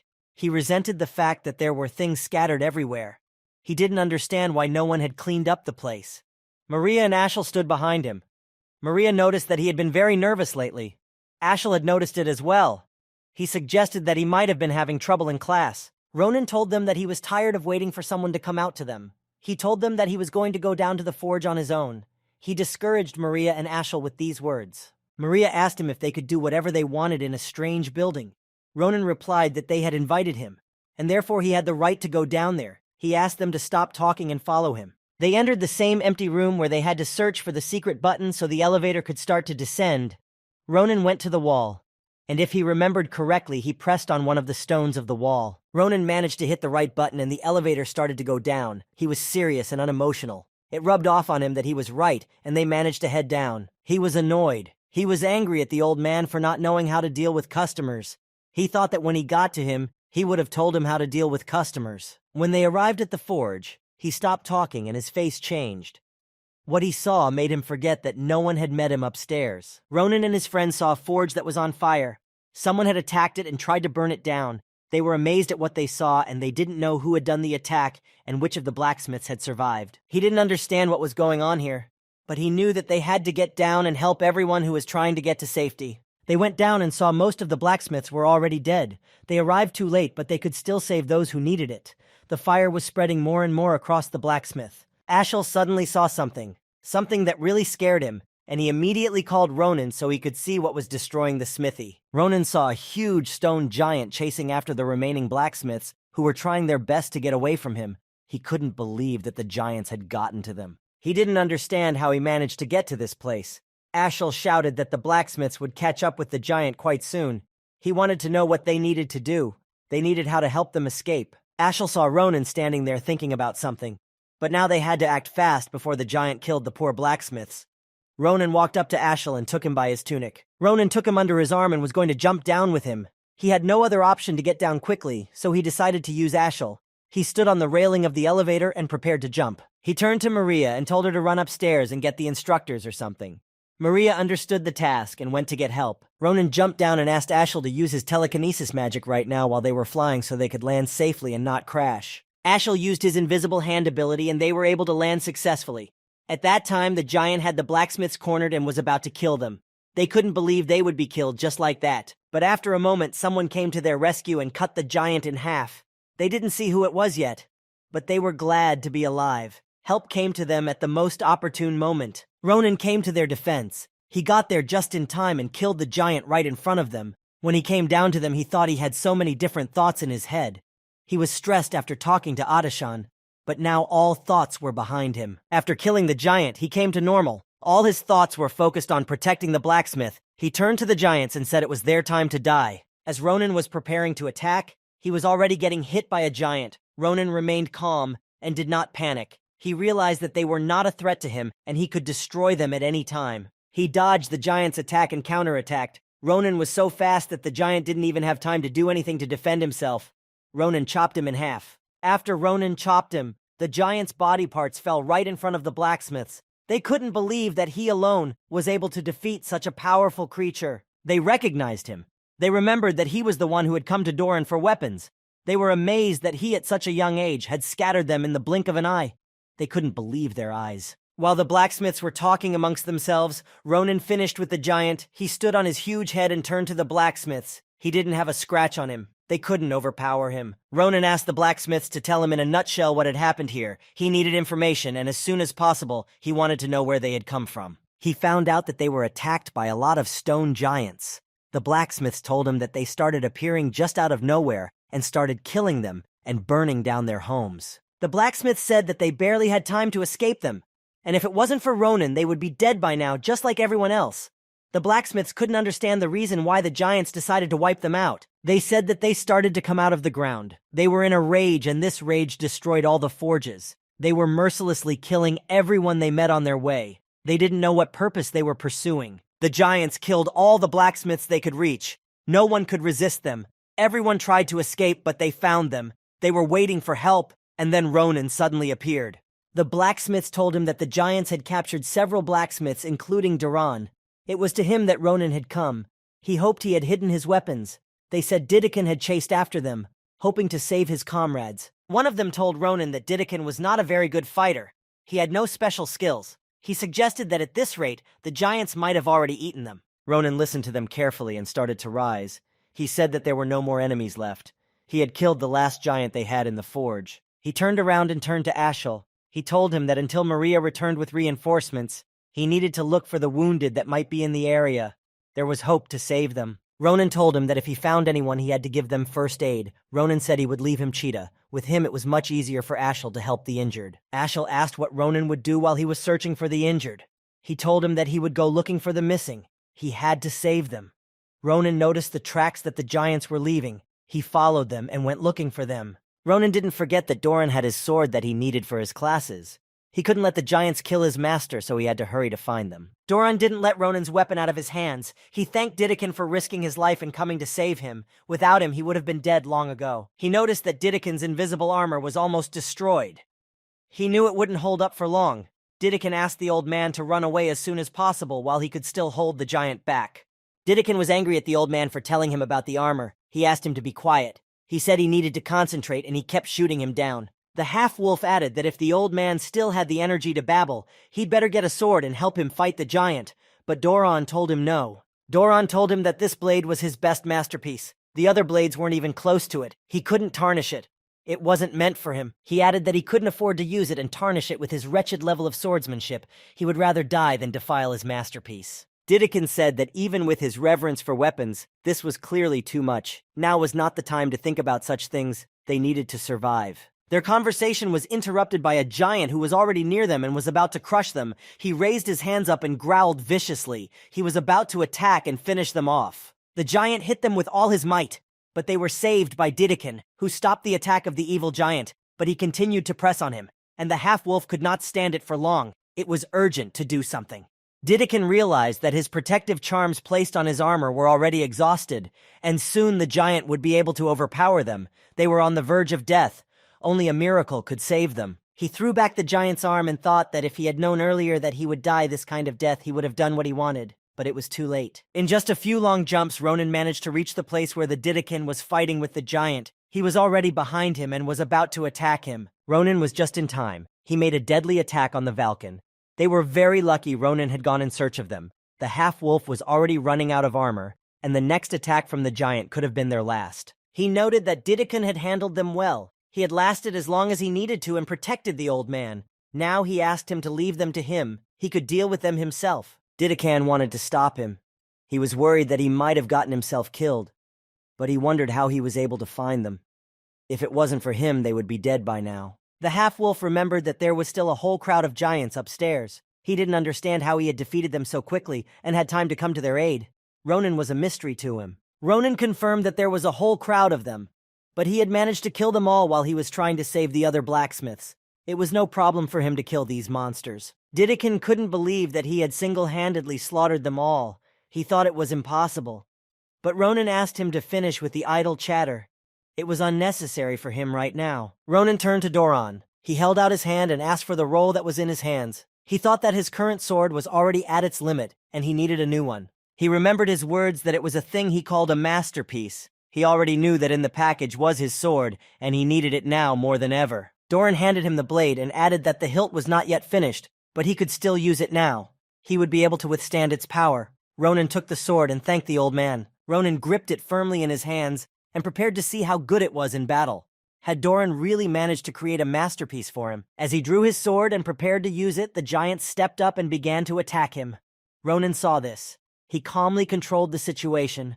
Ronan decided to take a test swing to test the sword. He swung, using Nabarosa's instructor's technique, and a powerful stream blew away everything in its path. The monsters, seeing the attack coming, were shocked. They couldn't dodge it. Ronan saw how much the blade increased his power. He was speechless. He was surprised at the effect. Doran was literally glowing with happiness. He was proud of his work. Doran ran up to him to see if he liked La Mancha. When Ronan heard this, he couldn't understand. It was the name of the blade he had given him. Doran explained to him that it was the name of a knight who had a dream of reaching for the stars. The old man looked at the sword and realized that it was amazing. The sword was so light that its weight could not be felt in his hand, and the material was stronger than mithril itself. It was capable of withstanding any technique. Ronan noticed that the blade did not have a single spell on it, but it still had abilities that could be revealed to him over time. One of the sword's abilities had already revealed itself to Ronan. It could repair damage simply by absorbing blood. It was a much-needed ability. Ronan didn't understand how the old man had managed to do this. He wondered where the blade had gotten this ability. He assumed it was because of the cheetah shell that was part of the sword. He looked at Doran and said that it had surpassed all his expectations. Doran was happy to hear that. Dedekind, watching them, didn't understand if this was the time to talk. Dedekind interrupted them and said that they had to get out of this place soon.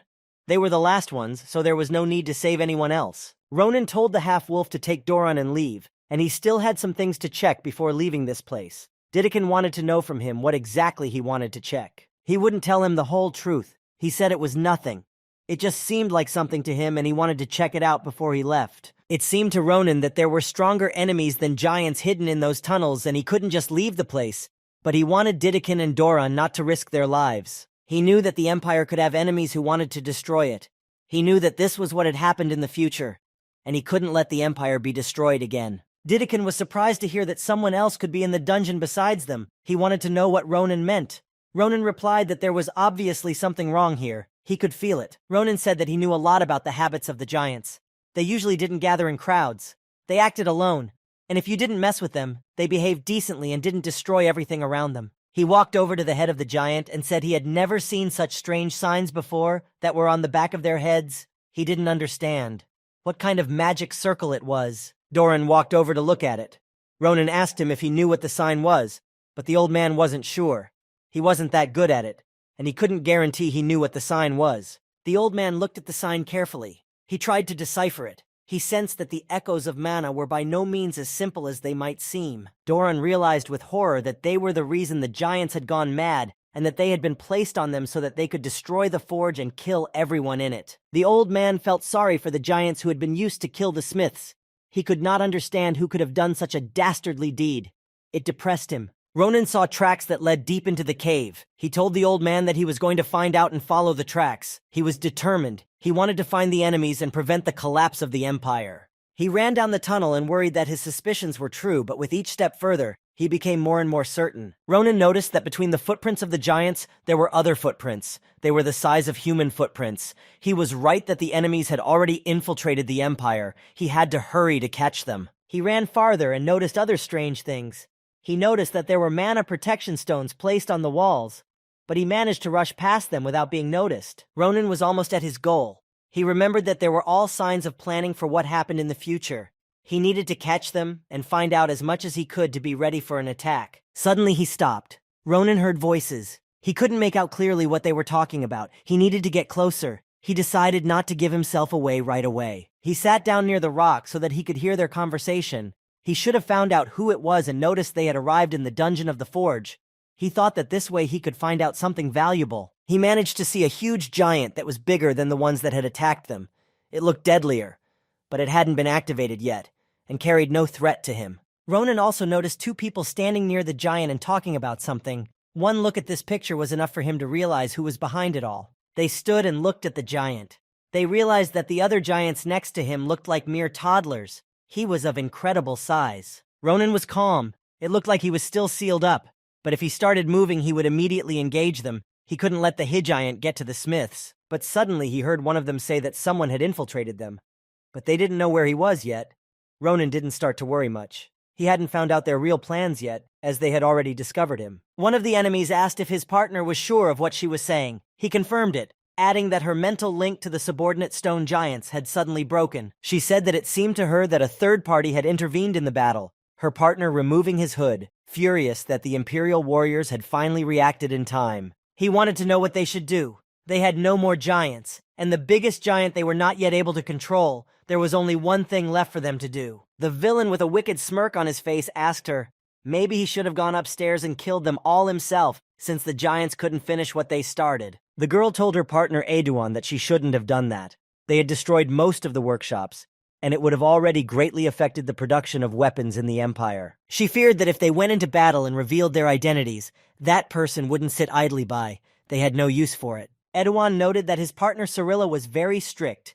He said that apparently they had no other choice. Cirilla suggested that he back off. Now was not the time to show his true colors yet. He asked Cirilla that if he was going to retreat, he could get rid of him, to which she replied that he could do as he wished. Edouan began to prepare his attack. He already knew they were being watched. He had prepared something special for someone who liked to pry. He laughed and said that he had smelled the smell of blacksmith sulfur from him long ago.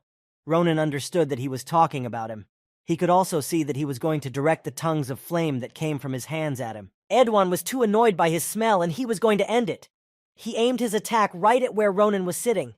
It was a powerful and fast fire attack. He stood and laughed at him. He thought that his attack was sudden and was able to reach the target, destroying whoever was watching them. But his attack failed to reach the target and cause damage.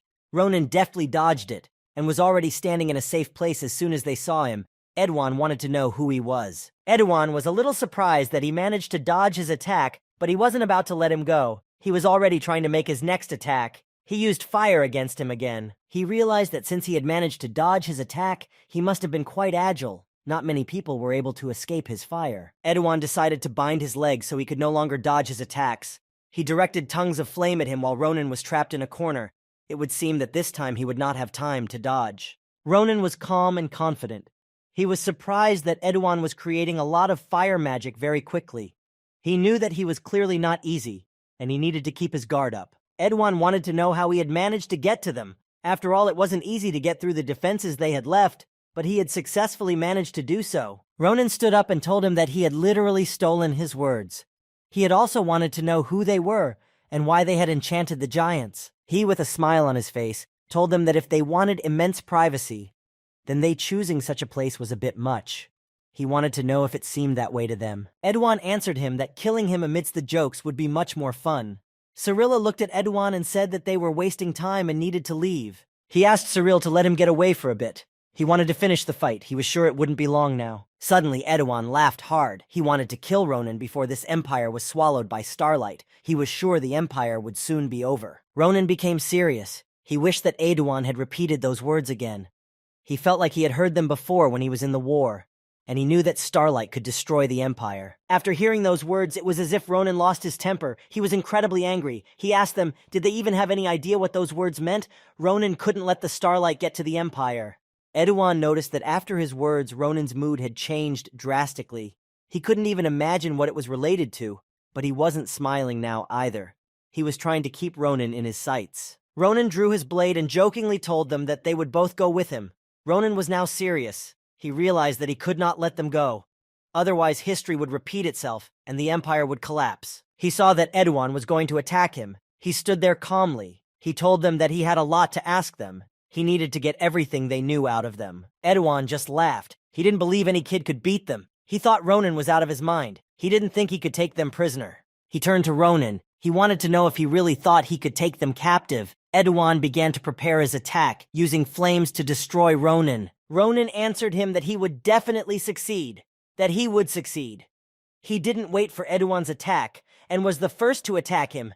He managed to strip him of the hand that Edouan was using to guide his attack. Ronan's facial expression changed. He was ready to kill them both. After Edouan's words, he would no longer let them go. He told them to quietly accept their fate and not resist. Cirilla was shocked when she saw the speed at which Ronan attacked. He couldn't believe that Edouan didn't even have time to react to the attack and dodge it. She heard Ronan addressing her, and she was startled. Ronan told her that it would be fine if she answered all his questions without objection. Ronan grabbed her by the throat and added that if she wasn't attracted to the fate of her partner, it would be better if she told everything, and he wouldn't mutilate and torture her. Cirilla could barely breathe from Ronan's grip. She used her last strength to use her ability and put her mana shield in front of him, which threw Ronan off and saved her life. Ronan wasn't surprised by the shield. He looked at it and said that he understood her answer and that they weren't going to go with him willingly. He noted that the shield looked really strong. But was it really strong? He wanted to check it out. But he wasn't going to stop. Even despite her defenses, Ronan easily and deftly cut her shield. Cirilla was very surprised that he was able to cut the mana shield. No one had ever been able to do that before. Ronan didn't wait long and immediately attacked her. He levitated her and thrust his sword into her chest. But the wound wasn't fatal. It only immobilized her as she fell. Ronan was surprised to find out that she was a half-elf. He stood over her and tried to find out what they were doing in the dungeon and whose orders it was to attack the forges.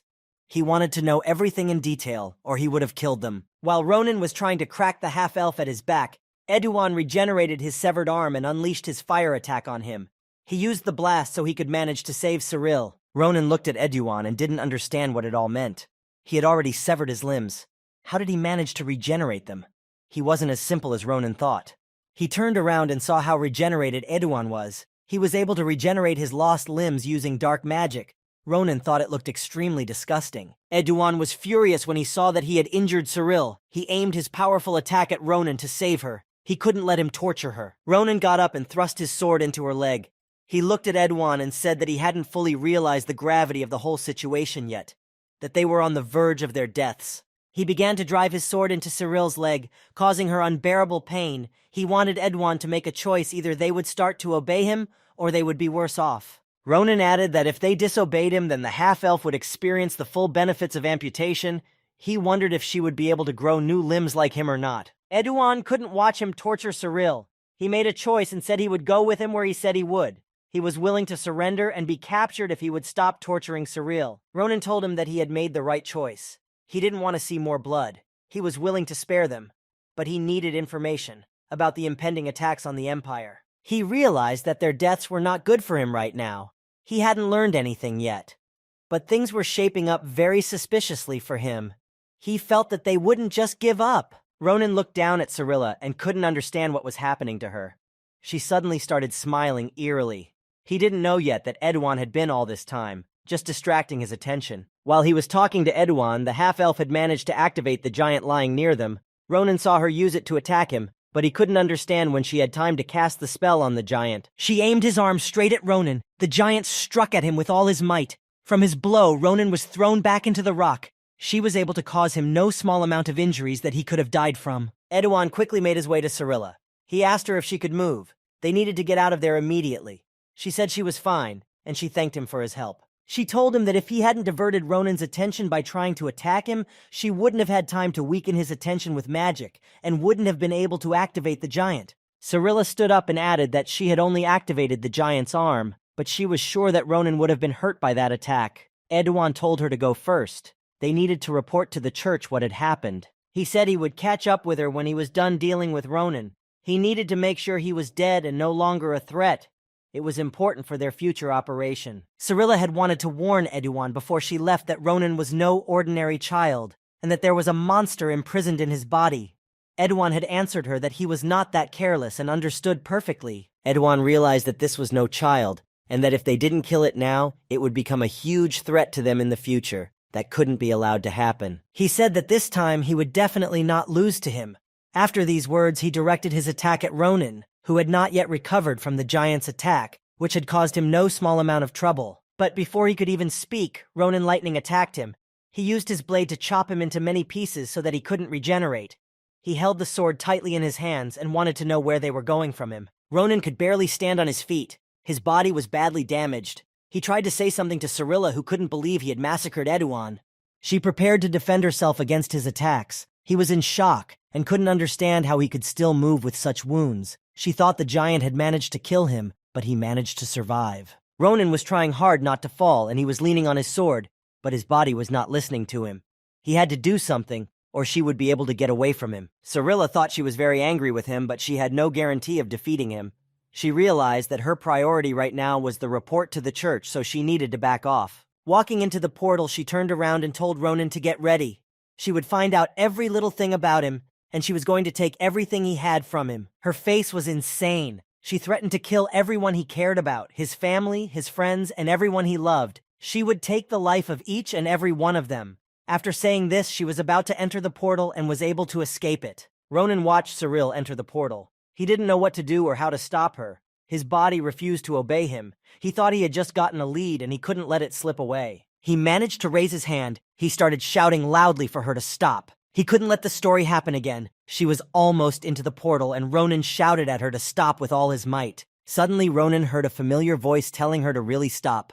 Cyrilla felt like she couldn't take a step now. She was enveloped in a familiar magic. Ronan could barely turn around to see that they had come to his aid. He felt the familiar mana, and was glad that they had managed to stop Cyrilla in time. Cyrilla was enveloped in snake mana, and she was scared.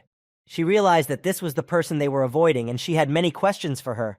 She wanted to know who dared to touch her apprentice. Cyrilla couldn't break free and escape. Ronan tried to get up and recover. He heard him being informed that everyone was already aware of what was going on in the dungeon, and that he had done his job perfectly. He saw Instructor Nabaraz, who had arrived very timely. It was she who had managed to stop Cyrilla near the portal itself. She was proud that Ronan had managed to confront them and save the remaining blacksmiths. Ronan told her that he was very happy to see her here. Now his lead from him wouldn't be going anywhere. Nabiroza replied to him that if he could talk to her, then he was fine. Nabiroza used her secret technique and immobilized Cyrilla. She wanted to deal with them first and get even for what they had done to her student. They were completely at her mercy. Cyril realized that the aura that was capable of taking the form of a snake and paralyzing her entire body was her. But she didn't understand how she was here. She couldn't stay there and get captured by her. Then their whole plan would fall apart. They shouldn't have crossed paths with her. She needed to get out of there as soon as possible. Nabaroza walked up to her and grabbed her face. She told her that they had done a few things they shouldn't have done, but it wasn't that made her most angry. It was something else. What made the instructor most angry about this situation was that they dared to damage her student's body. It was an unforgivable mistake for her, and now they were doomed. Nabaroza picked her up and placed her in front of her snake-shaped aura. She told her that she could already anticipate the future that Cyrilla would see with her own eyes. After Nabiroza was done with Cyrilla, she walked over to Ronan and told him that they would patch him up from the beginning, and then he would report everything to the head. Ronan was curious about what future she was telling her about. Ronan wanted to know what she meant when she talked about the future. Was it the Rotalin prison? Nabaroza confirmed this and realized he had heard of it, but didn't understand where he was getting his interest from. He thought so. The two would have been sent to this prison. He had heard about it, but he still didn't know their plan, and he needed to know when they were going to attack the Empire. Ronan knew that this prison was the stronghold of the Rotalin Screams. This prison was in the middle of the open sea. It was almost impossible to escape from it. It was infamous for its interrogation techniques of criminals who went against the Empire. They used any means and ways to extract confessions. Ronan got up and approached Nabaros. He asked her if he could observe the interrogation. It was very important to him. The instructor didn't understand his request and didn't know what he was telling her. She said that this prison was not the place he should have been asked to go to. He didn't finish listening to her. He took her hand and told her that he was asking her this very much. He needed to be present during their interrogation. Ronan was practically begging her. He was telling her that this was an extremely important matter to him.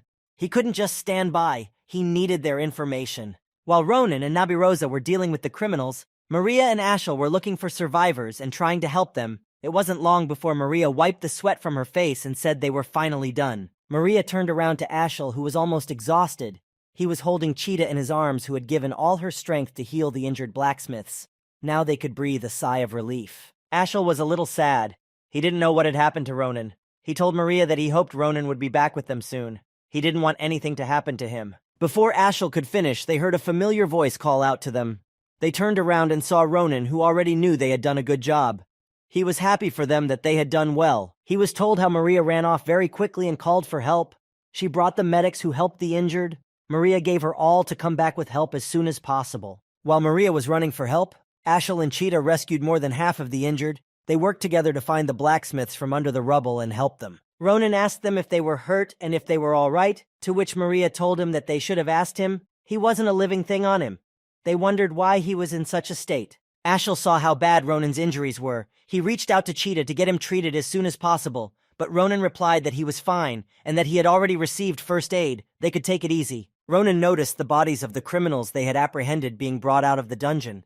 They were alive but unconscious. He informed Maria and Ashel that he still had some work to do right now. A few hours later, Ronan and Instructor Nabaroza were already at the secret location. They were waiting to meet the Rotalin convoy. They were standing on the edge of a cliff in the Gren forest. They stood and looked carefully into the distance. The rendezvous would be soon. Besides them, there were several guards on the cliff in case the prisoners started to break out. After a while, Nabaroza noticed the convoy approaching. A Rotalin escort appeared in the sky above them. They landed and greeted Nabiroza's instructor. They informed her that they had come at the call of the Empire so that they could pick up and escort the criminals. They saw that there were two bodies lying right in front of them. They realized that these were their clients that they needed to bring in and try to pry anything they might know from them.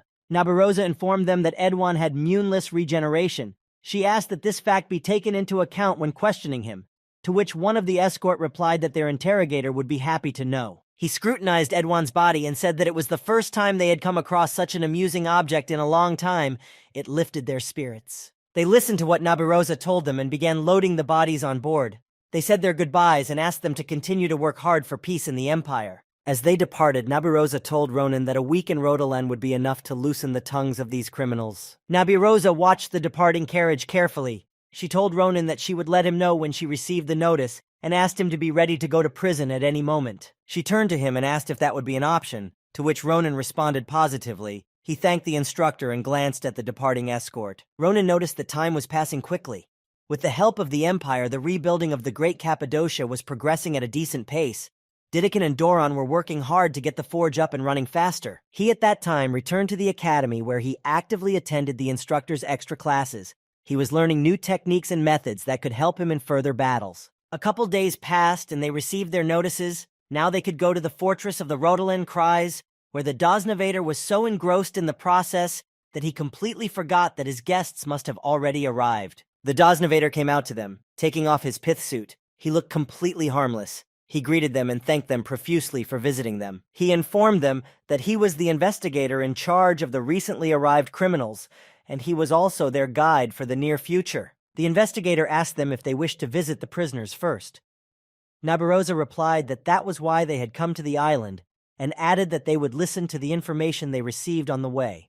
He turned around and politely asked them to follow him. Ronin looked at him, and something about him confused him. He didn't expect him to be so friendly and polite. Ronin turned to the instructor and said that the Carrick investigator seemed strange to him. He couldn't believe that such a nice old man was the investigator of the infamous Rodolan. He added that it looked all suspicious, but Nabirosa warned him that everyone said that when they first met him, but she didn't advise judging a book by its cover. Nabirosa added that he himself would soon find out why he was called the worst nightmare. Such a pronunciation he'd gotten for a reason, and that he was fully justified in giving it to him. Karaka, the investigator, was walking slowly.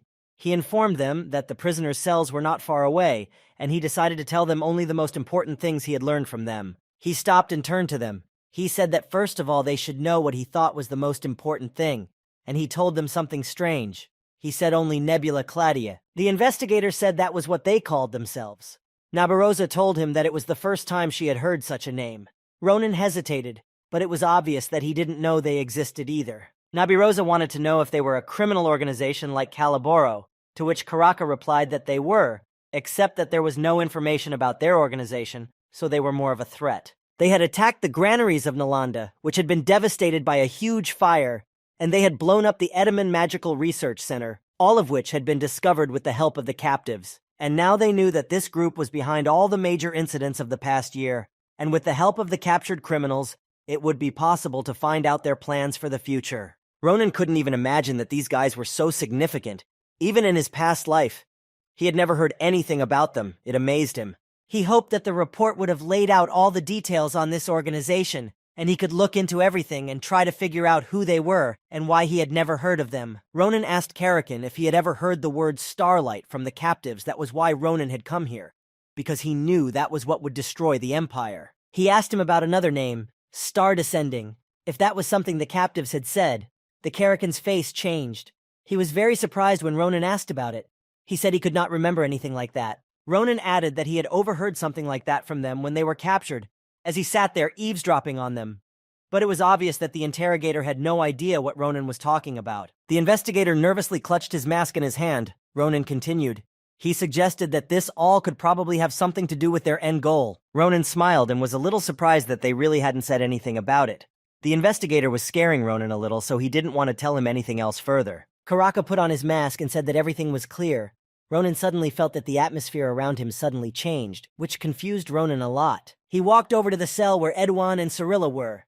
He pulled back the SUV and said that he had shown his incompetence the first time they met. It made him very angry. The investigator opened the doors and slowly began to walk into the cell. He kept muttering to himself that he probably couldn't convince them of his sincerity, and walked into the cell. He hoped that he would have been able to correct his mistake and get the captives talking. Now he wanted to do his best to get them to tell them about the new information Ronin had provided. They entered the cell following the interrogator. Ronin, seeing the prisoners, couldn't believe that they were the same people he had seen in the dungeon. Now they looked very creepy. The investigator informed them that Edwan was quite entertaining to him. He used special dark magic to restore his body, and luckily he knew how he could be countered. Karaka walked over to the fire and put the tip of his spear into it and asked them if they knew how they could get close to someone like him. He told them that it was much easier than they would have thought. He informed them that all they had to do was start burning them until they could no longer regenerate, and then the process would go faster. Once there was nothing left to burn, you could simply cut off their limbs, and then you could fully immerse yourself in the process. And usually the captives were quick to say all they could know. And when already the captive had no strength and a whole place left, you could be considered best friends. The investigator explained it to them with special passion. It was obvious that he loved his job. And then suddenly the investigator turned to Edwan and said angrily that after all this, he still had secrets. He was extremely disappointed in him. He grabbed him by the hair and asked him if they hadn't agreed to be honest with each other. Edwan couldn't stand his torture anymore. He said he didn't know anything else. He had told him everything he knew. The hearer's expression changed again. He asked him in a serious tone why he had first heard about the star descending, and why he had heard about it from a completely different person. Karaka told Edwan that he would prefer to get the answers from him because Cirilla didn't have the same regeneration abilities, so he might not be able to have such a long conversation with her. He went on to say that they were already in the middle of a lot of things, so they knew that if he started questioning her, she wouldn't be able to take it anymore and would just die. Cirilla couldn't take it anymore and started begging him to kill her. Ronan, when he heard her words, thought that even serving amongst the fine men, he had never encountered such a thing. Ronan couldn't believe that being in such a state, he was still withholding something from them. He was already on the verge of death, but he still hadn't told them anything of value. It was very strange. He wondered if even after their identities were revealed, they were still keeping the secret that Karaka's interrogator was trying to get out of them.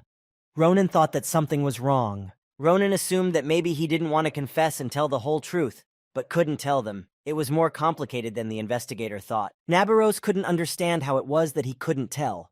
Ronan asked her if she knew how secrets were kept safe, so that if captured, they couldn't tell anything. Ronan explained to them to prevent the information from being given to the enemy. Commanders used forbidden curse magic, and then they were sure all information was safe. He told the interrogator that he thought that was the case, and that no matter how hard he tried, Edwan wouldn't tell him anything. The investigator let go of Edwan's hair. He thought he looked like a laughingstock in front of them. He had already felt betrayed, and it turned out he had missed something so obvious. Karaka walked past Nabarosa and Ronan apologizing and asking him to wait here for a few minutes. He needed to bring something, and then they would continue. A few minutes passed, and the investigator returned, and he was holding a creature unknown to Ronan. He asked what exactly he had gone away for, and what it was in his hand. Ronan found the creature to be quite horrible. Karaka introduced it and said that in front of them was a cursed eye. It was a monster that was capable of devouring curses. The investigator explained to them that these adorable babies were indispensable in situations where criminals were unable to speak due to curses. Then they were the ones who came to the aid of the investigators. Karaka decided to start with Edwan. He thought it was more likely that he would know more information, and the investigator took special pleasure in torturing him. He brought one of the creatures over and placed it on Edwan's head. The creature instantly grabbed his head with its suction cups.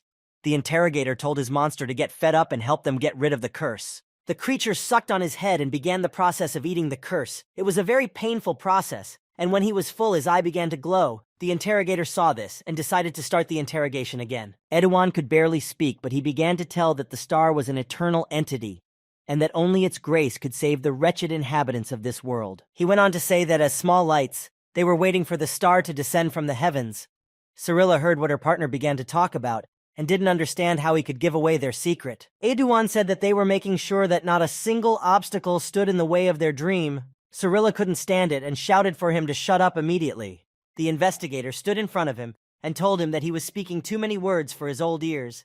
He asked him to keep it short. He reminded him that he had told them that something was about to fall from the heavens. Karaka asked Edwan's almost subordinate what was about to fall from the heavens, and he looked up at him and replied briefly that the children of the stars were about to fall from the sky. Ronan got goosebumps. He knew that Edwan meant that Ahayut was about to come to Earth and almost succeeded in destroying the entire empire. Ronan decided to interrupt the interrogation of the interrogator and asked him to wait a bit.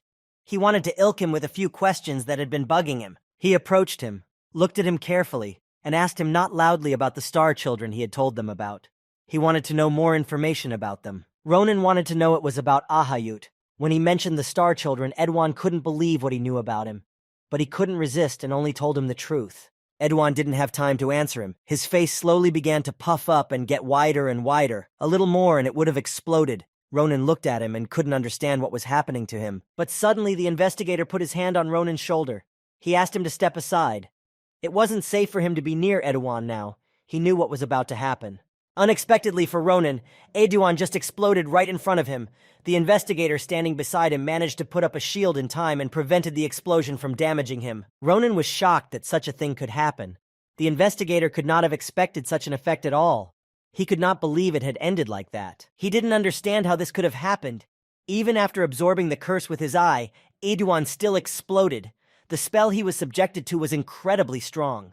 Ronan asked the investigator how often they had such incidents, to which the Karaka replied that it wasn't too often. It was rare for things to come to this. The investigator suggested that the curse placed on Edouan might have been in two parts, and one of them they hadn't taken into account, and the cursed eye hadn't been able to fully absorb the magic, and as a result, there had been an explosion. He explained that the essence of the first curse was to prevent those who were not part of their organization from being told about the descending star, so they could be secure in their information. The point of the second curse was for it to trigger at the mention of words associated with it. As soon as one of the organization called the words, the curse would trigger and the body would be destroyed. After Karaka explained the essence of these curses to them, he approached Ronan and placed his hand on his shoulder to ask him which Ahayut he was referring to. He told him that if his guess was correct, then it must be a secret that only the Nebula Claudier organization possessed. He wondered if he wasn't a member of the organization, then how he had such secret information. Karaka continued and said that as the person in charge of this case, he should have known the whole truth, and asked Ronan to answer him the question he was asked. Ronan started to answer uncertainly. He didn't think that the interrogation could get to him. He said that there was nothing special there. He got them by pure chance. These words surprised the interrogator a lot. He said that as he already knew, it was Ronan who had caught up with them first in the dungeon in the Great Cappadocia when they were facing the huge giant, but he had not yet engaged them in battle. Ronan added that while they did not know that he was present with them, he decided to wait a while and listen to what they were talking about. And while he was eavesdropping, he learned about it. He had thought that this information would be of no use to them, but when he came to this place he changed his mind. It seemed to him that it could be very important information. Ronan started to pull his hand away from him, and added that he hadn't even noticed how he had gotten too involved in the interrogation. He apologized for interfering with his process. Karaka thought his words were no doubt untrue. He couldn't understand how he had managed to get such information completely by accident. But he didn't see him as a threat to the Empire. He didn't see him as an enemy because of the expression in his eyes. There was literally anger coming out of them, but he didn't yet understand what exactly it was, powerful will or responsibility or confidence. But no, it was intense anger at those who threatened the Empire. Nabirosa did not tolerate this attitude of Karaka's. He pulled out his blade and asked why he was trying to interrogate her apprentice, and right in front of her. Karaka immediately said it wasn't like that. He told the inimitable sword saint that he was only double-checking. That was his job. He didn't trust anyone. He raised his hands and with a startled laugh asked if caution was ever unnecessary. He was doing everything for the safety of the Empire. Karaka, still feeling Nabirosa's blade on his shoulder, he looked at Ronan and gave him his sincere apologies. Ronan accepted them and said he was glad they had worked things out. Ronan wasn't a lot nervous but tried to hide it. He realized he was close to being exposed. He realized Karaka was going to get his hands on him, and he could interrogate him and find out everything. Karaka had said that either way, losing the cursed eye made him sad, because unlike other fantasy creatures, they were hard enough to kill. Ronan, when he heard about it, was very surprised that the eye was so powerful. Karaka confirmed that they were quite powerful, although on closer inspection he thought they were cute. Karaka looked at Ronan and suggested he touch one of them. He looked at his shoulder where the eye sat and was very surprised. He noticed that the cursed eye had changed. It had reabsorbed the curse. He was surprised that it had absorbed the curse, but he didn't know at what point it had absorbed it. He remembered that he hadn't even gotten close to Cyrilla. He didn't realize whose curse it had absorbed. Karaka looked at Ronan and remembered that he had touched him. The moment he used the mana shield, and it happened when he touched his shoulder, he was surprised that the eye had been filled with the curse in such a brief moment. He turned to Ronan and apologized for his rudeness. He took the cursed eye from his shoulder and planted it on his arm. It instantly sucked on, and his eyes began to glow even brighter. The cursed eye was on the verge of exploding. It was instantly saturated with Ronan's curse, and could not take it anymore. Karaka couldn't understand why this was happening to him all of a sudden. After a moment, the eye exploded. Ronan found it too disgusting and nasty. He didn't understand why it exploded on its own. He wanted to know what it all meant. Karaka took his hand where the eye sat and examined it closely. He added that the cursed eye had failed because it had reached its limit. But he wondered how this could have happened. He asked Ronan to listen to him calmly and carefully. It was much more serious than he could think. So he wanted to tell him something Ronan had no idea about. Karaka asked if he had ever felt any stiffness limiting his normal movements. Ronan was quite surprised by this question and didn't quite understand what he was telling him. He explained to him that had it ever happened to him that he couldn't run or hold steel objects, things that only he was capable of. He asked him if something like that had ever happened in his life. Ronan noticed that Nabirosa was looking at him very carefully and seriously. She realized that such things could happen to him, but Ronan didn't answer anything. It was obvious that he wanted to keep something from them. Karaka said that if he wanted to keep this secret, he would stop asking immediately. He said that he couldn't help him anyway, but he could give him very important information that could be useful to him in the future. He asked him to remember an important thing, that judging by the strength of the curse, it contained great evil.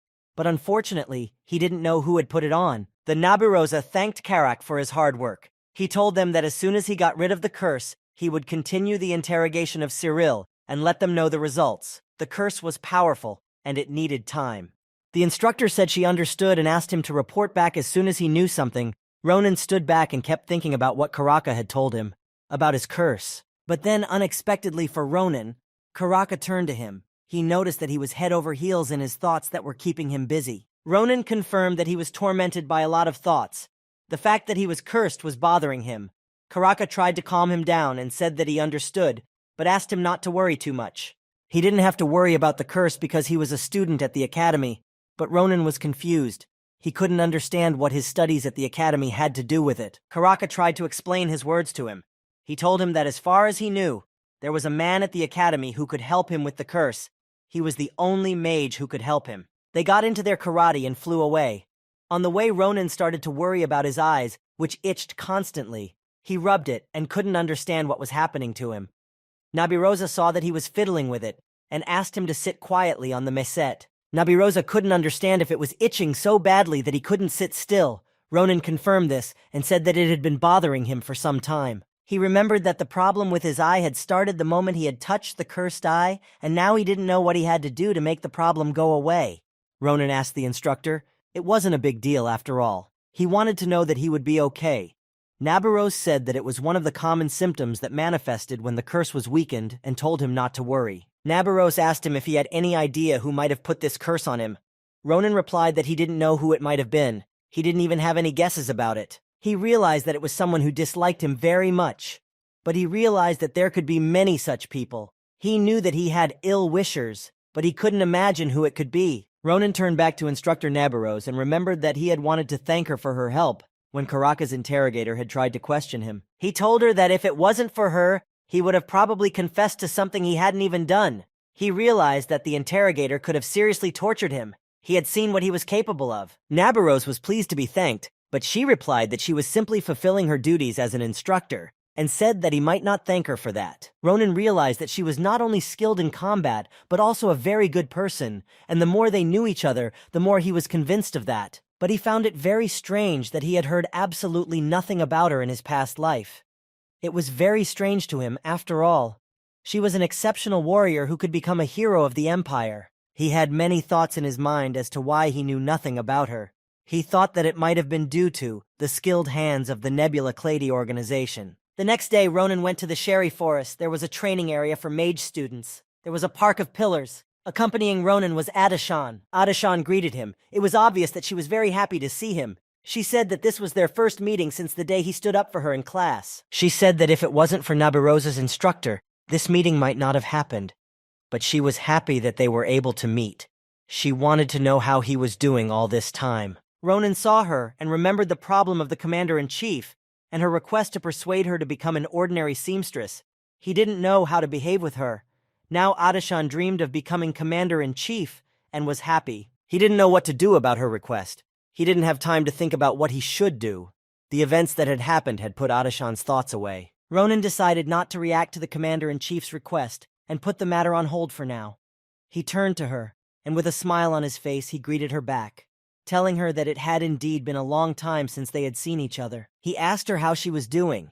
She said that after that time, all the guys who were wary of Carden had become much friendlier towards her. Adashan said that she was a little concerned about Carden's terror at the sight of her. He no longer wanted to approach her. He went for his own weapons and almost always apologized to her. The atmosphere around her had changed, and now she was treated with respect, and no longer tried to insult or humiliate her, and now going to class was more joyful for her, and she enjoyed it. They entered the Park of Columns, and Adashan said that Nabarosa's instructor told her that he needed to get rid of the curse. She was worried about him. Ronan confirmed it, and they had come to this place for that very reason. Ronan told her that he had to meet Professor Secret, who was in this place. Ronan hoped that he would help him get rid of the curse, but he was very confused about such a place. He realized that the professor was obviously an unusual person if he preferred to be in such a place. Adashan smilingly said that Ronan was right. She told him that Professor Secret's office was also very unusual, so it was a place where only mage students came to visit. That's why she asked some of them to take them to his office. Ronan had no idea who Adashan had asked. He was curious as to who it was. Adashan looked around and realized that she had not arrived yet, and they had to wait for her. After a few minutes, a mage girl ran up to Adashan and hugged her. She told her that she missed her a lot. Adashan hugged her back. They looked like sisters. Ronan stood aside and was shocked by her appearance. They were talking sweetly to each other. It was obvious that they hadn't seen each other in a while. They were curious to know how they were doing. They didn't even notice that Ronan was standing aside. The girl seemed very familiar to him, and he remembered where he had seen her. It was the girl who had approached him on the first day and told him about predators and sheep. Adashan apologized for pulling her out so suddenly, but she had one urgent thing to do. She told Adashan that there was no need to apologize. She was always happy to help them. She asked Adashan why she wanted to visit Professor Secret, what business had brought her to this place. She was curious, but she didn't know yet that it wasn't her who needed help. It was Ronan who kept standing aside and silent. But he decided to intervene and raised his hand and said that she had come at his request and he needed Professor Secret's help. He told her that it had been a long time since they had seen each other, but he didn't know how to address her better Elizabeth. Or was it better Allie? She was surprised to meet Ronan. She hadn't expected him to be present when they met. She wondered what he was there for. They came to an old small house. Ronan looked and asked Elizabeth, "Was it really the professor's office? It looked more like an abandoned house with no one watching over it." Ronan said he wasn't too uncomfortable and he was slightly worried. He turned around and asked if she was going to kill him here and bury him so no one would find him. He assumed that maybe he had seen something he shouldn't have, and she was mad at him. But she was more pissed off that he called her Allie. She asked him not to call her that, and she didn't understand where he got the idea that she might have killed him. Elizabeth turned around and told him to follow him, and not to ask stupid questions. Ronan followed him, and realized that it was quite unexpected that the commander-in-chief and someone like her could be friends. But he remembered that Adashan was born Akalusia, and they belonged to the same family. Ronan wondered how they met. It seemed to him that they were completely different. They approached an old house. They opened the door and went inside where an old woman was sitting in front of them. Ronan looked at her and thought it was Professor Secret. Elizabeth told him not to get ahead of himself and rush things. She said they had one more step to take to get to the professor. She walked over to the old lady and extended her hand. She was going to use magic. Elizabeth briefly explained what she was going to do. Ronan listened to her, but he didn't understand what he should have prepared for. Elizabeth told him that it didn't matter what would happen now. She asked him to stand still and not move. This was an important condition. She approached the old woman and started to cast a spell, at the end of which she asked to open up to her and directed her magic at the old woman. Ronan looked at her and was surprised that nothing happened after her magic. But suddenly, out of the blue, the old woman's head enlarged many times over and right in front of him. Her huge mouth opened up and began to consume all the air in the room and pull them inside. Ronan was confused and didn't understand what was happening. He was a little frightened. But Elizabeth hurried to calm him down and asked him not to be so frightened. Elizabeth told him that they had been transported to Professor Sparacio's actual office. Ronan was surprised that there had only been an entrance before, but now he was amazed by the professor's office. It was quite spacious. Ronan couldn't realize how abnormal one had to be to make such a horrible entrance. As soon as he had finished speaking, there was a voice behind him who already knew he had arrived at his place. It was Professor Secret. He said that he had been waiting for the student that Nabarosa had sent, and it was just as she had told him. He approached him and said that he sensed in him something very determined. Professor Secret was the best curse master on the continent, and she was already years old. Although she looked like a young girl, she was the only one who could help him. Ronan seemed like a very curious guy to her. Ronan was greatly surprised by Master Secret's appearance. She seemed too young to him, and he was beginning to doubt that she would be able to rid her of the curse. Secret saw the way Ronan looked at her, and that there was surprise in his eyes. She smiled at him and told him that she shouldn't have been so surprised at her appearance. She explained to him that her appearance was like that due to personal reasons, but in general this body was already 8 decades old. Ronan didn't believe it, and thought that she was wrong and the body was only 8 years old. Secret said there was a limit to how young a person could look, but she wanted to discuss that another time. That wasn't what was important right now. What was important to her now was to help him get rid of the curse. She snapped her fingers, and Ronan was inside his curse, and it was her job to get rid of that curse. Secret couldn't believe that so many curses could weave together in one body. She realized that they all originated from ancient magic, and it was quite dangerous. She told him that even with her excellent skills, one could hardly touch these curses. It was much more complicated than she had thought. Ronan didn't understand at all what the master was telling him. He wanted to know if she would be able to break the curse or not. Secret asked him not to worry, even though their numbers and species were beyond her expectations. She was going to materialize the curse immediately, in his mind wormholes, to deal with them as soon as possible. Ronan, hearing this, was in absolute confusion as to what she was going to do. There was only one thing he had to do after that: find the source of the curse holding him back and break it. Then they would know what to do next. Ronan didn't understand how he would dissect the curse. He didn't know how he would figure out exactly what he needed to destroy. To which the master replied that he would understand as soon as he saw it. She flew up to him, and with a press of her finger to his forehead, she sent him to the depths of his mind while wishing him a good journey. Now it was up to him and how successful he would be in his attempt to find the curse. After the master pressed his forehead, it was as if he began to fall from an open door into the unknown.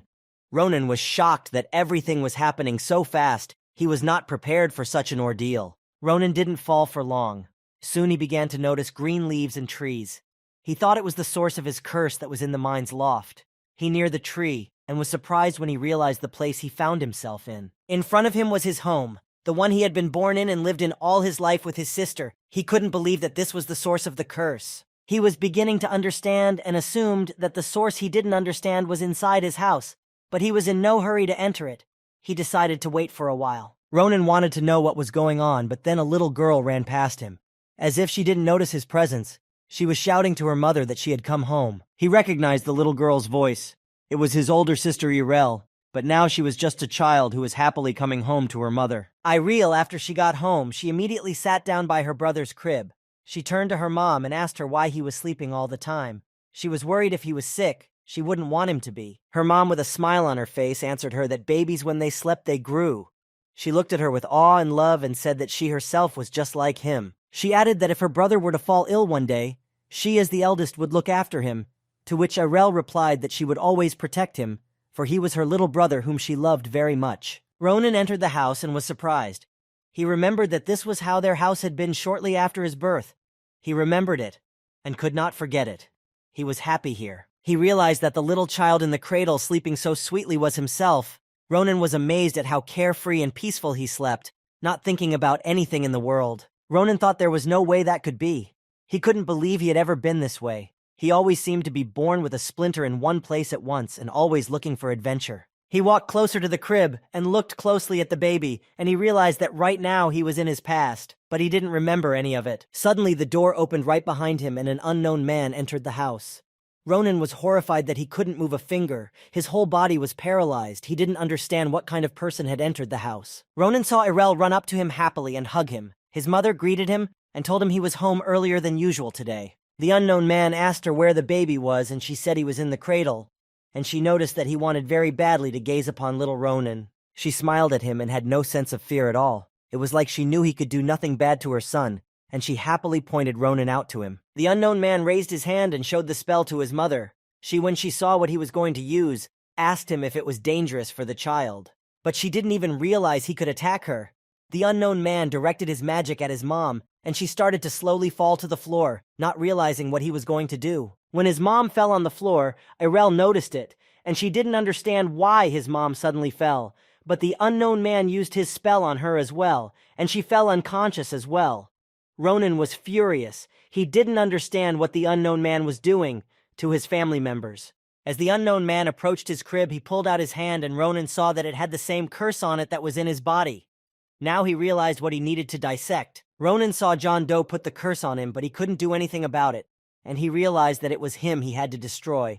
It was John Doe who was the source of his curse. While Ronan was trying to defeat his curse, Master Secret realized, quite unexpectedly for her, that she had prepared properly, but she had already almost spent all of her mana. She tried to keep Ronan in his mind's loft, but she was finding it increasingly difficult.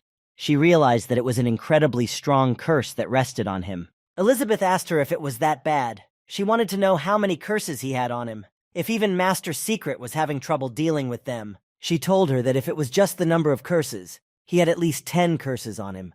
Elizabeth was horrified when she heard the number. She couldn't believe it. Elizabeth thought with horror that it would be impossible for even a great master like Secret to remove that many curses.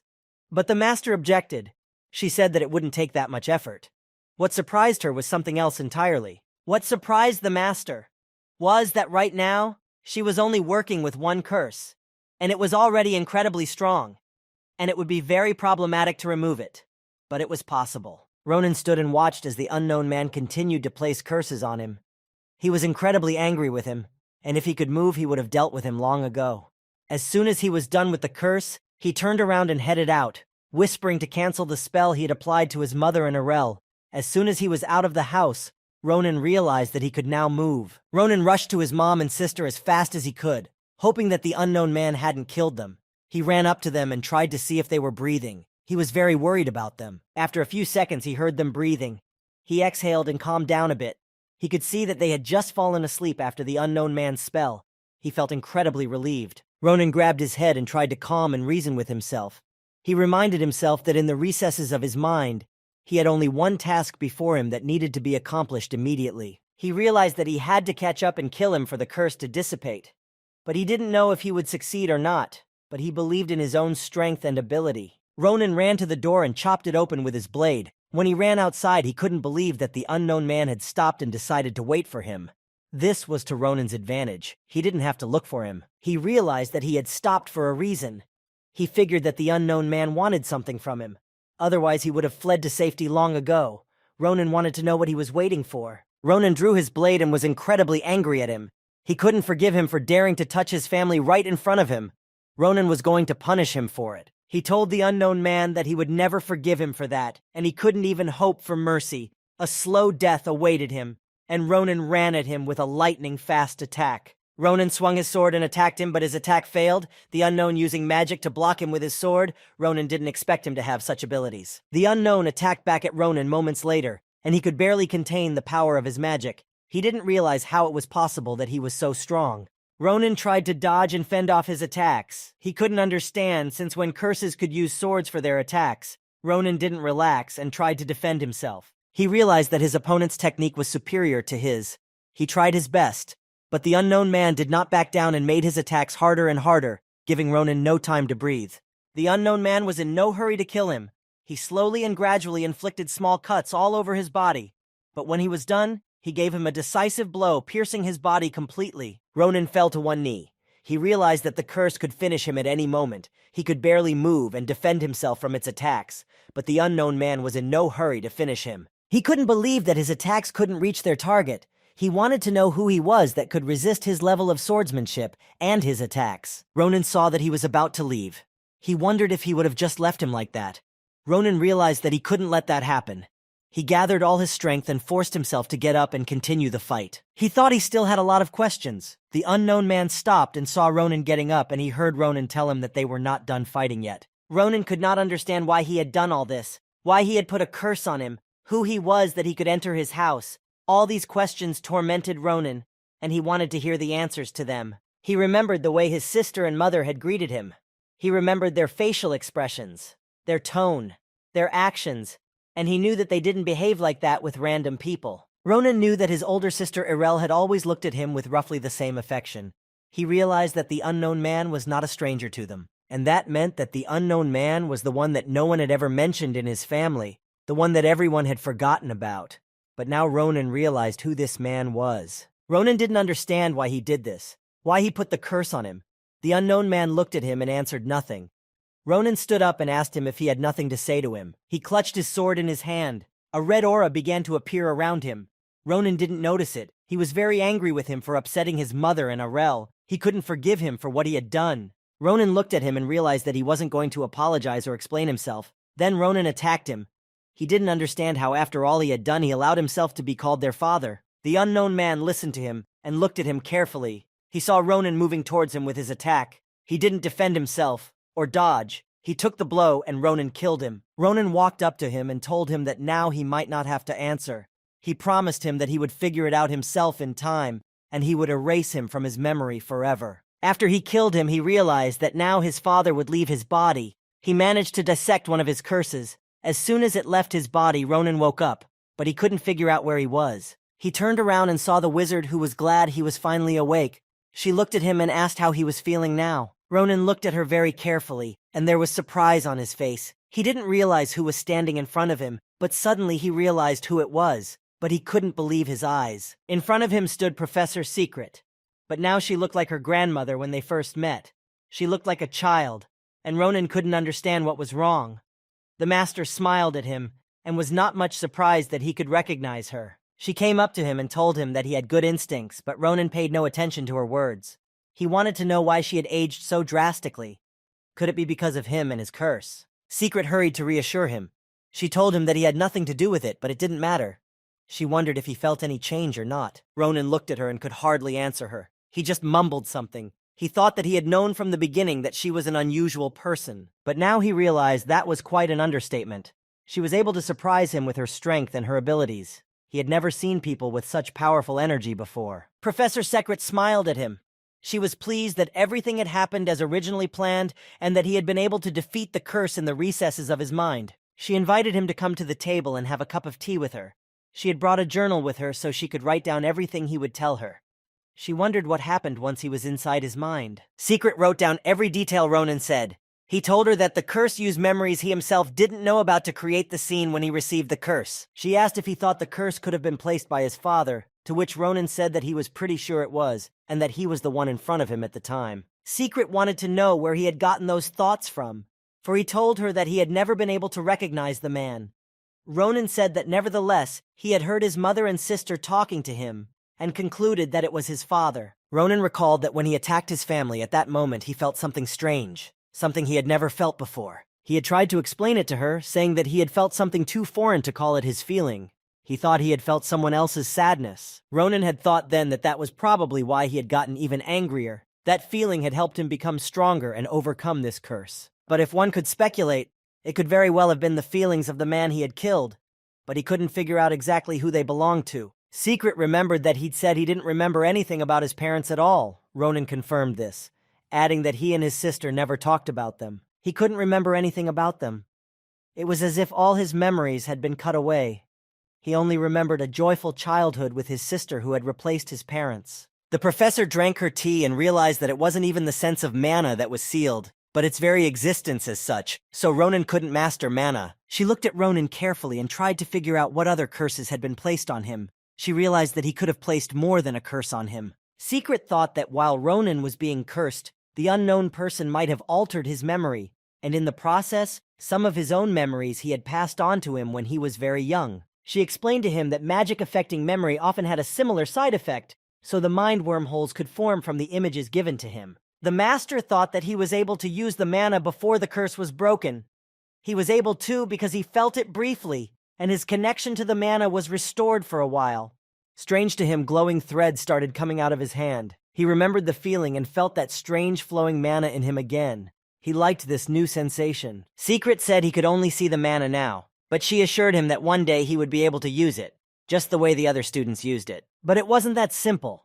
He could use the mana if he managed to break the second of the 9 curses. He had a very difficult task ahead of him. She warned him that it would take time to destroy the other curses. They were all very strong and of unknown origin, so he would have to wait. Professor Secret finished making her notes and told him that she would contact him when she had finished all the preparations, but in the meantime, that he could go back to the academy. She added that it was starting to get light there, and it was time for him to leave her office.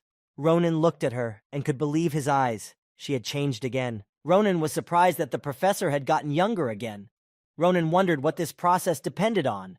Now there was a young girl sitting in front of him who was smiling sweetly at him. He noticed that her appearance changed depending on the time of day. She said that he wasn't the only one with a body with frizzles. Ronan thought that it was not easy for her either. Secret smiled and told him that the burden of truth could be extremely heavy, but she asked him not to despair. She was sure that in time they would be able to overcome the curses. She added that being constrained by the past could make his future meaningless. She asked him not to look back. He only needed to look to his future. Ronan listened to her advice and accepted it. He finished his tea and started to get up from the table, telling her that he would rely on her in the future and would look forward to their next meeting. At the same time, elsewhere, in a cave beneath the Great Cappadocia, a man stood and regarded the giant that had attacked Ronan and could have attacked the entire empire. He was unrealistically gigantic. The man looked at it and realized that it was much larger than what could be imagined based on the reports he had been handed. He was impressed by the size of the giant. He thought that it was not Nabarosa's instructor, but some student who had overpowered this giant, and he was also all alone. It didn't make sense to him. Suddenly, an assistant was behind him looking for him upstairs. The man asked him when he had arrived at the forge. He was sure the assistant had been here for a long time. The man turned to Dolan the assistant. He was curious as to how the rebuilding of the forge was going, to which Dolan replied that everything was going at a decent pace. In a week, everything would be ready. Dolan said that as he had ordered, he had looked through all the wares, but he couldn't learn anything new. He hadn't found anything suspicious. But he said that thanks to the academy, he was able to identify the student who was able to stop the giants and catch the criminals. Dolan asked if he wanted to meet him personally. It was the Duke who was the head of the ducal family of Grancia. His name was Joseph Sinivan de Grancia. The Duke replied that it wouldn't be a bad idea to talk to the boy personally. He stood with his back to the giant as he suddenly became active again, and now the Duke was in danger. Dolan noticed this and approached him with words of apology, but he asked him to step back a bit. He was ready to fight the giant and save his Duke's life and health. He told him that as a knight he should have been the one to deal with the giant, but the Duke stopped him and told him that he didn't need to do that. The Duke told him that they were in a hurry and turned to the giant. He drew his blade and gave him a deadly attack. He was able to deal with him in an instant. After his attack, he calmly hit his sword and the giant began to crumble. The Duke headed for the exit and told Dolan that it was time to meet the young hero of the academy. The next morning in the Nabardozer dormitory, Ronan got a knock on his room. He opened the door and didn't realize who had come to see him and so early. Ronan didn't know who Dolan was. He didn't know why he had come to him. Dolan noticed that Ronan was quite rude to him. He asked him if he realized who was standing in front of him. Ronan noted that he looked like an aristocrat. But what did he want from him? Ronan saw something else that others could not see. He noticed his mana, and he did not like it immediately, but he did not hurry to say anything to him. He waited for him to answer what he wanted from him. Ronan could perfectly see the mana that was coming from him. He was amazed at how dark it was that he thought it was strange. But Ronan noticed that it wasn't pure mana. There was something mixed in, but he couldn't figure out what it was. He doubted it was mana. He felt a very familiar sensation. Dolan's shoulder was touched by the Duke's hand, who told him to stop talking like that. He said it was their fault for coming to him uninvited. Dolan turned around and wanted to revive his Duke. Ronan heard that the Duke was in front of him. He froze in surprise. He could not believe that such an important man was standing in front of him in the dormitory. The Duke apologized for him, and for his knight. But if he wouldn't mind, could he give them some of his time? They needed to talk to him urgently. They walked to the room where the Duke handed him a gift. He had given him a scabbard for his sword La Mancha, and according to him, they had only finished making it yesterday especially for him. Ronan wanted to know why he had personally brought them to him. He could have sent one of his knights, to which the Duke replied that the masters of the Great Cappadocia had insisted on it. Master Doran especially requested it. He was the most assertive of them all. He decided to gladly fulfill their request. It was the least he could do for them. Plus, he wanted to show his personal gratitude for saving the forge. The scabbard was a great excuse to come and meet him. The Duke told him that the clan of Grancia and the Great Cappadocia had been friends for a very long time and thoroughly, his family buying the best weapons from them, thus helping the forge. He said that his own blade, the Dim Path, was also forged by Master Doran. He was a fanatic of weapons and made the best blades in the empire. So, gratitude to the hero and savior of the Great Cappadocia, it seemed appropriate for him to express on his own. He pulled his hand into the side pocket of his tunic. He still had something for him. For his noble deed, he had prepared a special reward for him. He pulled the token of the Grancia family from his pocket and held it out to Ronan. But it wasn't just any token, it bore the seal of the patriarch. Ronan was shocked. He couldn't believe that the Duke wanted to give him such a treasure. It could have allowed him to buy up anything he wanted. He replied to Ronan that it was the least he owed to him so as not to disgrace the honor of Grancia. The Duke of Grancia informed him that those students who had helped him then were now also accepting their tokens and gifts from the masters. They deserved to. He hoped they would have enjoyed their gifts. The masters had worked very hard when they made them for them. They were incredibly grateful to them for keeping them alive. Ronan thought that Maria and Ashel would be preying on those gifts now. The Duke placed the teacup on the table and said that he was glad they had enjoyed everything, and then he suggested they move on to the next question. He asked Ronan what he could tell him about those who had staged the attack on Cappadocia. He needed to know more information about them. The Duke added that he now had a special interest in their nefarious deeds. He could not forgive them for the attack on their forge. He also wished to prevent similar attacks from their side. When the Duke talked about the criminals, he emphasized a great deal of mana that Ronan had seen. It impressed him. He thought that this was what the head of the Grancia family was really like. Ronan said he wasn't sure how much they knew about them, but he was sure that these criminals were much more cunning than one could imagine. Dolan, standing behind the Duke's back, clenched his teeth nervously. Ronan went on to say that the villains were quite fast, and that it took him a very long time to catch them. They were stronger than they might have seemed at first glance. Ronan felt an unusual mana around him, and thought that Dolan had not reacted in any way so far but tensed up at the mention of the criminals. It gave Ronan some interesting thoughts. He compared the feeling to how it was similar to what he had felt while fighting with Edouan and Cyril. He had felt the exact same mana. Ronan looked closely at the Night Duke and couldn't believe that he was somehow related to him. He realized that there was something wrong. Ronan stopped talking abruptly before he could finish his speech. The Duke couldn't understand why he abruptly stopped talking. Ronan was surprised by the Duke's reaction. Didn't he notice exactly what his subordinate was emitting? Grancia thought he was getting sick. Ronan continued to remain silent, thinking that Duke Grancia was one of the strongest men in the entire continent and did not see what was coming from his knight. At some point, Ronan realized that in that case, it was only visible to him. He had seen what was coming from Dolan when he mentioned the criminals breaking into the forge. Ronan then decided to continue his story, but he did not let his knight out of his sight. Ronan turned to the Duke and asked if he had heard anything about the star descending. Dolan, when he heard the question, tensed even more.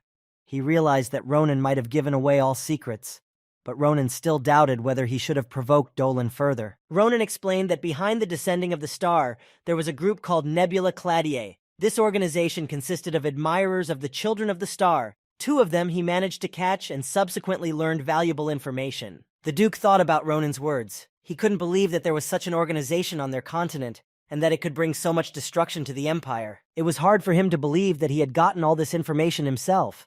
But Ronan said that before the instructor arrived, he had a little fun with them. He made them tell almost all their plots and secrets. Ronan kept provoking the knight. He said that the criminals were very pathetic. He remembered their looks that begged him for mercy.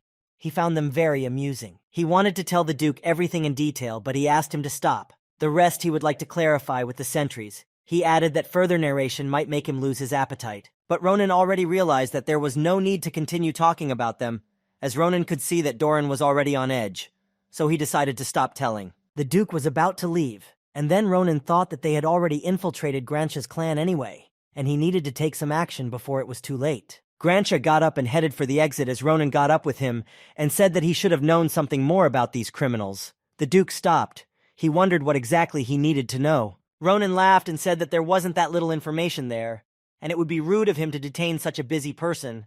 He offered him another option. He told him that he would detail all the events of that night in a letter and send it to him personally. He assured him that the letter would interest him. Ronan decided to finally take Doran out by saying that in the letter he would describe their leader Ahayut.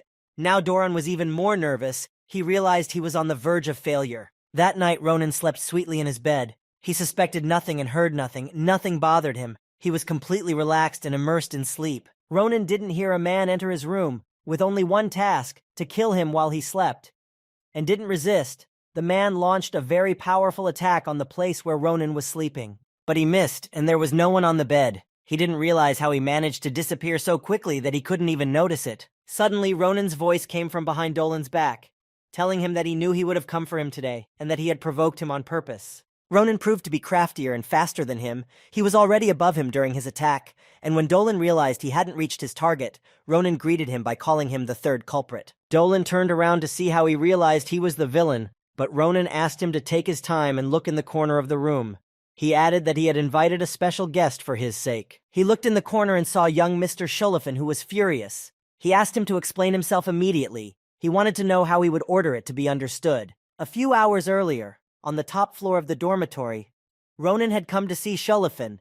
He opened the door for him and couldn't understand why he had suddenly come to him. Ronan told him in detail everything that happened when his father came to him with gifts, and about their night. Shulafin was puzzled that Ronan said that Dolan wanted to attack him tonight. Young Shulafin did not believe him. He thought he had told him some nonsense. He demanded that Ronan provide him with some proof of his words. He told Ronan that loyalty and skill made Dolan one of the best knights in Grancia. He was deemed worthy of his father's guard position, only 4 years after becoming a knight. Shulafin asked why Dolan had suddenly decided to attack him. Everything Ronan had told him made him doubtful. Ronan, when he found out that Dolan had been with them for 4 years, he thought that Grancia had gone to a lot of trouble if they couldn't figure out a spy. Ronan was tired of proving something to Shulafin. He turned around and was about to leave. He told him to just come and see. He had nothing to lose by doing so. But if he came, he would be able to convince himself that he was right, and then he could get rid of the enemy that had infiltrated their family. Now Shulafin had seen everything with his own eyes. Shulafin drew his sword and turned to Doran once more. He ordered him to explain everything. He wanted what organization he worked for, and how long he had been spying in their family. Ronan told him with a smirk. What kind of traitor would even answer him if he was just asked to? Ronan didn't understand how he was going to continue to live in this world. Dolan didn't bother explaining anything to Shulafin. He raised his foot and brought it down sharply. By doing so, he used his mana to attack them while they were surprised by it. As soon as the mana touched Ronan, he felt his whole body start to get heavy and he found it hard to move. He realized he was trapped by Dolan. His mana was strong. Dolan decided to take advantage of the moment and started attacking Ronan. He managed to fend off the first attack, but he used his mana to immobilize him, and immediately launched a second attack that threw Ronan to the back of the room. Shulafin stood there unable to help Ronan. His body wasn't listening and he couldn't get rid of his mana. He didn't understand why Dolan was doing all this. He was very upset that Dolan had betrayed them. Dolan went to attack Shulafin and said that it was fortunate that he had never mastered controlling the area of effect of his mana. He knew that because of his character, to use such a powerful skill, at the risk of hurting others, he obviously wouldn't. Even so, he was sorry that he would have to kill him, because he knew a lot, and leaving him alive was not an option.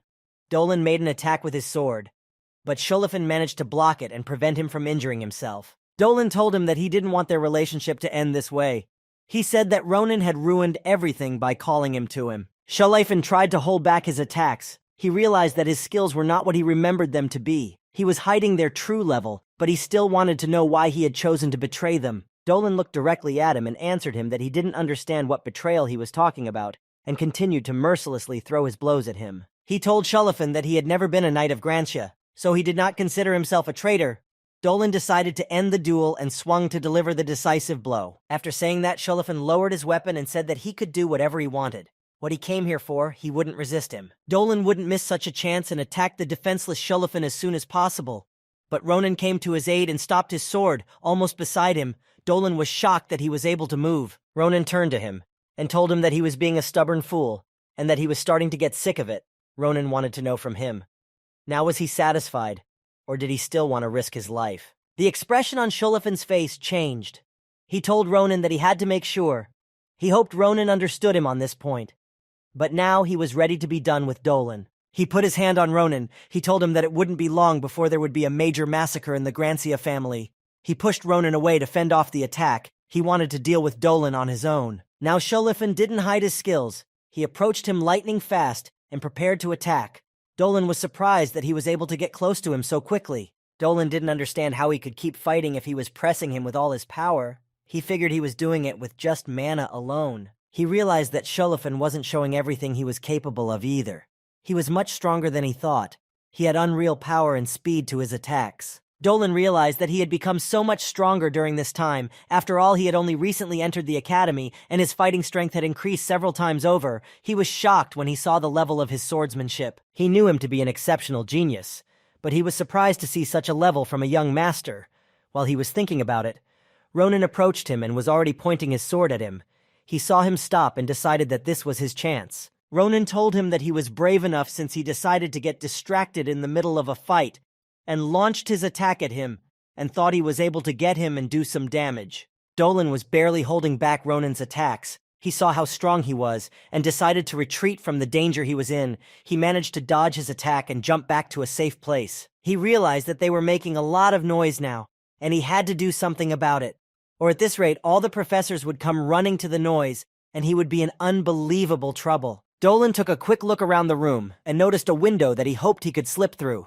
He couldn't continue the fight in this room and decided he needed to retreat. He managed to get outside and started running as fast as he could. He ran and thought that this was a complete failure. He never thought that killing one student could turn out like this. Dolan realized that he shouldn't have assumed that he would be able to handle both of them.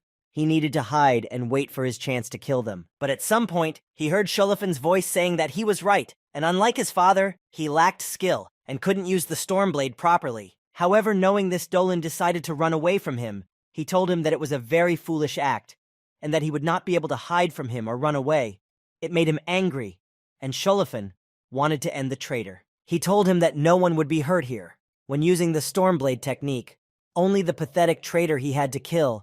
Sholifan had used his secret heirloom sword technique of the Grancia family. Dolan realized that he would not have been able to defend himself or escape from this technique. It was incredibly strong, but he tried to put up a block, but the technique overtook him, and his last words were about his dear star. Sholifan walked over to him, putting his blade away in its scabbard, and told him that from today, for the whole family, his name would be forgotten. Though he didn't think it was important. He didn't stand by him for long. He knew he wouldn't be able to do anything anymore. Sholifan didn't feel sorry for him, for he had never been a Grancia. Not far from where they were fighting, Sholifan waited for Ronan. He noted that he was able to deal with him quickly, even though he didn't deserve it. Sholifan looked at him and didn't understand why he was here. Ronan smiled at him and acted very friendly. He noted that Grancia didn't look happy, even though he had managed to get rid of the appendage and spy in their family. It was obvious that he was upset. He looked at Dolan, who was lying there not moving, and said that he doubted he could have lived to be transported to Rodolin, to which Sholifan replied that not to worry, he had just trimmed his tendons a little. Sholifan turned to Ronan and said that he should have been here anyway, and he needed to hurry home so he could report everything to his father. He added that they had to hunt down all the traitors as soon as possible before they all started hiding, and then the whole family would be at risk. He couldn't let that happen. Sholifan, running away, said that the rest was on him. He had to wait for reinforcements and tell them everything. Ronan couldn't believe he had left everything on him alone. Ronan shouted after him that he had trashed the place with his attack, and he was making him deal with the aftermath. Ronan was not happy with that. He spent a long time shouting nasty things at the back of the fleeing Sholifan. While he was standing there yelling, his instructor Nabarosa came to help him. She asked him what happened here, and what that body was. She was the first to show up when she heard the commotion. She was trying to find out what had happened here, who had attacked him, and from the looks of it, a storm had just raged in this place. Ronan turned around and was not surprised to see Nabarosa. Following Nabarosa was the head of the academy. Ronan noticed that the instructor was dressed very homely. She was wearing pajamas with a huge snake on her chest. Ronan didn't know where he should start, so he decided the first thing to say was that her pajamas were just fire. Nabarosa got a little angry and asked him to answer the question of what happened there. The head also asked Ronan not to explain, and added that Nabarosa's instructor's pajama preferences weren't important right now. It was more important to know who attacked him and why. He said they were glad he wasn't hurt, but they were still waiting for any explanations from him. Ronan turned to look at the body and was about to tell them everything. But he asked the head before he would start telling them explanations. He wanted to say something. The head was surprised at such a request, and he wondered what exactly Ronan wanted to say. Ronan, with all his might, started shouting all sorts of nasty things at Ahayut. This was his method of testing. He wanted to make sure there were no traitors around. If there were any, they would definitely react to these words, and Ronan would see their mana. After Ronan made sure that there were no traitors among them, the head invited him to his office to discuss everything in more detail. He sadly realized that there were pests in the Grancia family. Now he knew that the problem was more serious than he thought. The head told him that he had been a great help to them, and this time, thanks to Ronan, they could have prevented something bigger. Ronan felt a little uncomfortable with the head's compliments. Ronan kept from the head that he had the ability to see special mana. He decided to keep it a secret. It could help him identify new traitors. He couldn't quite figure out how he was able to see the special mana. He wanted to figure it out, but he realized that traitors could soon infiltrate the Empire. Ronan realized that if the information leaked out, then not only him, but all his loved ones would be in danger. He couldn't let that happen, so he didn't tell the head anything. The head told him that the case of Dolan would soon be investigated on a much larger scale, and they would involve the Grancia clan, He asked him not to worry. He smiled at Ronan and told him that as it was, their empire was in unpayable debt to him, even after the incident when the giants had attacked the craftsman's settlement. The head told him that he would like to reward him appropriately. He wanted to know from Ronan what his greatest wish was. Ronan was very happy to know this. Ronan didn't think long and said that he would like to organize something at the academy. With his permission, the head became curious as to what he wanted to unveil that he needed his approval. The next day, in the central square of the academy, Ronan gathered the students to make an important announcement. He asked them to listen to him carefully. He had an interesting proposal for them. Ronan began to tell them what they were all gathered for, he asked them. The clubs being that they were forced to sit in four walls. Weren't they fed up with that? He wondered if they would like to change that. He put his announcement on the board and added that he had found a solution to this problem for them, and it was called a Special Adventure Club.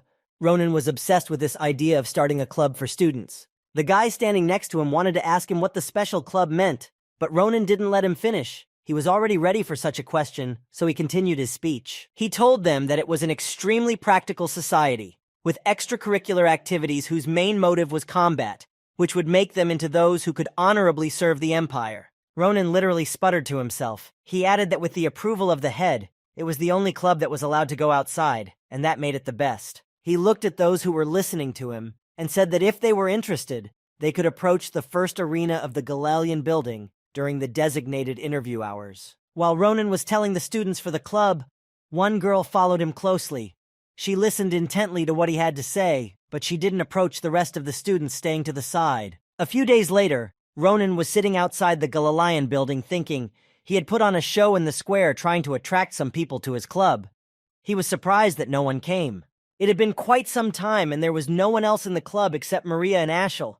It was frustrating Ronan. He thought there would be a lot of people, but he was wrong. Maria looked at him, and with a smile on her face, she asked him if he had any idea why no one had come. She told him it was the consequences of the interviews he had done. She remembered that he used to hound everyone who came for an interview, saying that it was a test of their skills, and the other students were afraid to go to his club. And for those who did make it, he told them all sorts of scary stories, such as whether they were willing to give their lives for the club.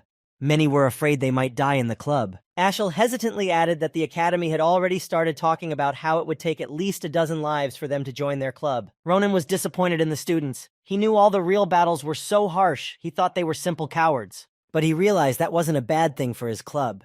He felt he only wanted promising students, not cowards. And at that moment, Braum joined them. Ronan was glad to see him. He said that he had no need to test his skills, and that he himself had insisted on their duel, after which he went to the infirmary. He added that he had passed the interview anyway, and now he was in their club. Braum looked at him and thanked him for welcoming him to the club. Ronan wanted him to know right away what was ahead of him. He said their club was going to be very exhausting. He once again wanted to know if he was sure he could handle it. Braum laughed and said that he had high hopes for it, and that for the strength he could get from the battles, he was willing to do anything. Ronan looked at them and said that they could split up now. They should have rested before the club officially started. They would need the strength. Ashel wondered what Ronan was going to do while they rested. He answered Ashel that he was going to still stay and wait for the recruitment time to expire. He thought he might get lucky, and a talented student would come to their club. It had been a long time. The moon had already risen outside, but still no one had come to Ronan's club. He didn't know what to do. He was left waiting with Adishan, who wanted to help him. Ronan turned to her and thanked her for taking the time to help him, even though she had her own responsibilities. Adishan smiled and said she was always happy to help. They decided to pack up. It was clear that no one else would be coming. Adishan said that she was sorry that because of the responsibilities she had, she didn't get a chance to join them at the club. Ronan, hearing her words, thought that he couldn't bring himself to tell her that even if he tried, he wouldn't have been able to get her into that club. He realized that she had to decide if she wanted to give up her dream of becoming the commander-in-chief or not. This was a decision only she could make. For Ronan, this was a very serious matter that troubled him constantly. He remembered very well Adishan's last request in the future. He decided to think about this matter as soon as possible. But all of a sudden, the girl who had been watching him in the square appeared in the hall where he was waiting for the students. She entered and saw that they were still in place. It was a relief for her. Ronan couldn't see her face and didn't know who was in front of him, but he asked her excitedly if she had come for an interview. He wondered if she wanted to join their club. The girl didn't understand what club he was talking about, but later she quietly asked if she would join the club. But Ronan interrupted her. He couldn't understand what she was saying. He couldn't hear what she was saying. She repeated her question so that Ronan could hear her. She took off her hood and looked directly at him. Now Ronan could see the face of his interlocutor. The girl was wondering if she was allowed to touch after joining the club, but what exactly she didn't specify. Ronan became uncomfortable. He thought dirty things. He didn't understand what embarrassing things she was saying to him. But she replied sharply that it wasn't him to touch, but the one who was sitting on his shoulder. She wanted to touch Cheetah, who was as surprised as Ronan was. Ronan calmed down and stroked Cheetah. He was surprised that she didn't explain everything to him right away. He told him that there was a small misunderstanding between them. He told her that Cheetah had always been with him, and that once she joined the club, she would definitely have a chance to touch him and befriend him. The girl couldn't believe it was true. Ronan looked at her and thought she was a strange person. He couldn't believe that he hadn't noticed her presence until the last moment. It confused him a little. He realized that the student in front of him was clearly no ordinary student. He could literally feel that she was quite good, and he liked that. She asked what was required of her for the interview. Ronan asked her to start by demonstrating her skills on the magic mannequin, and then it would be up to him what to do with her from there. Ronan asked her to introduce herself and the course she was on. She said she was a third-year student in the magic department. She said her name was Ophelia Donate, and she was ready to start demonstrating her abilities and the power of her magic. It was obvious that she was strong in controlling magic. Ronan and Adishan were surprised that Ophelia possessed darkness magic. She directed her attack at the dummy. She was sure she would be able to get into their club. She needed to meet Cheetah. Adishan said it was just incredible. She was shocked at how Ophelia perfectly handled the almost uncontrollable dark mana. But Ronan thought there was something else, something far more amazing. He had seen more than Adishan, and he was equally surprised when he noticed her special ability. He thought that even though she was pale, he managed to notice the blood-red energy exuding from her mana center. It was definite. Ophelia used her Shadow Claw ability on the dummy. The attack was very powerful. Ronan and Adishan had not expected such power from her. It was clear that the dummy could hardly withstand such an attack. Ronan, when he saw that she was able to break the armor on the dummy, said that there was no need for a fight. She had passed, and now she was in their club. He wanted to ask her a question as he suddenly heard her voice in his head. He was shocked to find out that she possessed telepathy, but she wasn't surprised that he was able to notice her energy. She asked him to keep it all between them. She said she didn't need the extra headache. She wanted to keep what he found out about her energy a secret. Ophelia put on her hood and walked over to them. She was still using telepathy to communicate with Ronan. She asked him to step aside with her. She wanted to ask him something. They went outside where Ronan told her all about his friend Cheetah. He told her how he got him. She took him in her arms and stroked his belly. She now realized that he was a dream bird. A bird born of their surrounding mana. Ophelia found Cheetah to be a curious animal, to which Ronan replied that she herself was no less curious about him. Ronan told her that he had heard that they had all left the Empire long ago and hadn't been here for years, but as it turned out, he was wrong. He realized that she was an unusual girl. Ophelia was a vampire.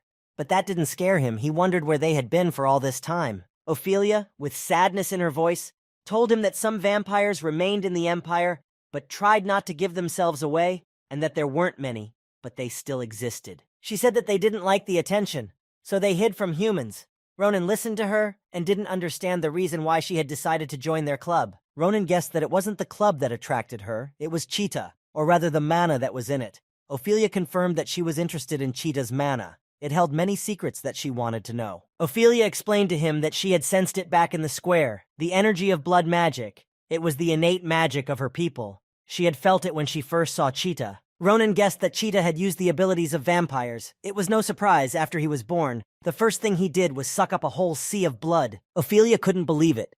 She was shocked that he had used their magic right after birth. Ronan didn't understand what was wrong with that. She looked at him carefully and asked Ronan how old Cheetah was. But Ronan was confused by the question. He didn't know how old he was. He started to remember how old he was. He thought that Cheetah was only about 2 months old, but that wasn't accurate. Ophelia couldn't believe that Cheetah was still very young. Ophelia had already seen how thick his blood mana was. After all, he wasn't even a year old yet. She was impressed. She wouldn't let Cheetah out of her arms. She thought about something but didn't say anything to Ronan.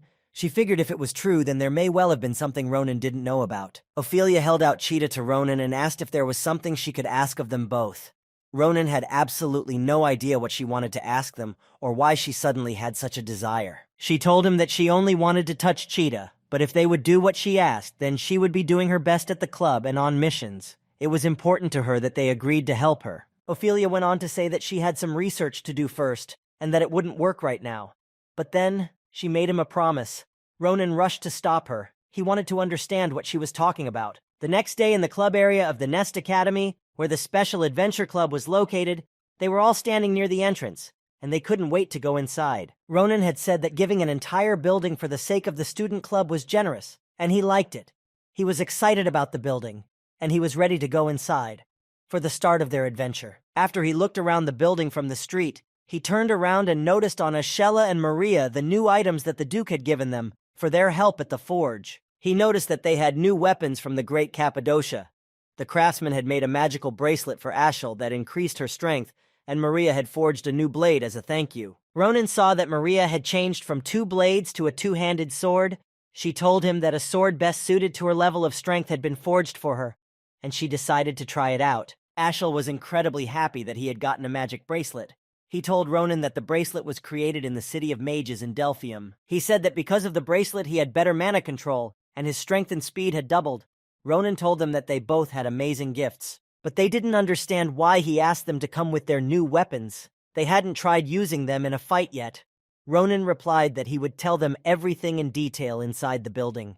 Ronan headed towards the entrance and cryptically told them that this was a very important conversation. He assumed they were probably wondering why he had started a club like this. They sat down at a table and he said that the club had only one purpose. It was to improve their own skills in real-world conditions as quickly as possible. Otherwise, they wouldn't have gotten stronger. Ronan realized that he should have prepared them all for that imminent day. He knew what the future held, and he didn't want them to die. He wanted them to be ready to face Ahayut and his army. He pulled out a map and pointed out the place where they would go first. It was one of the mountain ranges, and it was still unexplored by the Empire. They would go to pump up their skills and discover new lands for the Empire, and they would start with Mount Vadian. When the rest of the club members heard this, they were horrified because no one had ever gone to the mountain range voluntarily. Ronan explained to them why he had chosen this place. He said that as they realized it was not the most usual and easy place to go, it was the perfect place to gain some real experience. He added that he had a personal motive as well, but that wasn't important right now. He couldn't tell them the whole truth. Even though he considered them close people, he was sure it would be best for them. Ronan stood up and said that first they would have to deal with the problem that had to do with Maria and Ashel. They looked at each other and couldn't understand what problem Ronan was talking about. He said they would put that problem aside for now and come back to it in time. He told them to also get up and follow him outside. He wanted them to fight him. The 3 of them walked down the hallway. Ashel asked Ronan to wait a bit and explain to them what he was even telling them.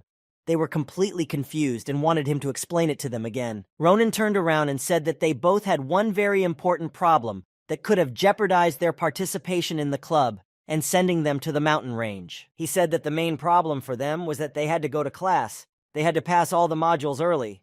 Ashel and Maria were shocked at this news.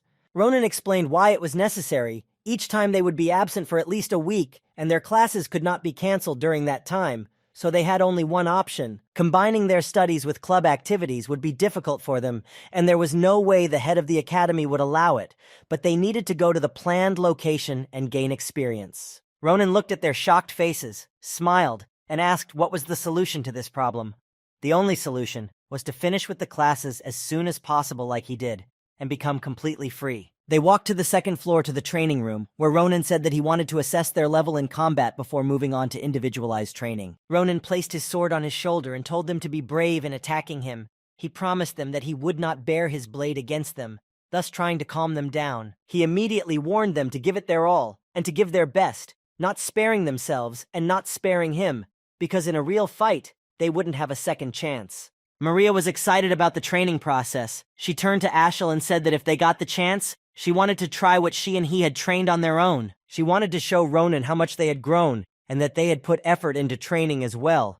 Ashel didn't mind showing off their skills. They drew their weapons and prepared to start attacking Ronan.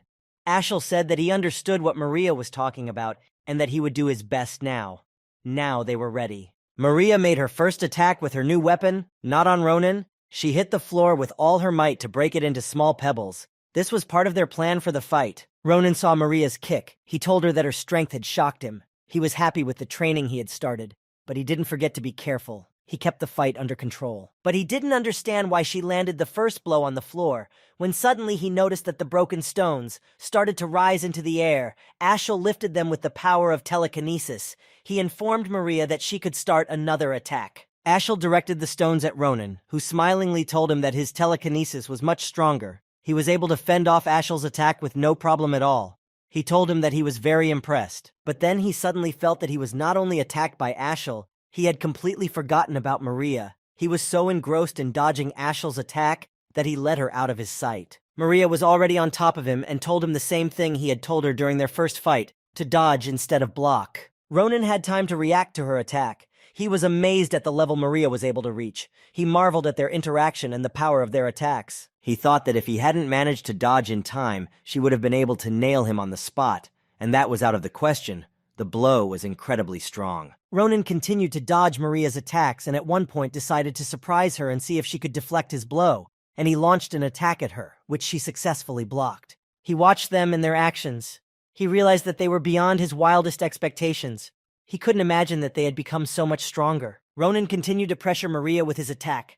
Ashel saw this and used telekinesis against him to get him away from Maria. He began to protect her from him. Ashel was doing his best. Now he was attacking Ronan with blocks that could have crushed him. But Ronan used his blade to break them up while they were still in the air. Ronan told them that they were unrecognizable now. He realized that they had been training hard in his absence and it had paid off. He noted that they had both become very strong, but it was Ashel who had changed the most. He was a completely different person. He was able to shock him with his skills. Ronan found out everything he wanted to know and what it was all set up for. They suggested he end it there, and Ronan agreed. He decided they had had enough of the test. He figured that if he could imagine, it wouldn't take much time.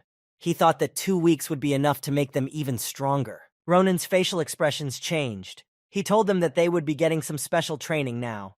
Ashel and Maria couldn't believe their own ears. They had just finished the fight after all. But Ronan didn't care. He swung his sword and chased after the fleeing Ashel and Maria, who were already on edge and wanted to take a break from the duel. From that day on, the special training began, for the sake of which Ashel and Maria sacrificed even their sleep not to miss it, and to stop it as soon as possible. 2 weeks later, Ronan suddenly brought the head all the confirmations of the early completion of Ashel and Maria.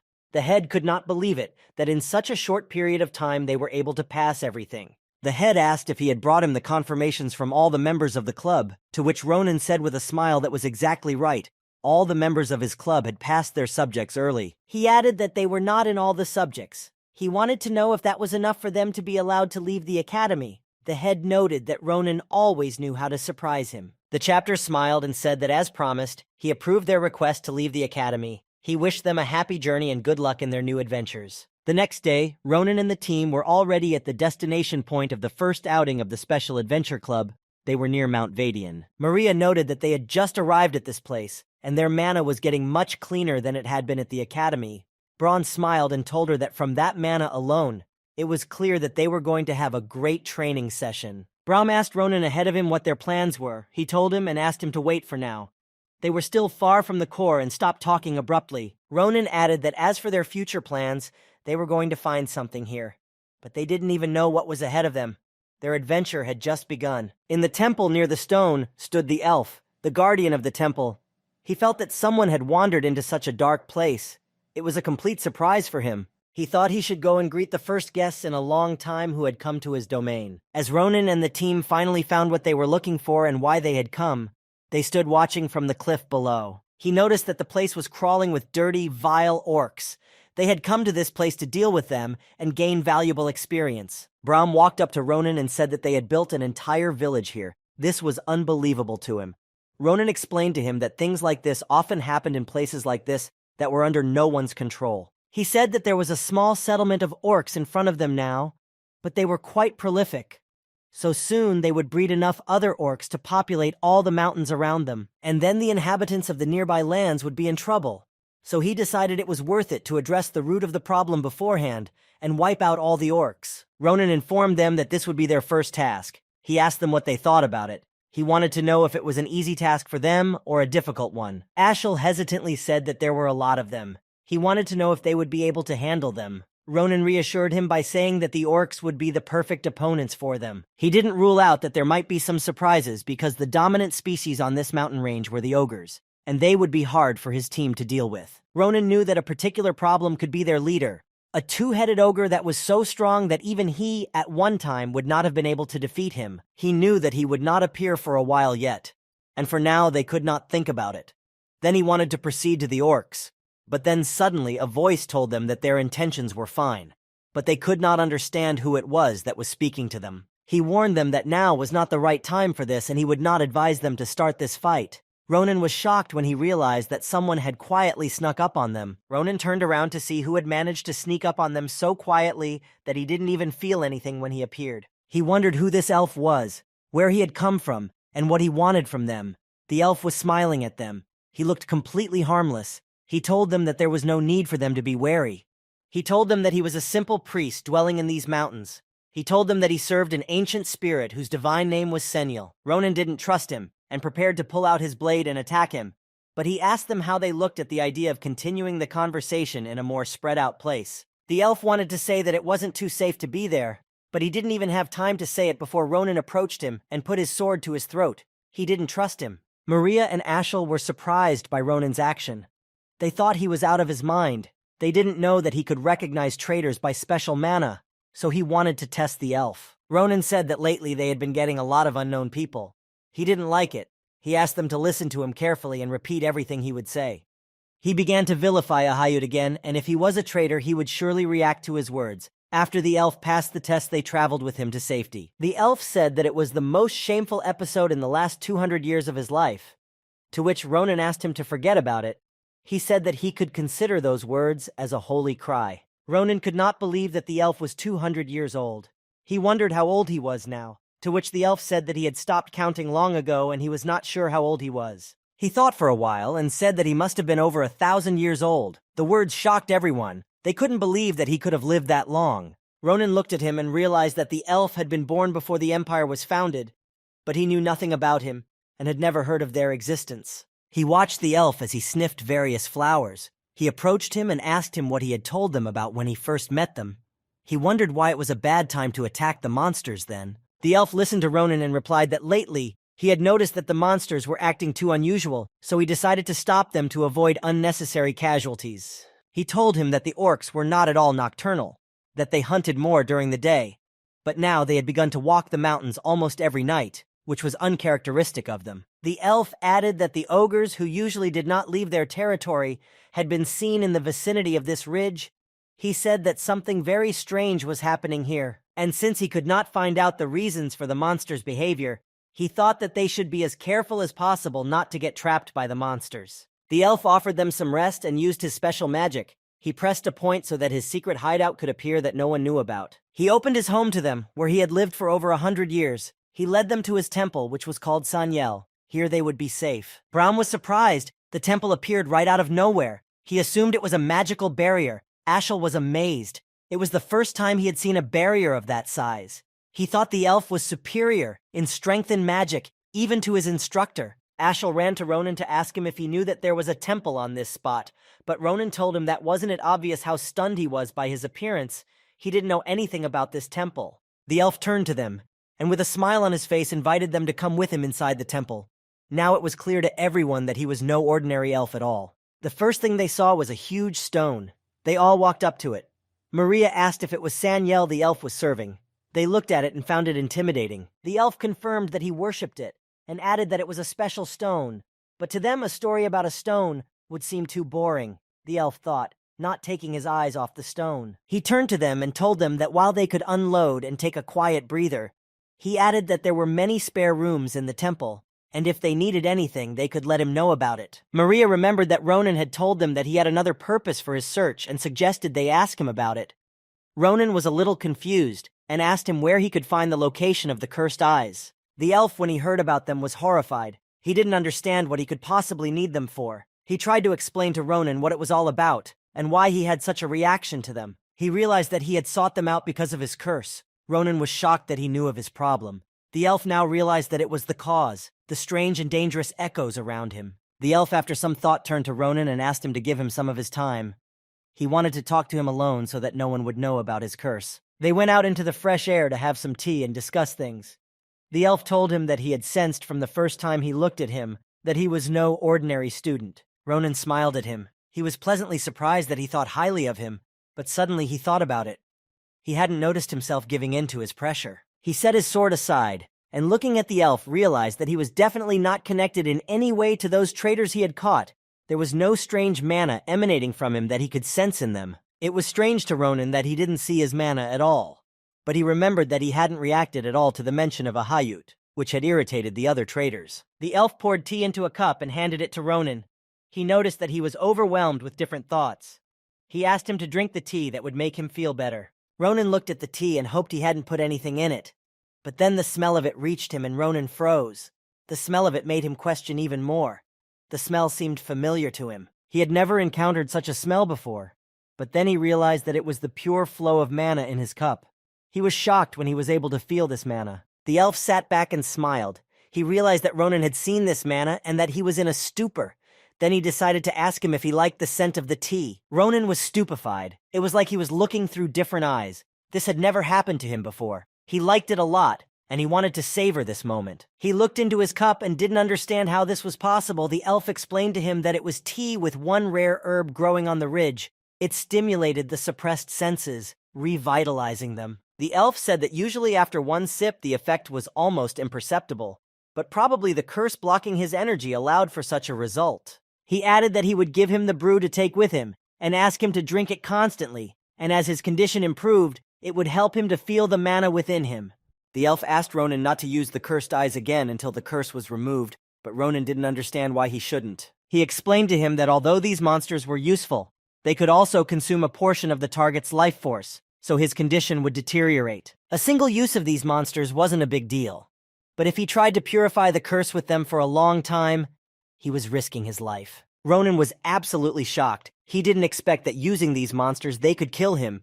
The elf noticed that when Ronan found out about this, his resolve had diminished. He told the elf that he was unaware of this. He just wanted to deal with this curse as quickly as possible. The elf replied to him that he understood his feelings perfectly. The elf said that the more serious the problem, the more careful one had to be. If something went wrong, something irreparable could happen. Ronan looked at his tea and remembered that Professor Secret had said the same thing, and that even she had found it difficult to deal with the curse, and that to get rid of his curse she had to prepare herself properly, even knowing that there was someone who wanted to help him. Ronan remembered that after his encounter with that entity, in the recesses of his mind, he'd been raring to get rid of the curse completely, and hadn't thought about the consequences. He thought that if he made a mistake, his life could have ended before he met the giant Ahayuth, and before all those events, and he couldn't let that happen. Ronan looked at the elf and couldn't figure out who he was. He didn't think they had met in a past life, but he couldn't say they were strangers. He took a cup to drink another sip of tea to calm his thoughts. He came to the conclusion that he was really in too much of a hurry, and it was all because of the fanatics hanging around lately. The elf couldn't understand what fanatics Ronan was talking about.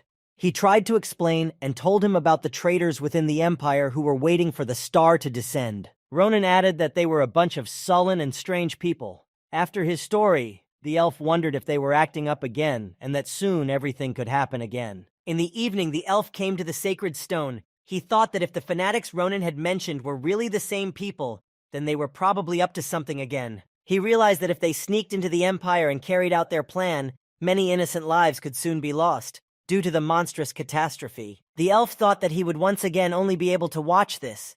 He could not intervene and prevent this catastrophe. He could only watch, and it weighed heavily on him. Thoughts were running through his mind one after another. What if he could still intervene and fix the disaster? What would be the consequences? He didn't know what to do. Suddenly Ronan approached him. He noticed that Sarante was still awake and standing near the sacred stone thinking about something. He decided to approach him and talk to him. Sarante wondered why he wasn't in bed. If it wasn't that uncomfortable, Ronan replied that he had just gotten up for a drink of water and noticed him near the stone. Ronan looked at the stone and wondered if such a stone was an image of a god. He found it quite fascinating. He asked the elf if there was some hidden meaning. Sarante told him that every 1,000 years their order moved 1,000 yao of cobblestones to the remotest area of the empire to the shrine of Dakonya. That was the meaning. He said that rains and storms always raged there, and most of the boulders would not survive for 2 centuries, simply disappearing under the onslaught of the elements. And yet the stones that could withstand 1,000 years, surpassing time itself and proving their will, became for them something more than an ordinary stone. They believed that having passed all the tests and withstood the elements, the souls of the stones became the images of Sanyel, whom they worshipped. Sarante told him that he still remembered vividly the day he and his brothers had brought that divine image to the temple. Ronan said it had a very deep meaning. Ronan asked that judging by what he said, there should have been many priests. So why was there no one in the temple? To which the elf replied that everyone had different reasons for leaving, and that it was not an easy job. Sarante explained to him that devoting their entire lives to a god who would never answer them was not something everyone could handle. Soon many brothers would simply give up and leave. The elf said that he himself had hesitated a few times with his choice. He sometimes wanted to give up his faith and live freely like his brothers. But each of those times he had a premonition that made him stay where he was. That the will of Saniel contained in this image would one day be a stepping stone to saving the world. It was a premonition that overtook him, a destiny that he could not pass on to anyone else. When Ronan heard those words, he remembered the commander-in-chief as if she had spoken them. Sarante put his hand on Ronan's arm and said that it seemed to him that this moment was near and that he could find someone to take over, but it was still early. The next day, forgetting about Sarante's words for now, the boys started training. They did what they came to do. They improved their level and strength. They also gained experience little by little. After the training, Ronan and Sarante brewed them a special tea to purify their mana. But the special tea had a noticeable effect on them. They felt mana differently as well as Ronan. When they drank their tea, they would sit on the ground and enjoy the influx of mana. Combined with the energy of the mana artery, they would be aided in increasing their sensitivity. While they trained and drank their tea, Ronan was traveling the mountains with Sarante at this time, helping him gather the various herbs he needed. Such kindness to them, from their very first meeting and sensing the truth of his feelings, literally in every gesture, the longer they were with him, the more strange this elf seemed. 2 quiet days passed without any special events. Everyone was happy, and nothing disturbed them. They were training and trying to reach harmony with their mana and body. They were 2 of the best and calmest days. But as always, tragedy comes when no one was expecting it, leaving behind a pain that would never subside, of losses that could never be regained. Ronan and crew waited for the first day of the raid on the orc village. They were escorted out by Sarante, who was very worried about them. He still doubted that they could have handled the task. He was worried that they still couldn't figure out the reason for the monster's strange behavior. He wished they would wait a little longer and stay with him at the temple. Ronan looked at him and said with a smile, he had said that the monsters were only acting unusual, but they weren't getting stronger, he tried to reassure him. He pointed to his teams and told him that they had gotten stronger and would be able to smear them if they were in danger, and asked him not to worry, they would do fine. Ronan said that unfortunately their journey was also coming to an end. It was time for them to return to the academy. Sarante replied that if that was the case, there was nothing they could do about it. Sarante asked them to endow them with magic that would allow them to get past the barrier on their return journey, and with it they would be free to visit his temple. He asked in case of danger, to drop everything and return to the temple immediately.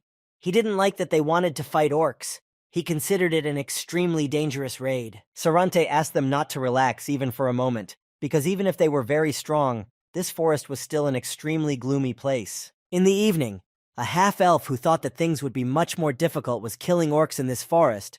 She didn't even think that finding him would be so difficult for her. She thought that killing those stupid monsters was not enough to lure him out of the secret place, but she was desperate and prepared a new plan to lure him to her. Then she decided not to kill any more monsters. She made a promise that she would personally meet the one she was looking for, the guardian of the temple of Sarante. Meanwhile, in the orc village, the loot was being shared. The orcs were sharing human clothing and jewelry that they felt did not fit them. Ronan looked around the village and realized that while they were gone, there had been an attack on a neighboring village. He turned to the team and asked if they were ready to avenge the innocent people. The orcs stood there unsuspecting and tried on the jewelry they took from the people they killed. They took and killed from everyone without exception. They didn't spare even small children. They discussed that a little girl didn't want to give him the jewelry until she died, and then he killed her. Before he could finish his sentence, Ashel had brought Braum and Maria down to them, who were the first ones ready to take revenge on them. The orcs couldn't believe that humans had come to them willingly, but they didn't expect that after a moment, they began to attack them. They were very strong and killed anyone who got in their way. While Maria and Braum were working downstairs, they were covered by Ashel, who was using stones to attack the stupid orcs. They didn't even have time to react before the stones hit them in the head. Ronan stood behind Ashel and told him that his marksmanship amazed him. He asked him if he was used to killing monsters, to which Ashel hesitantly replied that he was. He approached Ashel and told him in his ear that it was time to sweep the orcs off the land, that he should not spare them, for they had killed all the villagers, and they had not spared them. Ashel did his best to sweep them away. He set off a massive explosion that made the orcs run for their lives, but it was impossible for them to escape. When Ashel saw the aftermath of his attack and the dead orcs, he told Ronan that he was sure that divine retribution would one day come upon him. Ronan hugged him and told him not to worry about it, and that if there was punishment for such a thing, it would come upon all the team. He turned around and turned to Brahm and Maria to confirm his words. Brahm said that he would have been with Ashel anyway. They all tried to calm the boy down. But soon he smiled and said that everyone realized that it was Ashel who would get the biggest punishment. And after these words he started crying hard. He couldn't hold back his emotions anymore. Ronan thought that everyone was able to show their abilities in a real battle. He thought that this trip to the mountains was definitely worth it. He was satisfied with his team. He was already thinking that he could give them a harder task next time, when suddenly Cheetah put his paw on his face, and Ronan could see him winging them towards the forest as if someone else was there. They didn't realize what else could be lurking in the forest and who Cheetah saw there. They headed off to look around the forest. Very nearby they found another elf who was unconscious and tied to a tree. Ronan ran up to the elf. He said she needed help now. She was injured. The orcs had left her to die a slow, agonizing death. He began to untie her, hoping she was still alive. Ronan asked Cheetah to use healing magic so he could bring her to her senses and find out some information. The elf girl slowly began to regain consciousness. She didn't yet realize that they were trying to save her and didn't know who they were. Ronan asked her if she could talk to him. She woke up and immediately felt sick. She saw mana around them and she was vomiting blood. Ronan realized that Cheetah's treatment wasn't working. He had to come up with something else. The girl slowly started talking to them. She asked them about the mana that was around them. She assumed they were from the shrine, but Ronan pretended he didn't know what she was talking about. Ronan wanted to know how she knew they were from the shrine, but suddenly the girl took him by the shoulder and asked him to take her to his shrine, rather. She started yelling that they were coming, and that if they delayed too much, Sarante's life was in danger, and she passed out again. Ronan had absolutely no idea who she was telling them about. Ronan took her on his shoulders and quickly ran to Sarante, who was standing by the stone as usual. He saw Ronan and asked why he had come back. He asked him what was wrong, but Ronan didn't say anything. He only asked him to quickly examine the elf girl. He explained to him that they had rescued her from the orc village, and she said she was supposed to meet him. Sarante was very surprised when he heard that Ronan had met the elven girl. Sarante saw a familiar face on Ronan's back. It was the elfess Bridja. He began to heal her so she would come to her senses and tell them what had happened to her. Meanwhile, Maria and Brahm were looking around the forest to possibly find more captives, but they found no one. It looked like the elven girl was the only captive the orcs had. Maria thought that in that case they could head back to the sanctuary. She turned around and saw that Ashel was examining the body of a dead orc, but she didn't understand why he was doing that. She headed over to him to see what he was stuck there for. She wondered what he had noticed there. Ashel answered her that there was something wrong with those orcs. Ashel pointed out one curious thing to them and asked them if they had seen something like this on them before. They looked and couldn't even guess what it was on them. Maria asked if Ashel knew what it was. He replied that he had never seen something like that before. It looked like they were originally hidden by a double layer of magic. Ashel didn't understand why the magic circles were needed on the orcs. Someone was using them for their own purposes, but what they were for was not clear. Ronan and Sarante stood by the bed where Bridja lay. The elf said he was done with the first aid, and that Ronan could rest for now, but he was worried if she was all right. He said that even healing magic didn't work on her and suggested that she might have been poisoned. Sarante reassured him, saying that the antidote was the first thing she took. Sarante said that he was indebted to him, and that without his intervention, his dear sister could have died. Ronan was shocked that she was his sister. He told him that she was one of the few remaining followers of Sanyal, and that her faith was unwavering, his favorite sister. Sarante looked at Ronan and asked how he would pay him back. For saving someone so dear to him, Ronan was a little embarrassed and told him not to even think about it. He didn't think he had done much to save her. Ronan wanted to know who she was telling him about shaking his whole body in an attempt to warn him about them. Ronan wanted the elf to tell him more about them. He wanted to know if his life was in danger, who was after him, and why they wanted to kill him. But Sarante was silent and answered him nothing. They went to the divine stone again so they could have a chance to talk alone. Sarante told him that in truth, he himself had little to no knowledge of them. The elf said that there was a religious order that worshipped an unknown creature that they proclaimed as their god.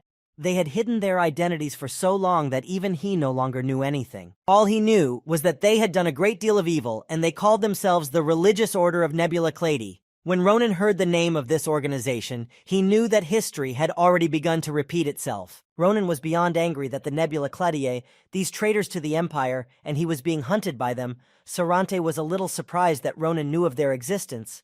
He informed him that already their messengers had visited him several times. The elf said that he thought they had given up since he had tried to be quieter than water for the last few hundred years, but it was like it had started again. but Ronan didn't understand how he could be so calm about it. He suggested he run away, but Sarante replied that he had no intention of running away.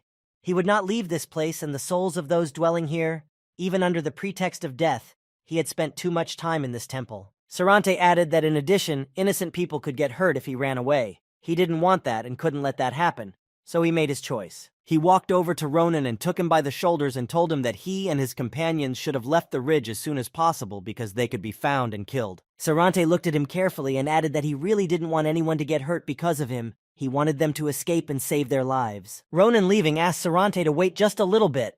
He would bring the strongest girl he knew.